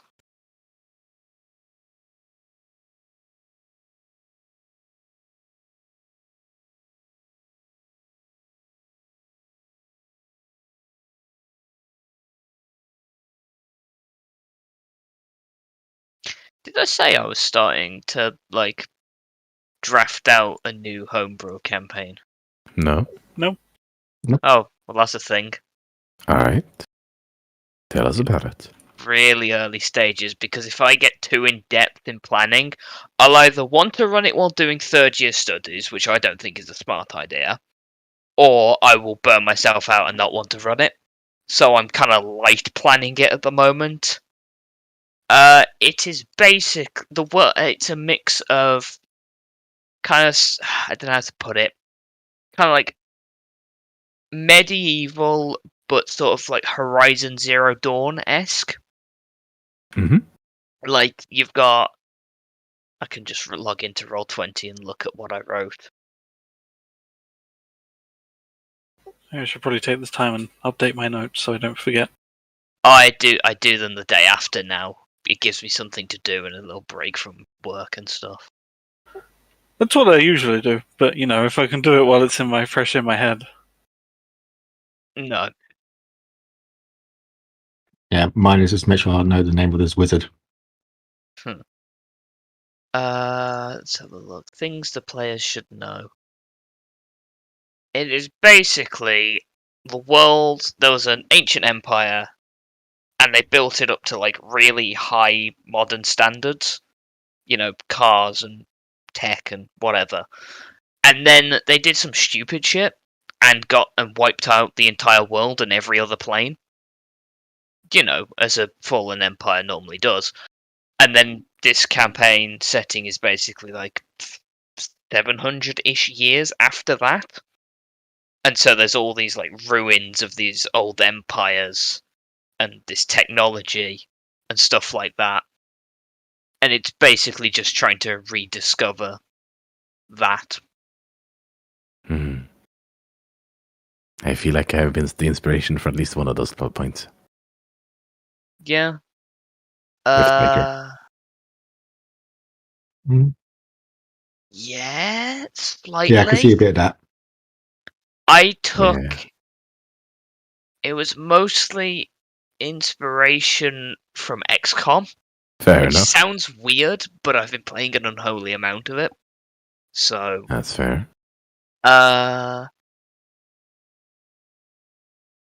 yeah, and there are no monsters in the traditional sense. So there's no like bugbears, there's no goblins, but it's been replaced by effectively the hiss from Control. Oh, nice. Yeah, that's kind of like the generic enemy. Like you'll have bandits and stuff like that, obviously, but then you'll have this the Fallen, as they're called, and then they'll just take on like different forms, kind of like a continuous swarm type thing. Fair enough. Yeah. And it's the first time I've ever limited race choices to a degree. It's like I remove quite a lot of the bestial ones because they don't exist. So Yeah, it doesn't fit the world. No point No. having them. Custom lineage, tiefling, all variants of tiefling, human halfling, half orc, half elf, gnomes, dwarfs, dragonborn, Genasi, warforged, changeling, Kalistar, centaurs, hexblood, reborn, and dampiers. And like the genetic, no, I don't know whether I want to spoil it, because if I eventually actually run the game, I'd very much like to offer an invite to all you lot first. So I don't know how much I want to say. Yeah, don't. Yeah. Run what, sorry? I've been starting to draft out a new homebrew campaign, Oh. and I'm not going to be running it yet. I'm going to wait till after third year and everything. Yeah, after you graduate, yeah, probably. Yeah, or whatever. But yeah, afterwards I'd be very much interested in considering starting to run it, maybe, and I'd offer an invite to you lot firstly before I put a post up on Roll20. Fair enough. Yeah. Well, we'll see when it happens. Yep. If it's after my PSG, I might consider, yeah.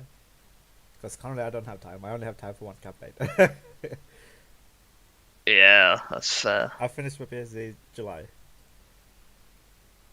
Hmm. I would probably around the. Yeah, I don't know. I don't know what's going on with my existence at the moment. I'm kind of in limbo. Oh, it's alright. Don't worry. You'll figure it out. Maybe. Things will work out just fine. But just want to double check. What was the name of the wizard? Is it Ray Wizard Ray Galahad. Gadahan? That was it. Yeah. And the apothecary's name was Omar de Kenneth. Yes. That's it, right? I think so. Yeah. Sounds right. Alright, shall we resume or waiting for Aaron? I think I'm I here. was here. Oh, So yeah, well here. Okay, cool. Let's just resume then. Yeah. Alright, so you guys, anyone wants to do the run errands today? I mean, probably gonna get that out of the way with. Yeah. I mean, I would be staying behind to chat with Bree about, how to arrange being smuggled. Alright, Yeah, right, 'cause right. that'd be the way I would want to go through as well. Get smuggled in. You also want to get smuggled.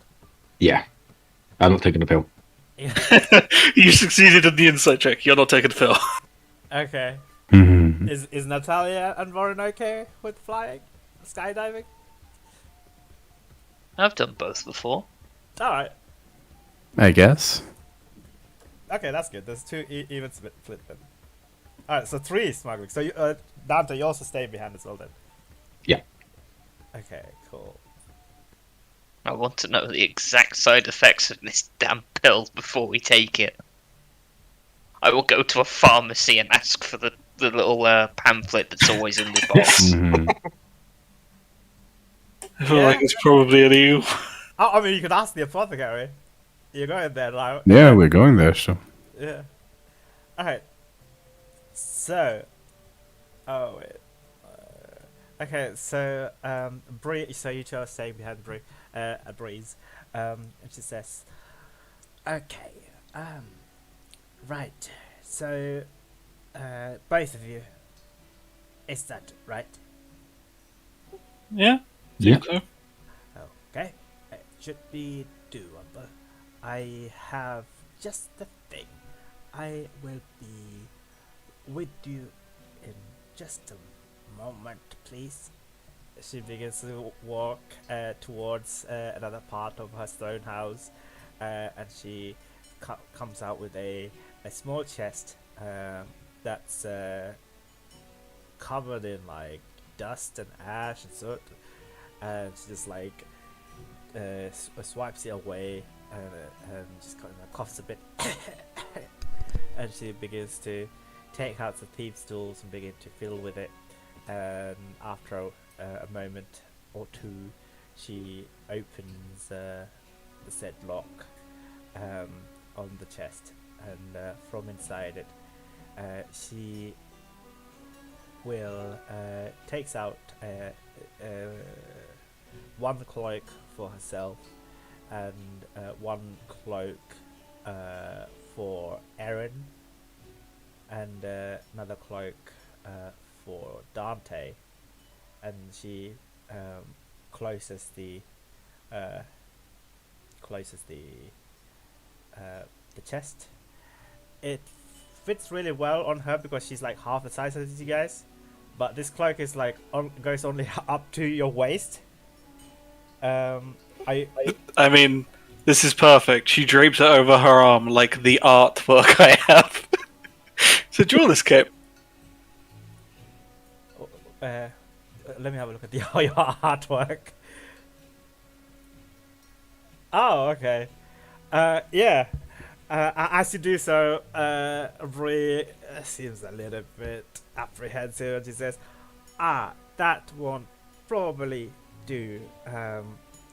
I am very sorry. You might have to sit down and cover your whole thing, please make sure to put your hood up so people do not see your face and stuff.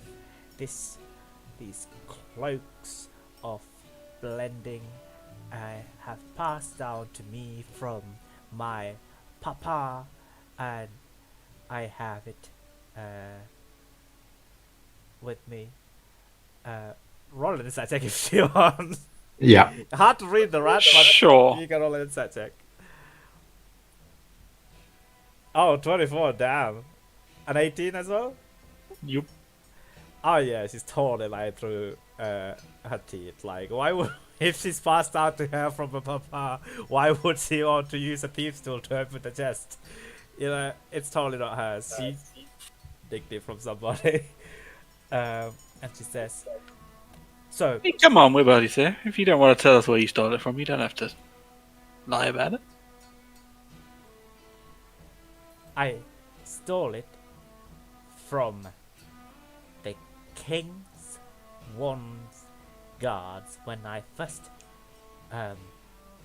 arrived here, because this would help me and my friends who would like to blend in with the crowds, because people don't like what I look like. They get freaked out when they see my face. I can imagine that here. Wrote. Yes. Yeah. Everyone seems to be staring at the elves instead of me with the horns. Kind of weird. Yeah, I don't get that either. Now that you mentioned it, your horns are very bizarre. Here we go. No, pretty. It's pronounced pretty. Ah, yes, it's just it didn't. I thought it was a hair accoutrement. It is not. I mean, that can be that too. I honestly thought that was like a headband. Oh, maybe other people think that too. But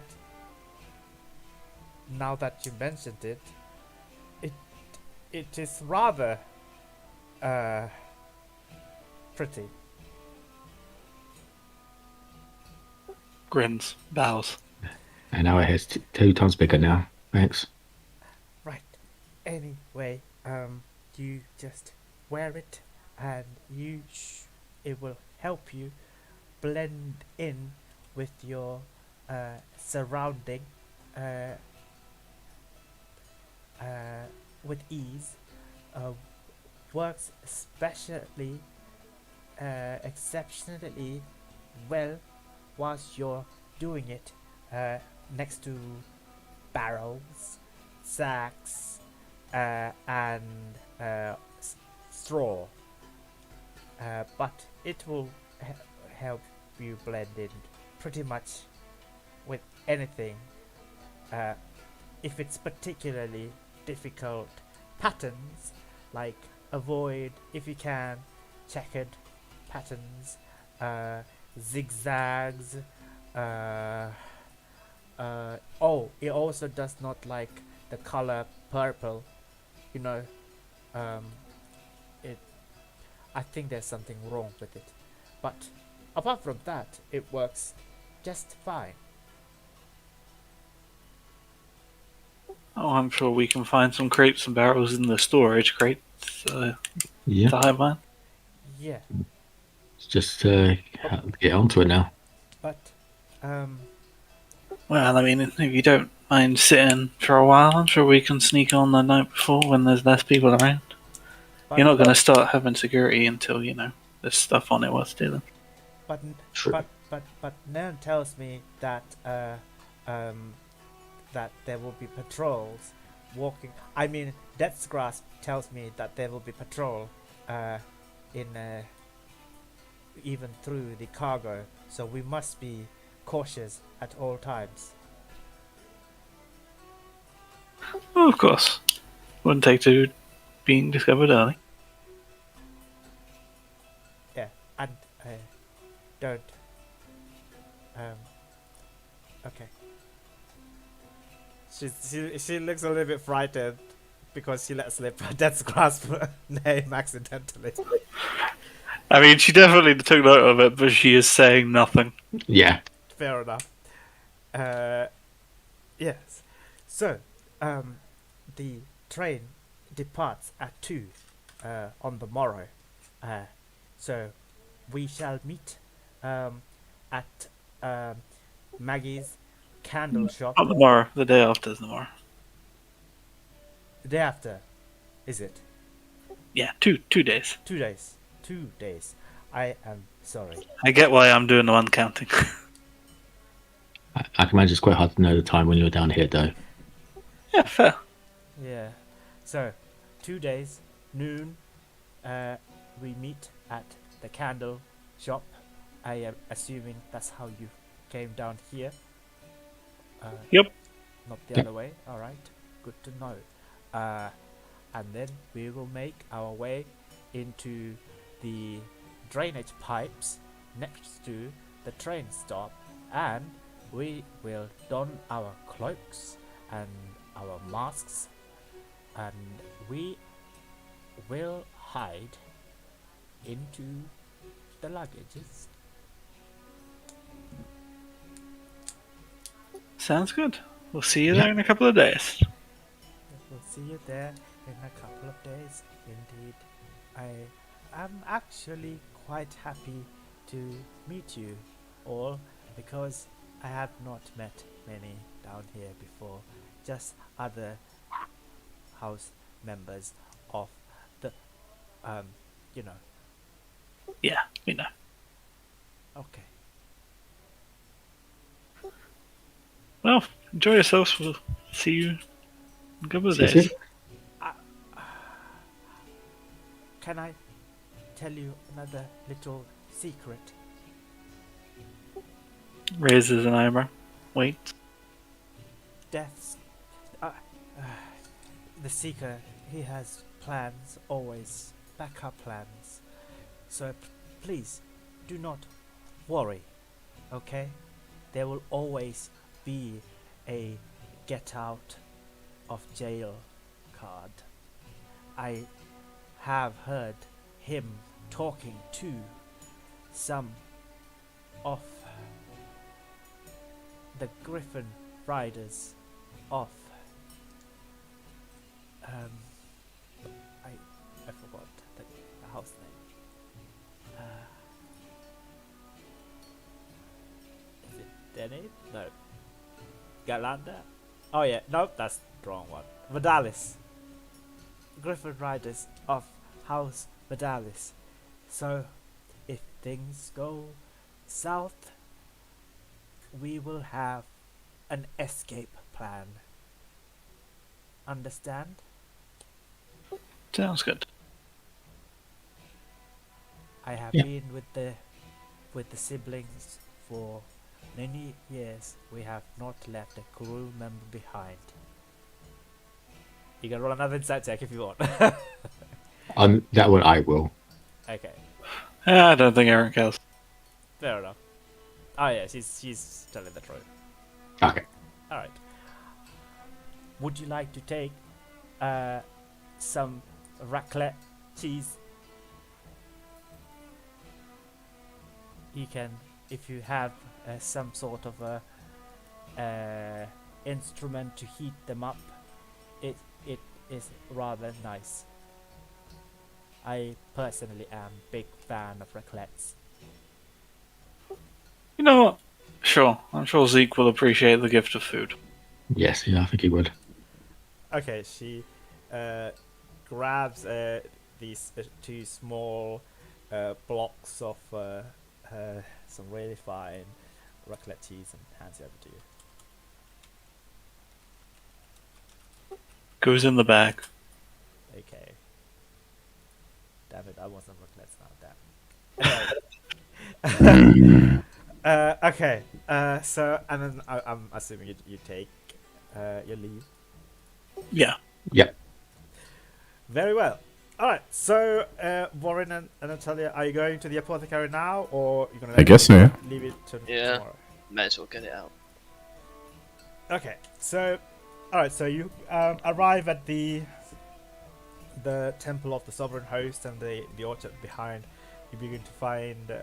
You ask around and navigate through the orchard to find a small orange grove being tended by some orchard keepers, and inside there's a very small, cozy little wooden hut that reads Red Ribbon Apotheker, very haphazardly painted on a plank, basically, and there's like a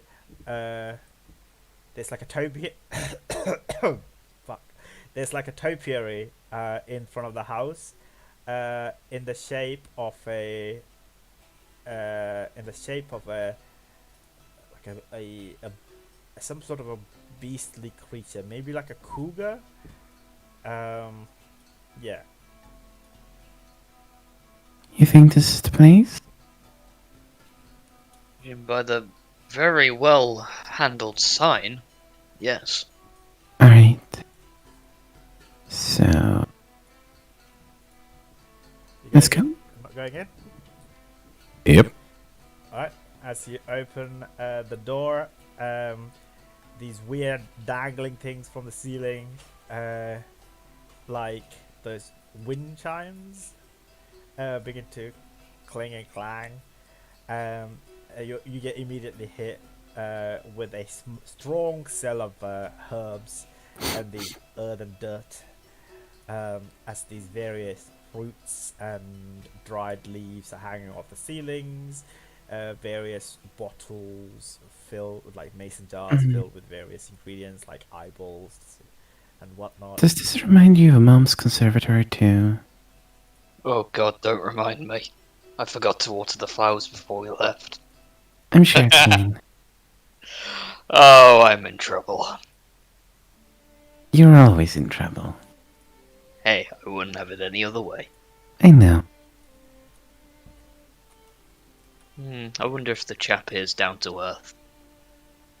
Let's hope so. He just waits for a moment to see whether you catch on. But then when he realizes he doesn't, he just... Okay, let's go. She stops and blinks for a moment, realizes there was something she didn't get, shrugs and follows. Alright, as you are arriving at the counter, you see a small man turns around. He's has olive skins, like black beard, nearing bald, dark eyes, and he's got various like roots and charms he's wearing around his neck and his arm, and he turns to look at you with a grin, and you see that he's like missing some teeth, and he says, hello, welcome to the Red Ribbon Apotheker. How can I help you today?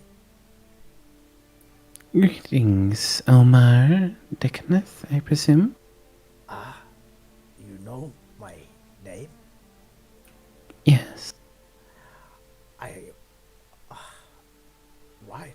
Well, I did not expect such visitors today, such nobility, especially from Valada. Oh, thank you. How can I help you, sir and madam? We were told that you would have something ready for a friend.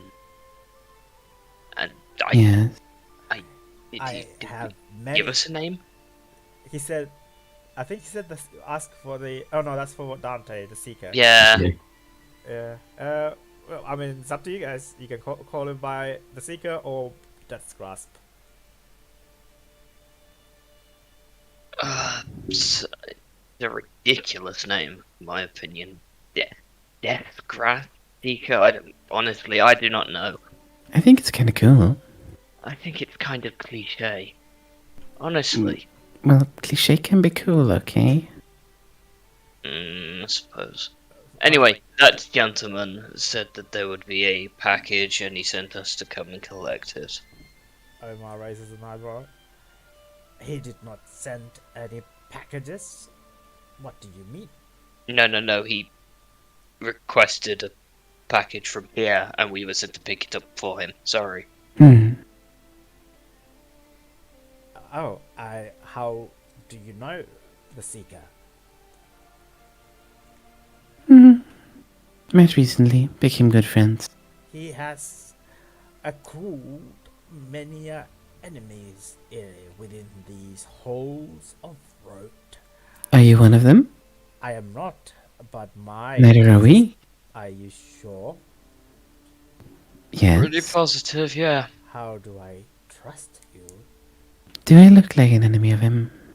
Actually, Just smiles. kind of, warmly. yes. Aw, He really? has several Valinor elves as enemies from his father's side. Are you saying you can tell us apart? I don't know, not at all. I'm just saying. Having elves for Be enemies assured. is not unheard of. I wish no ill will to watch him.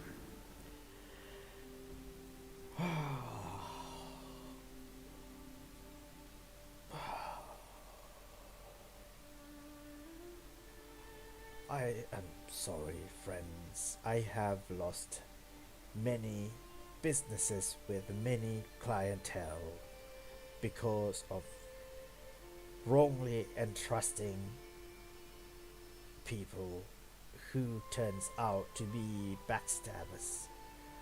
I have no reasons to trust you. I am afraid I'm going to ask you to leave. Oh, really? What would it take to make us trust you? To make you trust us? A word from the Seeker.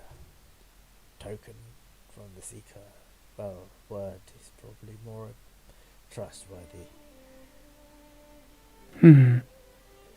I mean, the last 2 weeks there have been at least 5 incidents of people claiming to know the Seeker, coming here to procure various items from my shop, and only 3 of them turned out to be true. Well?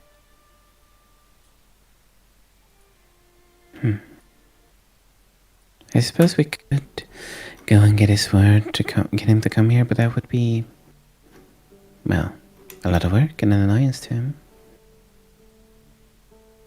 It would be. But I'm sure he would appreciate the distance that we are going to ensure complete and utter trustworthiness to ensure his safety.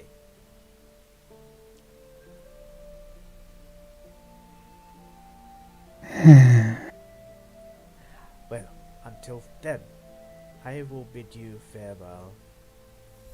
Right, I do believe we had one more question. Yes. Looks at Warren. You wanted to know, right? This is me out of character. What? The Blue potion. pills. The pills, yeah.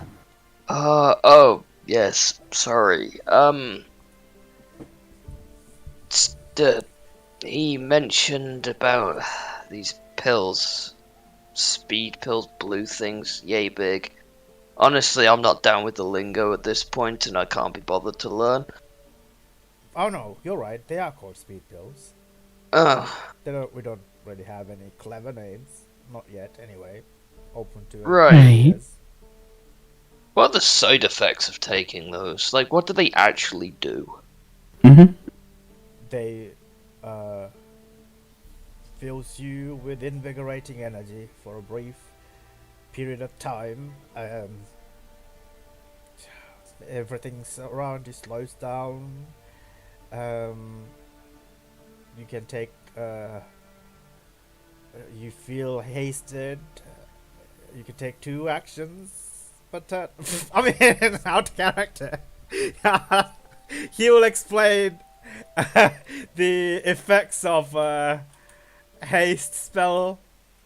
It's effectively a potion of speed in pill form. Yeah. Yeah, pretty much. Gotcha. The haste spell, yeah. So like +2 to your bonus AC advantage. He will explain this in character. In a That includes the afterwards. You kind of don't do anything for a turn. Yeah, I mean that also like yeah, he will. So you asked about like side effects, right?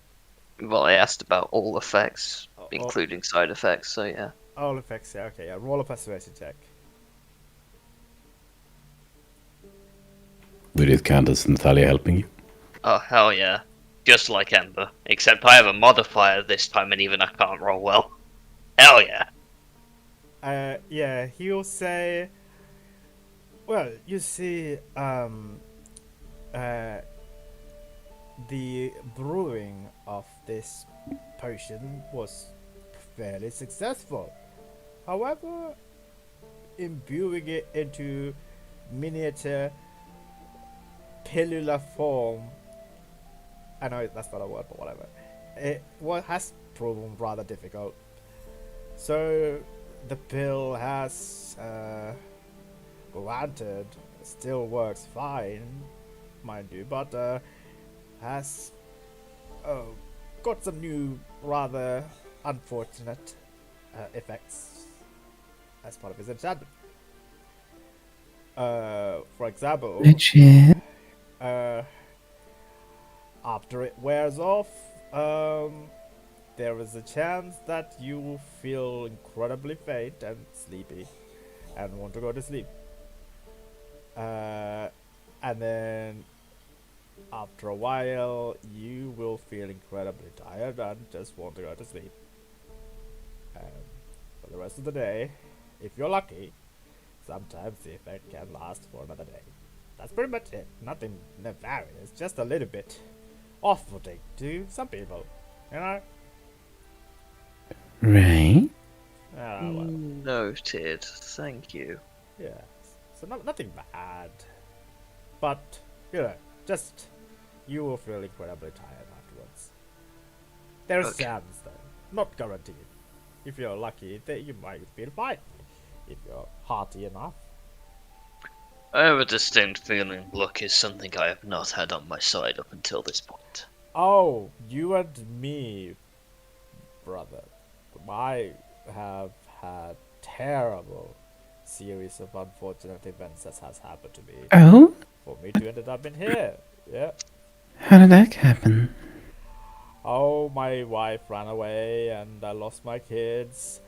My eldest died in the war, and recently they've increased tax. The ground's guard and yeah. You know Sorry what? to hear it. I'd like to use my luck roll to make sure this guy has good luck for the rest of the week. Aw. Okay. Alright. Hell yeah, he's probably not gonna get any good luck. I'm gonna roll it. DM roll it. Tuh. Oh fine, that's enough. DM rolled it.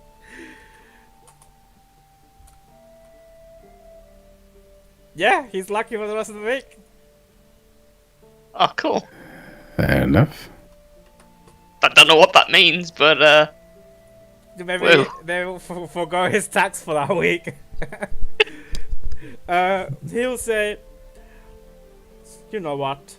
From a man who is unlucky to another man who is unlucky, I will trust you long enough to give you whatever you seek. Mostly Uh-huh. because you know of the speed pills, which not many people know about. So please don't go around telling people that. Of course am not. rapidly running out of stock, and the only way you will know about it is from the Seeker. So, right. So what was he looking for? Tell me. I cannot remember. Nah. What was Well, it? sleeping draughts mostly. That I can help with. How many? Hmm. How many you got? How many could you reasonably part with? Mm-hmm. That is a more sensible thing to ask. 2. 2? 3. 2. 2. 3 sounds good. Roll a persuasion check. Sure. Oh, 22. jeez. I smile divinely. Finally! Yes. Smile divinely. Brights up the entire Pothinger. Suddenly he becomes quite exhilarated. You know, you both have made my day. I will give you the draws that you look for. Just tell the Seeker that I said my greetings. Of course. Just a tale of caution. If any effects of the speed pills lasting longer than 4 hours, please tell me and I will fix it. Gotcha. He looks at Warren. Understood. Thank you. Anyway, Abby looks confused.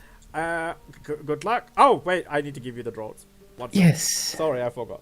I am an old man. My wife left me. No way.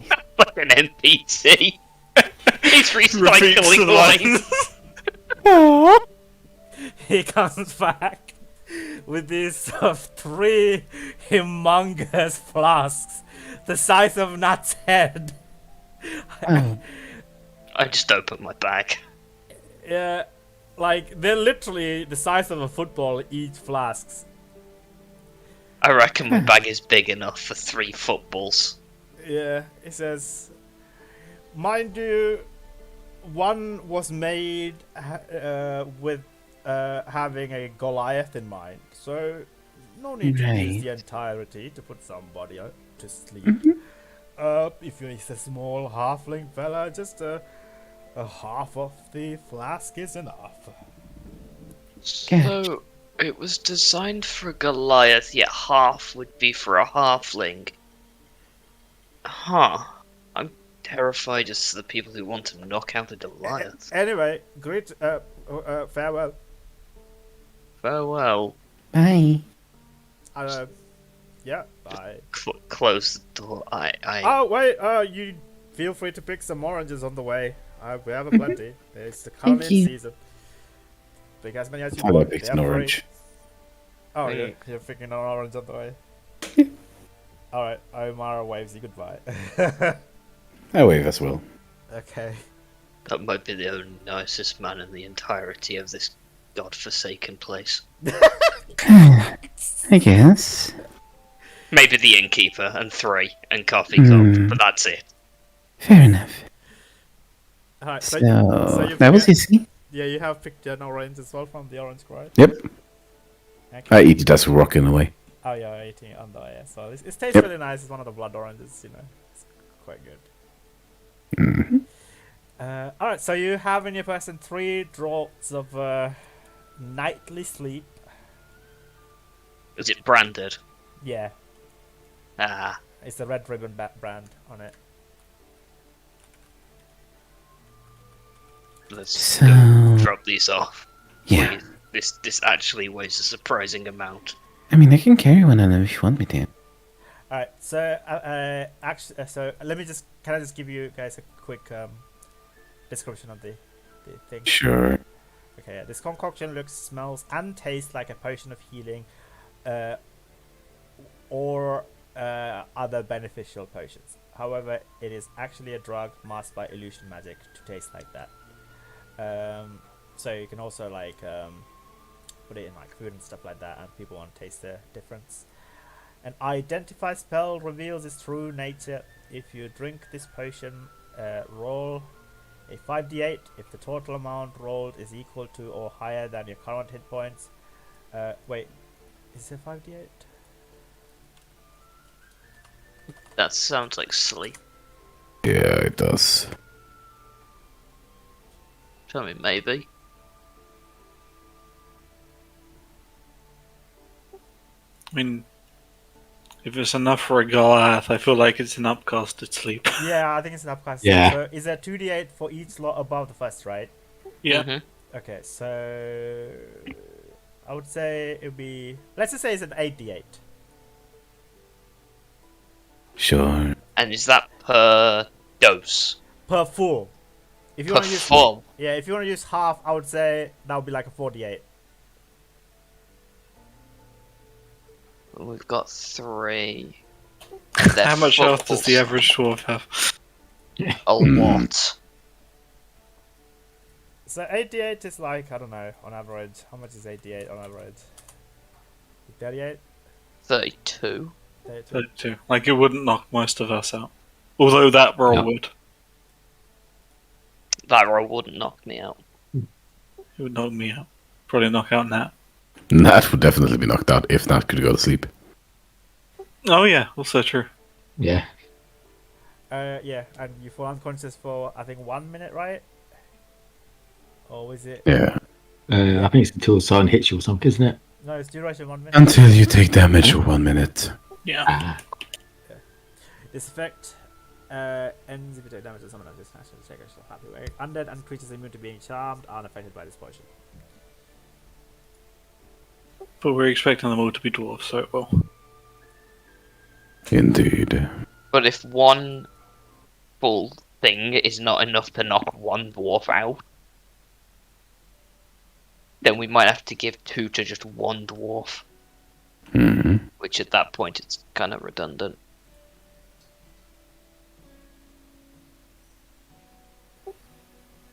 Yeah. I mean, like one would. Okay, how much does a Goliath has? Health wise. I mean, it entirely depends on what stat block level. you're using. Yeah. Could we make an educated guess as to how much we would need to give? It's like dwarfs are relatively small. Yeah. Also kind of stocky. Yeah. One would probably be enough if it takes out a Goliath. Yeah. Half might be if it's the not very well constituted person. So we could take out 3.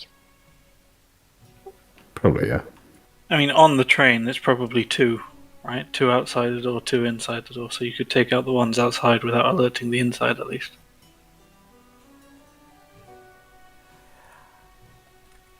Okay, I would say this is a 5th level sleep.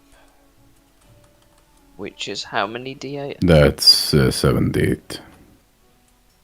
No, 50 would be 9. That's gotta... 2 times 2 per level, 2 times 4 is. Oh, it's 2. Right, then it's Yeah. a lot. Then one A will lot. definitely be enough. Yeah. Yeah, so it's 5d8 for first level sleep. Plus 8, so it's 13d8. Yep. That'll be enough to knock someone out. Yeah. 5d8. Wait, If that's not enough to knock someone out, we have problems. Yeah. yeah. Wait, you said these draughts were about the size of Nat's head or a football, right? Yeah. The Wouldn't fast- wouldn't the consumption of that much liquid knock someone out? Probably. I don't know, Probably, yeah. like, it's not full. The draught is like is contained in one of those like large, you know. Oh, I was gonna say forcing someone to take that much liquid, they'll probably pass out or make them sick. Like it's also a Yeah. very thick glass as well. You say like maybe it's a glass. It's like a tall drinking glass of draught inside the massive Okay. flasks. Yeah. Yeah, it's just yeah, the containers like that. Fair enough. Could someone take note of this 13d8 please. Gotcha. Fifth level sleep. Yeah. All right. Cool. Let's keep it going. Next is Dante on the list. Are you all Yeah. I'll probably go with Dante because I have nothing else to do. fair enough? Yeah, as we're walking though, it'd be like, we seemed an interesting character. Yeah, pretty cool. Yeah, she seemed very interested in me though. Oh, probably what's because up you with have the that? book. And how does she know that? No, wait, you opened your mouth. Of course. She was telling me a few secrets she gleaned. I figured it was, quid pro quo.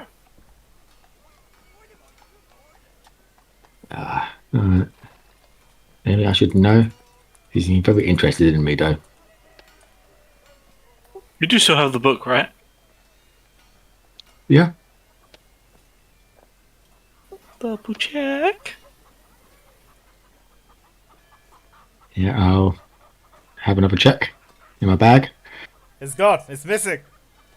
Dun dun dun. Is it actually? No, I'm just kidding. Yeah, just wanted to make sure. Yeah, I was about to say that would have been nothing going into to the kill there. Alright, so you arrive at the Just Dance Academy. I'm not very good at coming up with names. So there's like it's like a Bard's college but for like dancers and stuff like that. Yeah. So Before we go in, I tell Nova to hide my coat. alright, yeah, you'll begin to sink further into your collars. So you're asking around for the wizard. The point tells you guys that he's currently staying in one of the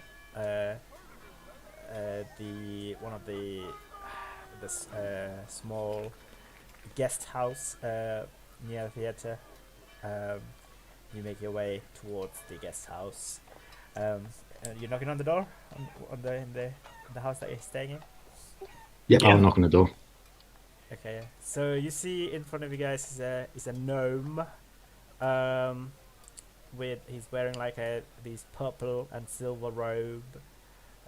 He's got this lilac beard, lilac eyebrows, and lilac hair. With like some white hair. He's going grey. And he looks at you both and says,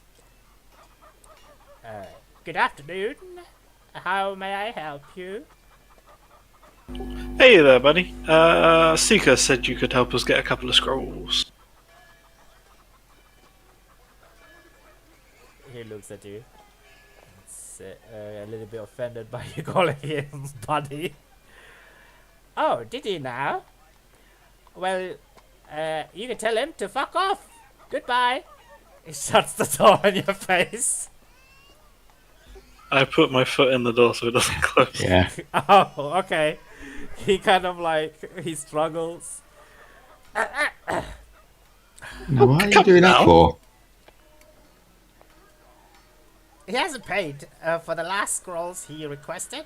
How dare he send more people to procure even more scrolls? I am running a business here. I can't carry out charity work. Well, that sucks, but he recommended us to you. I mean, that's got to count for something, right? We're not picking up anything for him. We want to buy. Yeah, we're Got fine. money. Oh, you want to buy?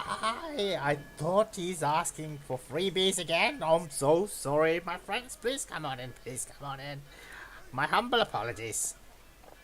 He opens the door. Just amused, she wanders in. Alright, Dante, you're also going in as well? Yep, very in. Alright. Yeah, he's got, it's like a guest house, there's like a small cat licking his paw in one of the corners, giving you guys side glance. It's a strange behavior for a cat, but whatever. He's got like an open luggage with like some clothes and books and whatnot, and another luggage with various scroll holders, scroll carriers, like these tubes. Like, have you guys seen like those poster holders where like you can roll up a poster and like stick it in and then carry it around your neck?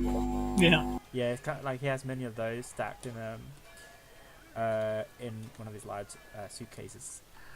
Right, please take a seat. Would you like some milk or some tea? Perhaps some coffee? Anything I can do? I'm good, thanks. How about you? Thank you. No, I'm good, thank you. You're fine? Right, well, cool. What would you like today? We're looking for, what, three scrolls of silence, please. Yeah. 3 scrolls of silence. That'll be them. Very well. He begins to take out a couple of scroll holders. Alright, I have 2 at the moment. I think I might have one more. Just bear with me for 1 second, please. And then just begin to rummage through the rest of his luggage and there we are. Found the 3rd one. Now, is this any of this going towards the seeker? Because I will charge doubly for that one. No, I don't even think he knows how to do this spell. It's all for him, No, not, technically. no, it's all for me, Good for you. not for him. Splendid. That would be 50 gold pieces per scroll, please. Thank you very much. And we shall shake it here. And then he extends his hand towards you, Dante. You sure you can't do a deal for us? Yes. We are buying 3 of them off, yeah? And they're not going towards him. That should be an extra couple of gold off that. Alright, 149 gold it is. Shake it here. Extend his small, tubby hands towards you. Come on, these 50 is like the highest price you can go. 20 is cheap. I don't want to be cheap, but come on, call it 30. You know your prices of scrolls. I'm impressed. I used to sell this kind of stuff. Sure, roll a persuasion check. With advantage because you're making sure that the seeker is not getting any of it. 19. And so I think, yeah, headphones sockets coming out a little bit. Hear the vibrations in the background. Right. Souls. Oh, right, yeah. Is that better? Yep. Right. I'm always rolling over the wire from my headset with my chair. Oh, it's fine now. It's fucking pretty great. Okay, the wizard Drake looks at the eyes and says, Alright, how about making that a nice round number of 100 gold pieces for all 3 of them? That sounds good enough. Good enough? Yeah, but I give you the looking in. Yep. And I hand over the gold. That's 50 gold. I've taken it off for you 2 friends, and I hope you remember them one day. And if you would like to purchase any more scrolls, you know where to find me. I'm always staying here in this place near the theater, whilst I'm staying at Rote. But I'm a traveling salesman. I walk and I fly to all corners of Corvair. But, Well, we might be Yeah, doing a keep bit of an eye out. travelling, so maybe we'll keep an eye out and see you at some other point. well, if we cross paths again, and if I find you not working for the Seeker, I will be happy to continue our business. Sounds good. Yeah. Hey, we'll probably see the Seeker again soon. Do you want us to tell him fuck you for you? Oh, you know what? If you could do that, I will give you a small cantrip, whatever you want.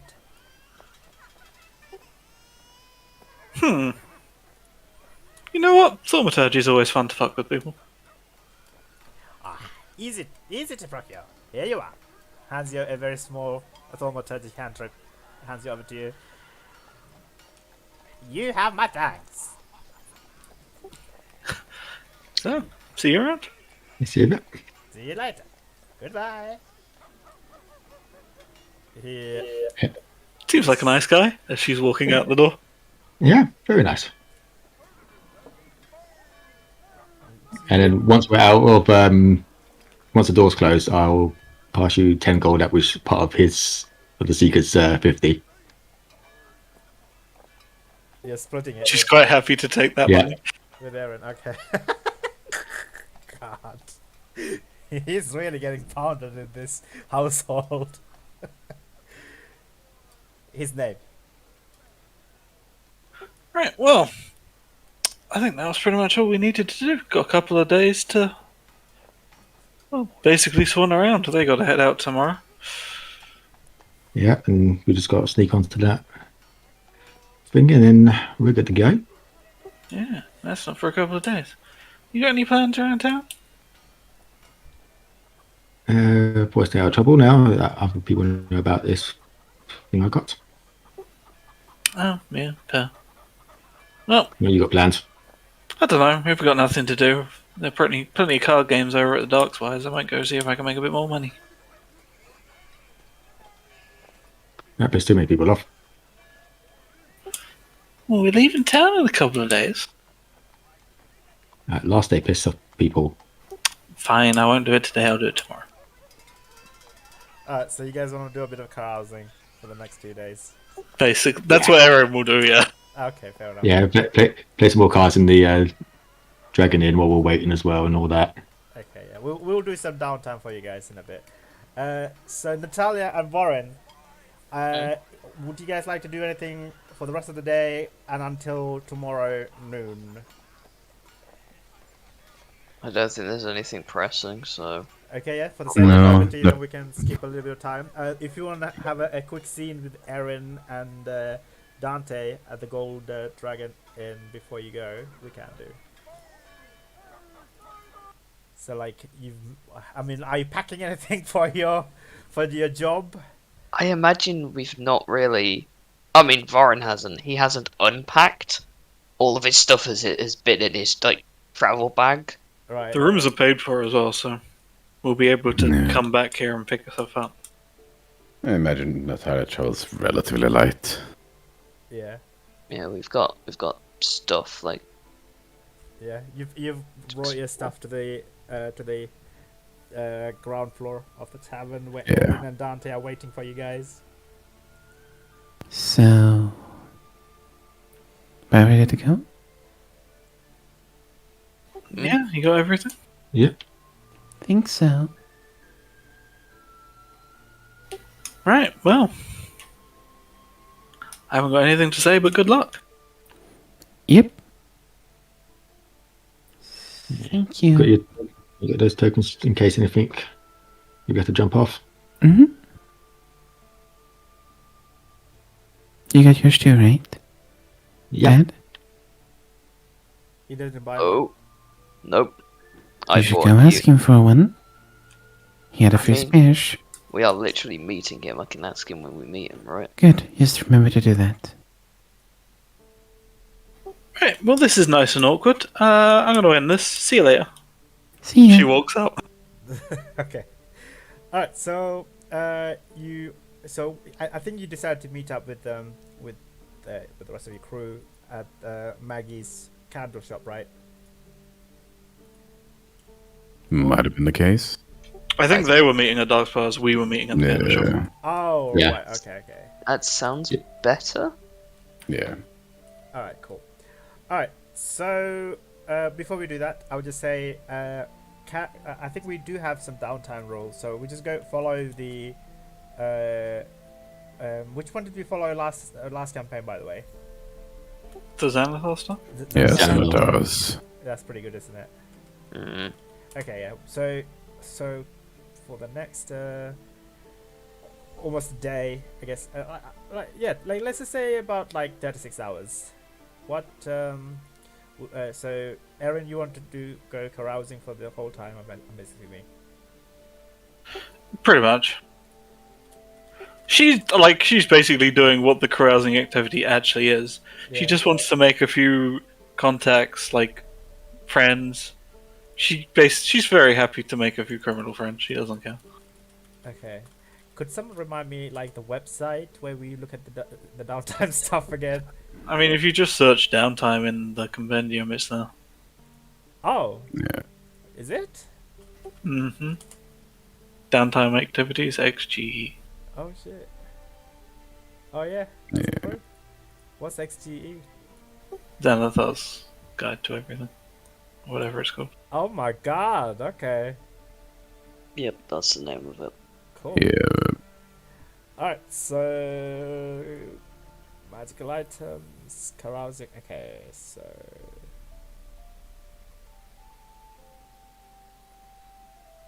work with the 5 words from drinking, socializing a character can attempt to carouse among lower, middle, or upper class. I would say this is like a middle class. This is lower. They're criminals. Oh yeah, you're going to Darkspire.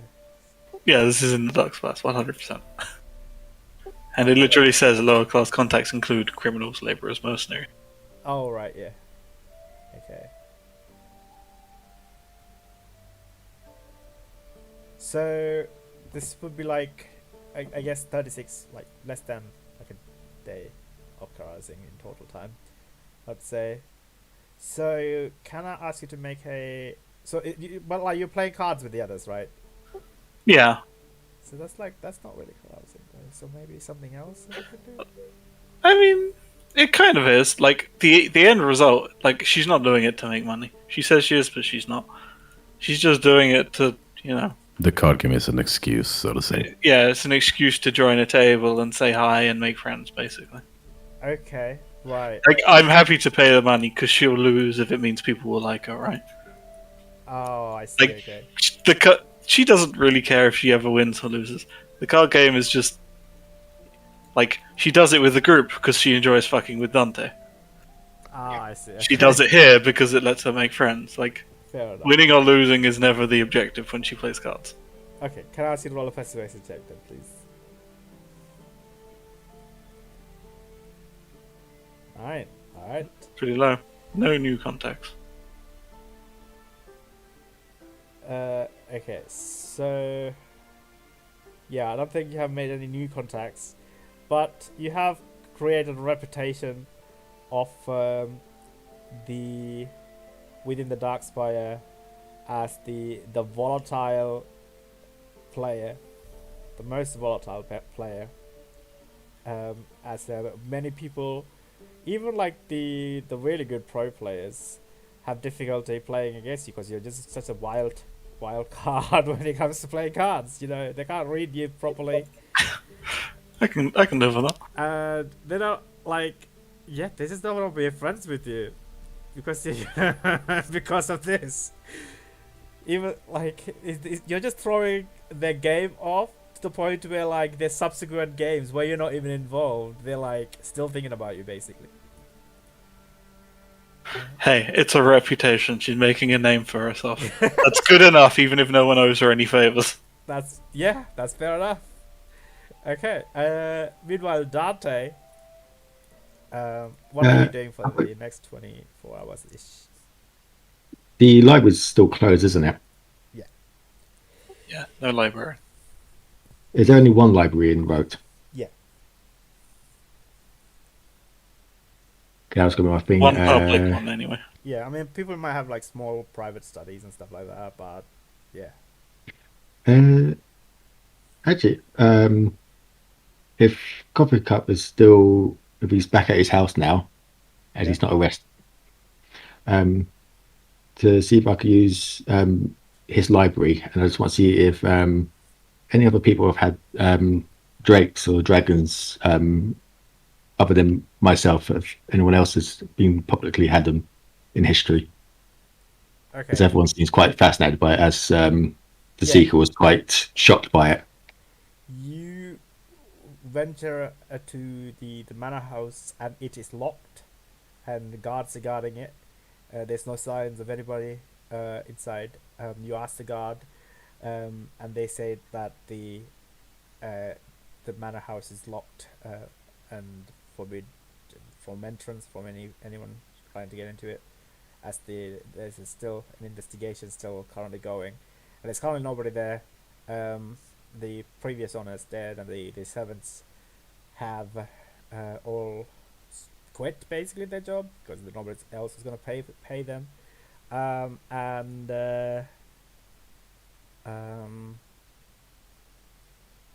Yeah.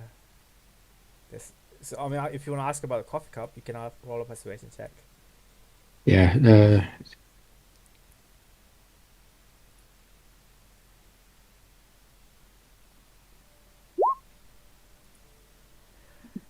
They say that coffee cup has not come back from the police station, the guard station, basically. And they have several guards, including members of Three's group, came looking for coffee cup, but he's gone missing.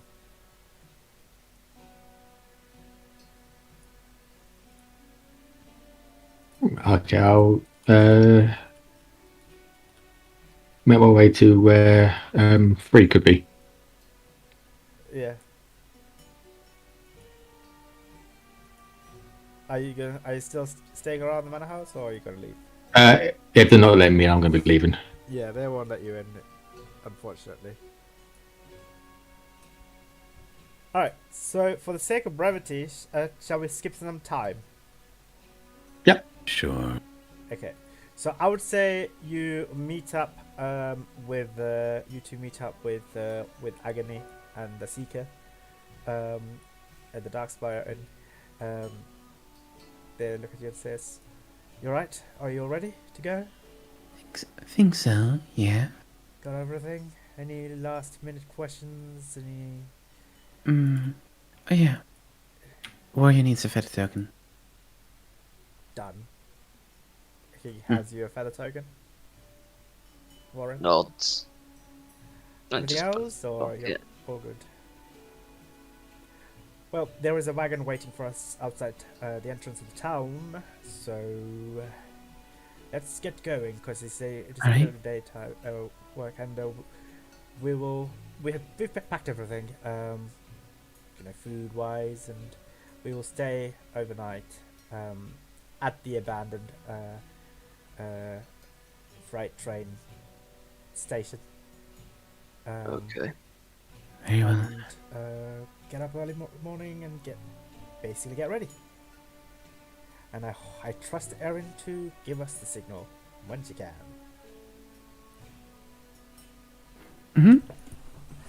All right. So so you join them and you begin to make your travel. So it's about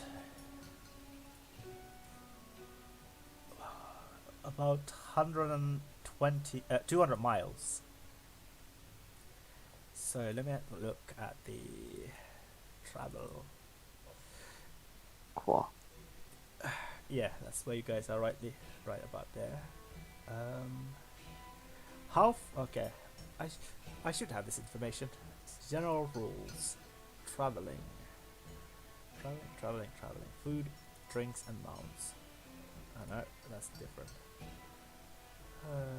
Conditions, currency, improvising damage, traps.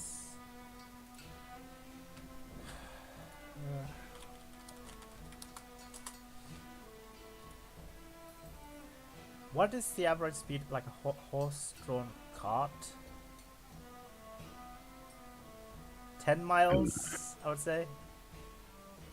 Maybe. Okay, movement, traveling, pace, speed.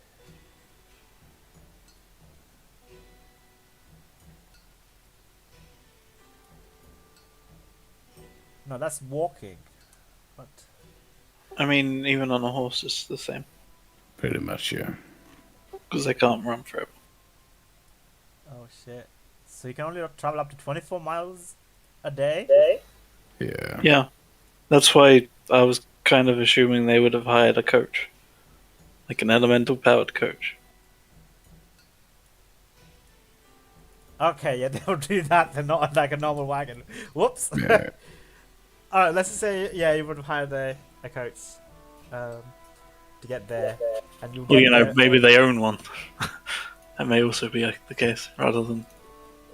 Yeah, if they're traveling around, they probably own one, don't they? Mm.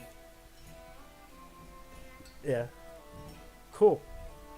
All right, so you guys arrive at this this freight train yard almost. Like there's several, at least like 20 different carts, rusted carts on cracked lines, as well as abandoned and overgrown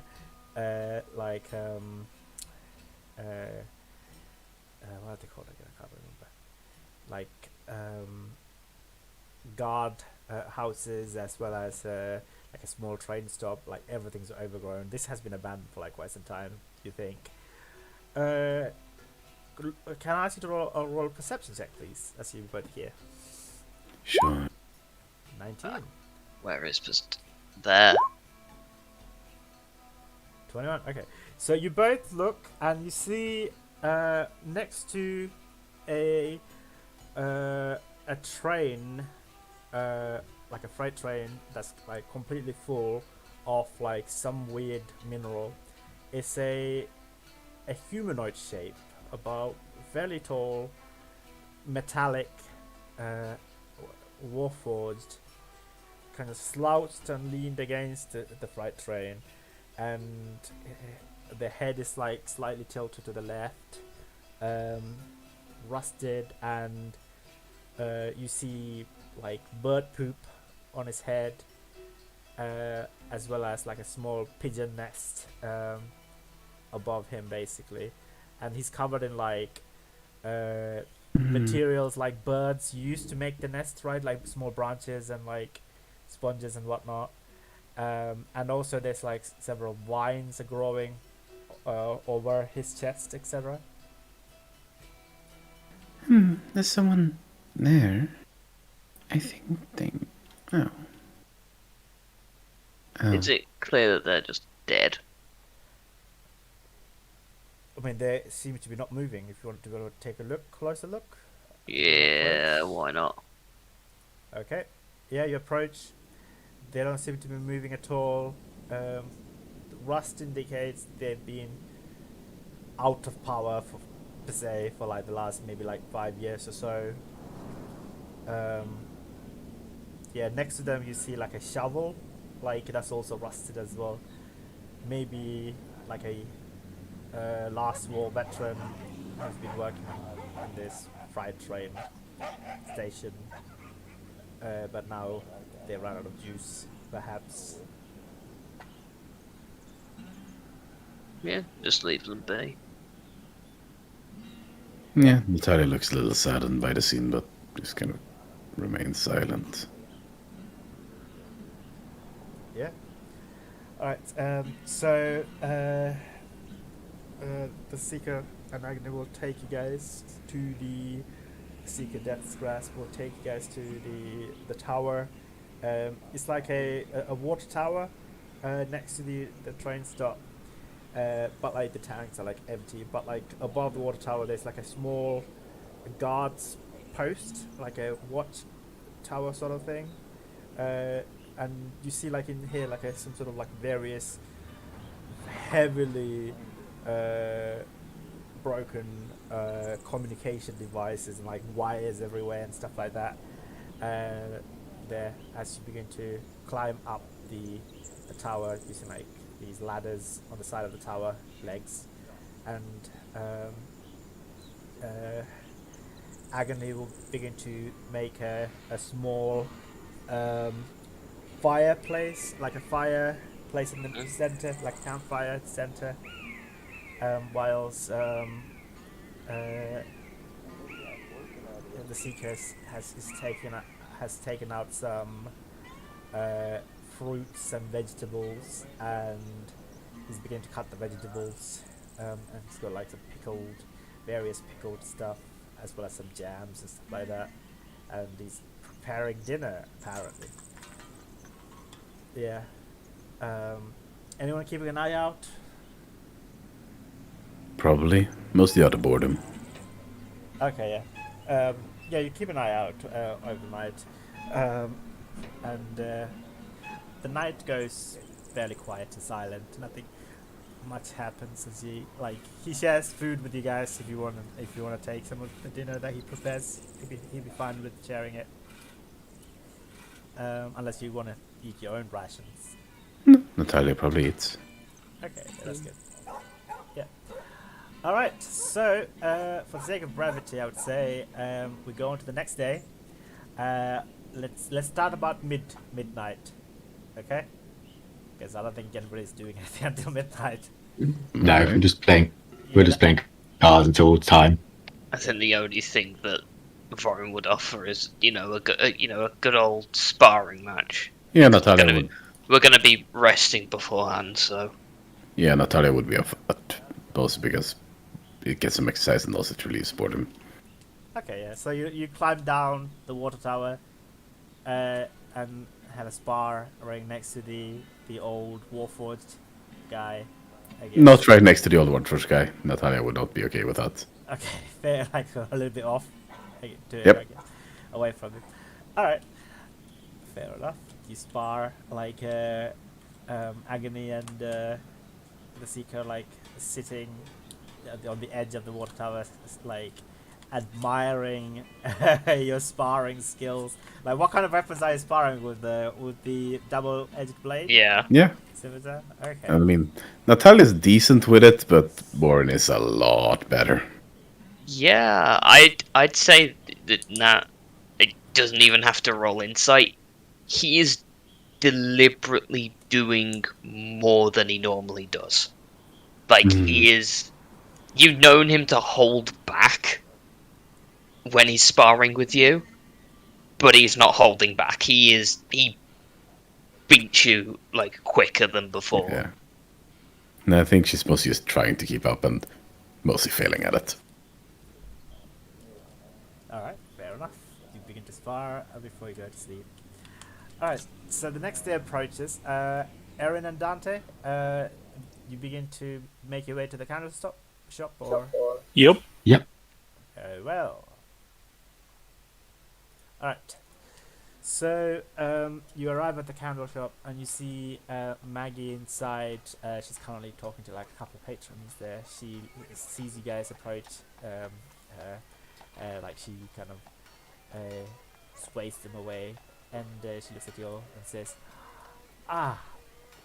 hello friends, our mutual small friend is waiting for you two in the back, if you'd like to go that way. You know, our mutual, she leans in and whisper, rodent friend? Yeah. That way. She points towards the back of the shop. Just nod and head over there. No, yep. No, my head in now. Head out. Okay, yeah. Alright, so in there you see Bree looks at you. She seems to be like packed all ready to go. She's already has worn her her cloak. Like initially you didn't see her straight away, but like she wasn't trying to hide and blend, so it wasn't as bad. So she like comes to view almost immediately, and she says, "Ooh, okay, right. The train will leave in about a couple of hours. We should make our way to the train station, and I will show you the pipe and to get to the cargo hold. It will be fun." Looking forward to it. Lead the way. All right. Okay, so you guys arrive at Rote's lightning train station, and she approaches like a nearby alleyway and begins to open a crate. Anybody's helping with this? If she appears to be struggling, I'd help. Yeah, Yeah, she's she's- So do I. We struggle together. I got this one. Oh, okay. So I would say they'll give like Erin and Bree will give you advantage to you, Dante, if you want to roll with advantage. Yeah, we'll do just strength for. Yeah, strength check. Yeah. Okay. It's rolling. 12. Yeah. All right. After like a 10 minutes of attempting, you finally get the crate to open, and she begins to crawl into the space. It's a little bit claustrophobic for you guys, but you know, I feel like Erin and Dante are fairly slender, right? Oh yeah, she's Yeah. very slight. Yeah. So like, it's not that difficult for you. Maybe if Zeke would have difficulty here, and Warren as well, but because I'm imagining Warren is a little bit muscular. But you guys are fine here. Yeah, you begin to crawl through, and she and emerge out into the cargo hold, like another crate that opens up into the cargo hold, and you see many House Loranda workers are like loading the cargoes into trolleys, and they are like pushing the trolleys towards the cargo car off the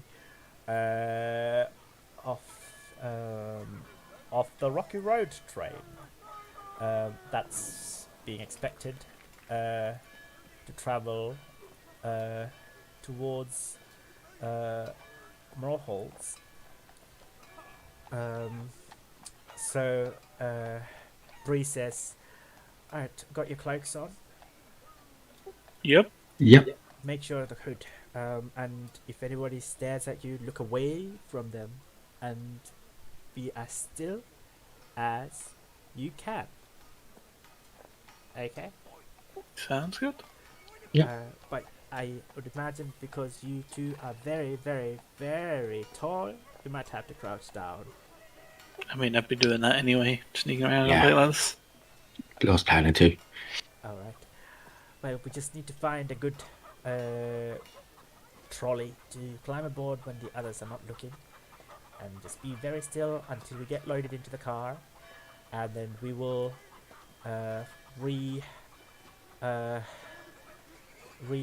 what's the word I'm looking for? Help me out here. Common is not my main language. Then we'll do what we came here to do. Yes, we will do what we came here to do. Yeah. What is your native language then?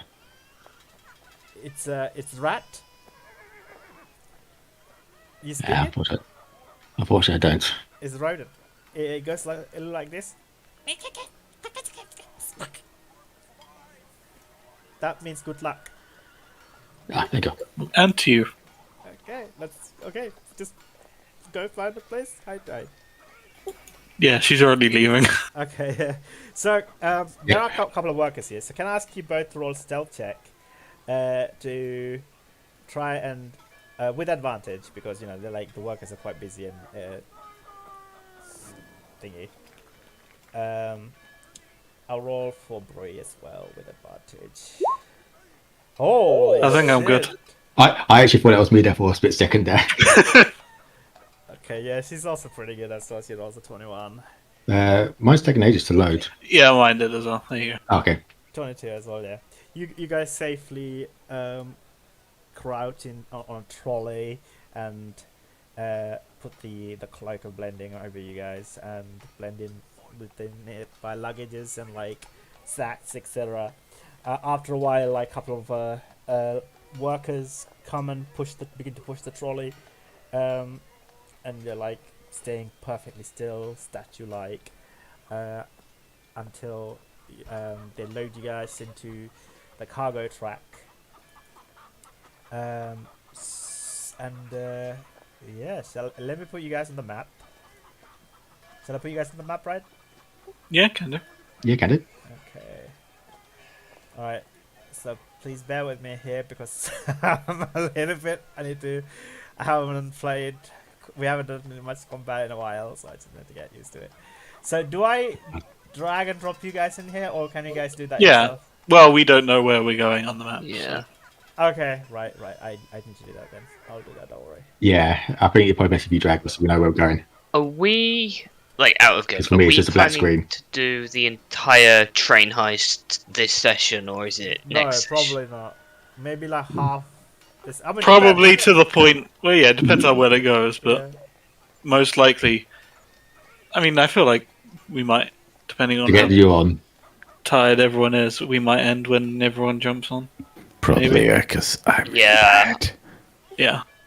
I mean, in that case, we can just do the whole train heist next session. Like, this is a fairly good place to stop here. I mean, we're in the middle of sneaking on. Oh, I'd okay. say get Get them on sneak- and get us to the point where we jump, and then we can. Yeah, Yeah. All I right. need. Yeah, to the deal point with where the this. train's coming and they're getting ready to jump on is probably the best point to get to. Mm. See, okay. Yeah. You're in, Dante. Yep. Can you see? Can you move your token around? Yep. Is it working? All right. Like. Yeah, it's working. Okay. You can only see the cart, right? Yes, I can see the cart. Okay. Yeah, I don't want to go too close to the edge just in case I can see more, but I can move my character. Okay.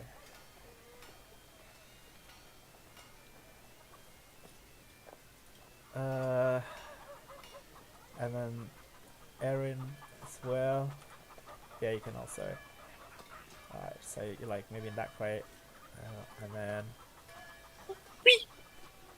Yeah, and then the little rat lady is gonna get into the crate as well. Wait, oh damn it! Why do I have 2 layers of NPC characters? Fuck. Have you got the dynamic lighting on this map? Yeah, Oh, yeah. I wondered why I couldn't see anything. That's cool. yeah. Erin's helped me set it up before the session today. It's really cool, actually. I love it. I think I'm gonna do this for every combat map. And it's fairly straightforward to do. Actually, I thought it was Yeah. way too Yeah. complicated. Just a little bit of extra time during this stuff. Yeah, just a little bit of extra, but that's okay. I mean, if combat's going to be less prevalent than last campaign, especially at the latter end, then you've got more time to set up. Yeah, That that's. kind of I'm thing. expecting like only 25% of the sessions we're gonna have combat. Yeah, I mean, this is our 4th, but we're not going to do the combat, so we're going to have. It's going to be 5 sessions before we have our first combat, so That's true. that's a lot Yep. less combat. Yeah. Alright, so, and the rat lady's like over here, sneaking over here as well, I guess. So there is a house Laranda guard here. He's just like sleeping on this bench.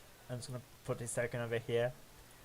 Like you can take a look at him. He's just like currently he's just sitting on the bench. Like he sometimes goes to sleep, but like he's just here to keep an eye out and raise alarm if anything suspicious happens. Because like apparently they have a problem with like stragglers sneaking onto their train and staying in car. Who would do that? Yeah, so I know. they stationed a guard right here just to make sure that doesn't happen.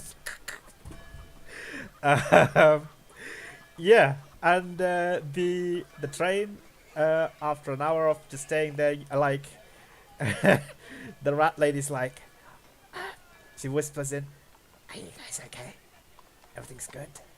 Are you there?" Yeah. Yeah. Don't worry, this is a really good book. She's just sitting there underneath reading the book that she got from Coffee Cup. Oh, okay, fair enough. All right, I guess like you spend the next hour or whatever reading the book, finding a comfortable position. The guard gets up now and then.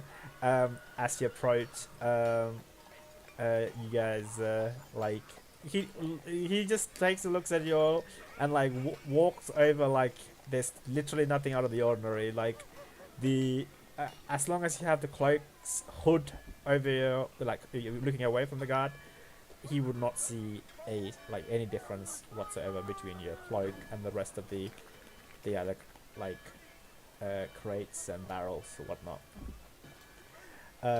So like you don't need to roll a stealth check and stuff like that, at least for now anyway. So, and the train finally begins to start.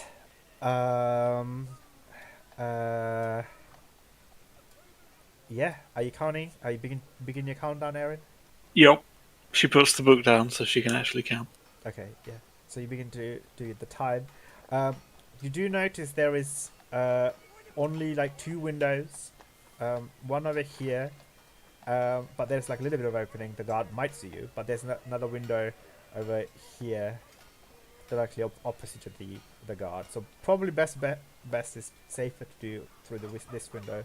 Yeah, it's the one I'm next to anyway. So Yeah.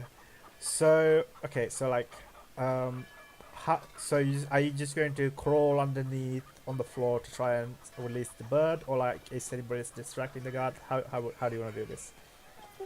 I mean, I'm assuming this is a board guard, right? He's in here looking at cargo and nothing's moved while he's been in here, and he even had a nap. Yeah, he even had an. So I'm basically waiting. Are you gonna roll a luck check if you want to see if he was going to take a nap? You know what? Sure. It's Yeah. near the end of the session. I'll use the luck. Yeah, 6. Also 6. Ooh. I would say players always win. Cool. Yeah. So you see, He yeah. decides since the train's moving, no one has snuck on. He's done his job. He can take a nap. Yeah, he's fast asleep. He's even snoring, like.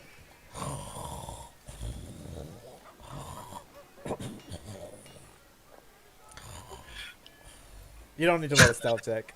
Yeah, she doesn't even try and You can sneak. get She out. stands up and just goes over and opens the window Yeah, like she's meant to be here and just lets the bird out. yeah. So you lead the one Taps out. the beacon, lets it out.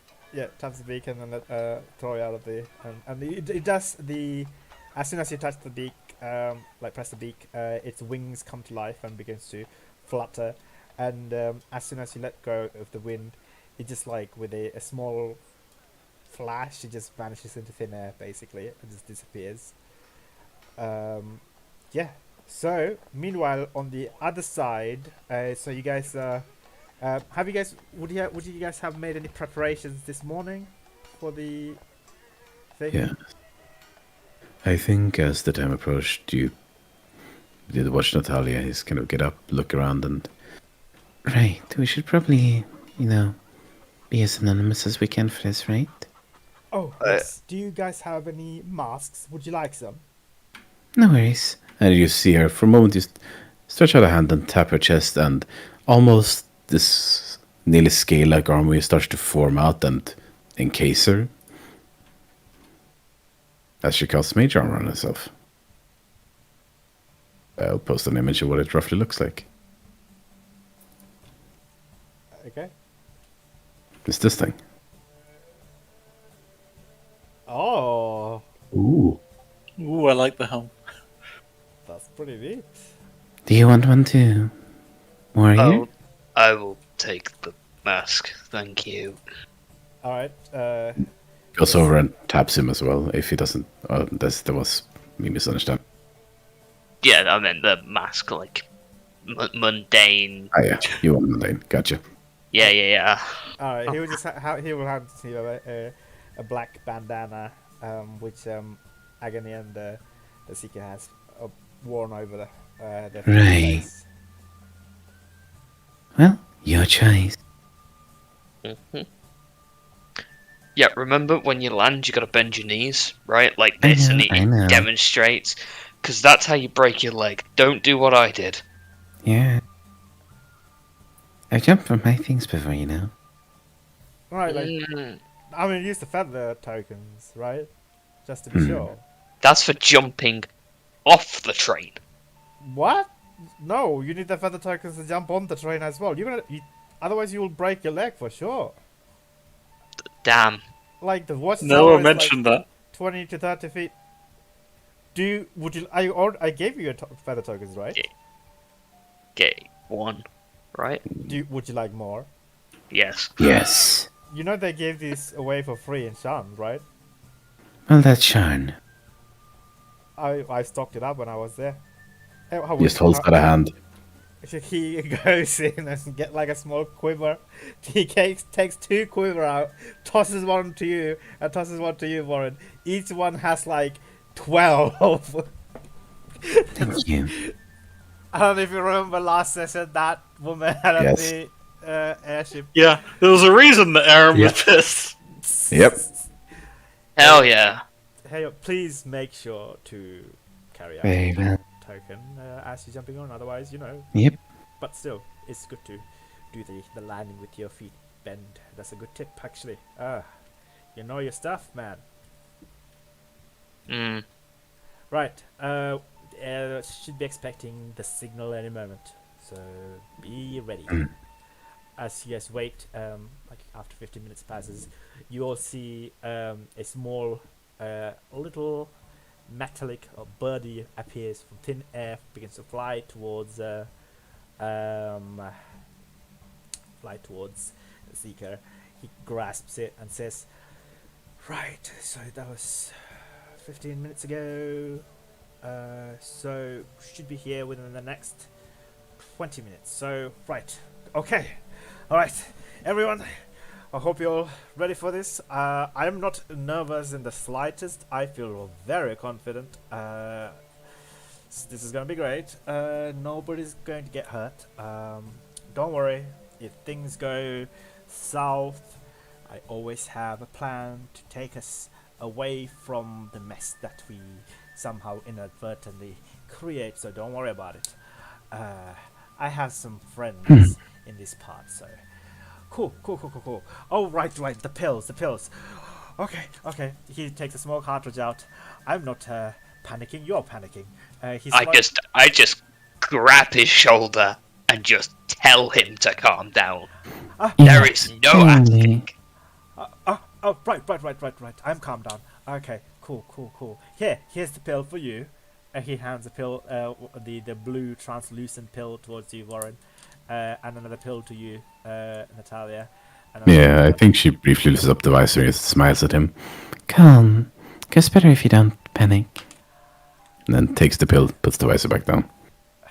Thank you. I mean, I will try to calm down. It's just, look, I know you're on this mission because I feel like you trust me, and I don't want to fail you guys. So I will do everything I can to ensure your safety. All right. Good. And he looks at his sister, and gives a pill to sister. Right. Once I've taken the pill, I'll be a lot more calmer. Don't worry. Okay. Cool. Let's go. All right. So like the 10-minute passes, 5-minute passes, 10-minute passes, 15-minute passes, and you hear the crackling of lightning and the choo-choo sound of the train on the horizon as a silvery something slithering through the forest floor. You can see like you catch glimpses of it between the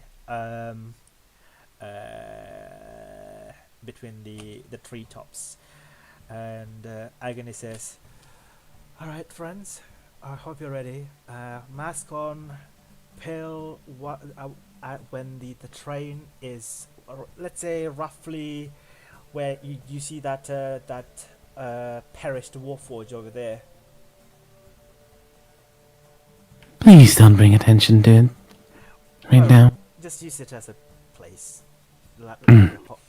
Anyway, when it passes there, take the pill, activate the feather token, and jump and land safely onto the train, and then meet us at the, like, if you could make your way to the engine car. We know a way to get inside safely. There is the weakest point at the engine car. Very well. Kabish? Alright. Any questions? No? Good. Alright, here we are. Alright. They fix their masks on, get the pills, and tokens ready. The train is like mere moments away from you guys. They all begin to take their pills. Like, I'm gonna nudge just you to take your pill as well, Natalie. I mean, Natalia does it pretty much on time. She's surprisingly not all that nervous about this, I think. Oh, okay, fair enough. Oh, she, like, then in that case you goes to nudge you, but you've already taken it else. She seems slightly impressed, but you couldn't tell because she's got her masks on, you know. I mean, Natalia's beneath the suit of armor. Oh yeah. So yeah. Her eyes, you can only see her eyes as well.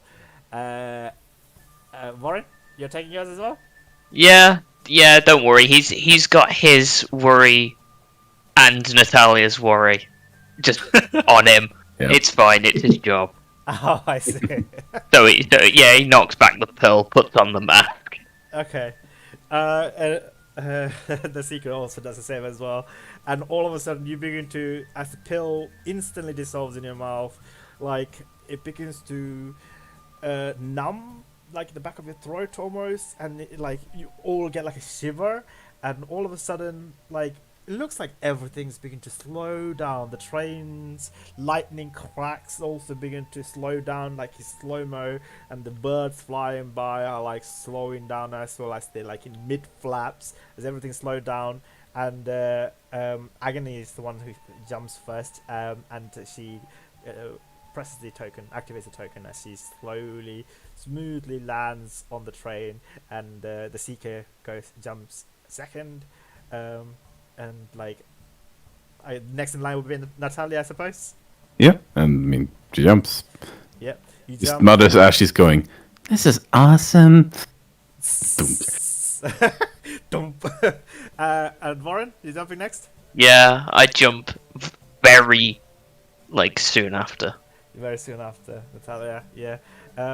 Like it's just a really weird feeling. Like the train is moving at snail pace, but like you're flying at a merry pace and landing very softly on top of the train. And the effect of the pill after, I think, how long does the haze last? A minute usually. A minute, is it? Yeah, it's a minute. Yeah. It's a minute. I've considered it up to a minute. Okay, cool. All right. So, yeah, so I'll put you guys on the map as well.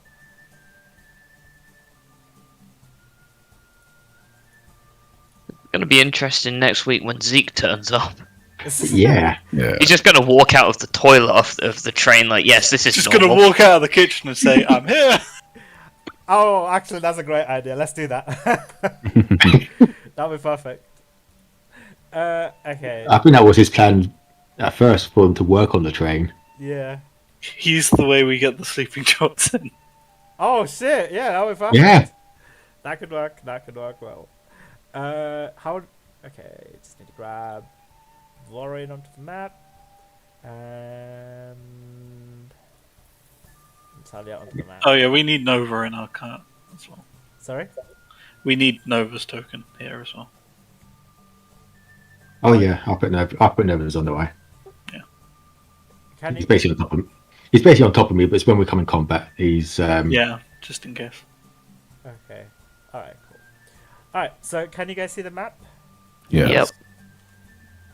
Okay. Yeah. So these two lands over here, and yeah, you need to make your towards the engine room, and Agony begins to take out her tools and begin to work at the seams of this plate over here, and begin to try and undo the plate. After a minute, finally, the slow-mo effect wears off almost instantly. Like you begin to attempt to try and grab hold of like something nearby, and you finally feel the speed of this bloody lightning train. It's so fast, like the trees are like whiz past you guys, like the tower behind you vanishes out of view within seconds. Like your hair and stuff, I don't know if anybody's hair is out, it's just like flopping. I have a helmet. It's fine. Oh no, my hair looks like a L'Oreal advert. It's just flying past. Perfect. Alright, so I'm gonna give her advantage to try and do this. NB. Please, I don't want to be yeeted off a train. So, yeah, probably because the Seeker will help her out as well, I guess. So advantage, tinkering check. What concerns me is we're like 30 feet away from the engine. yeah. They use dexterity, right? For thieves too? Yeah. Yeah.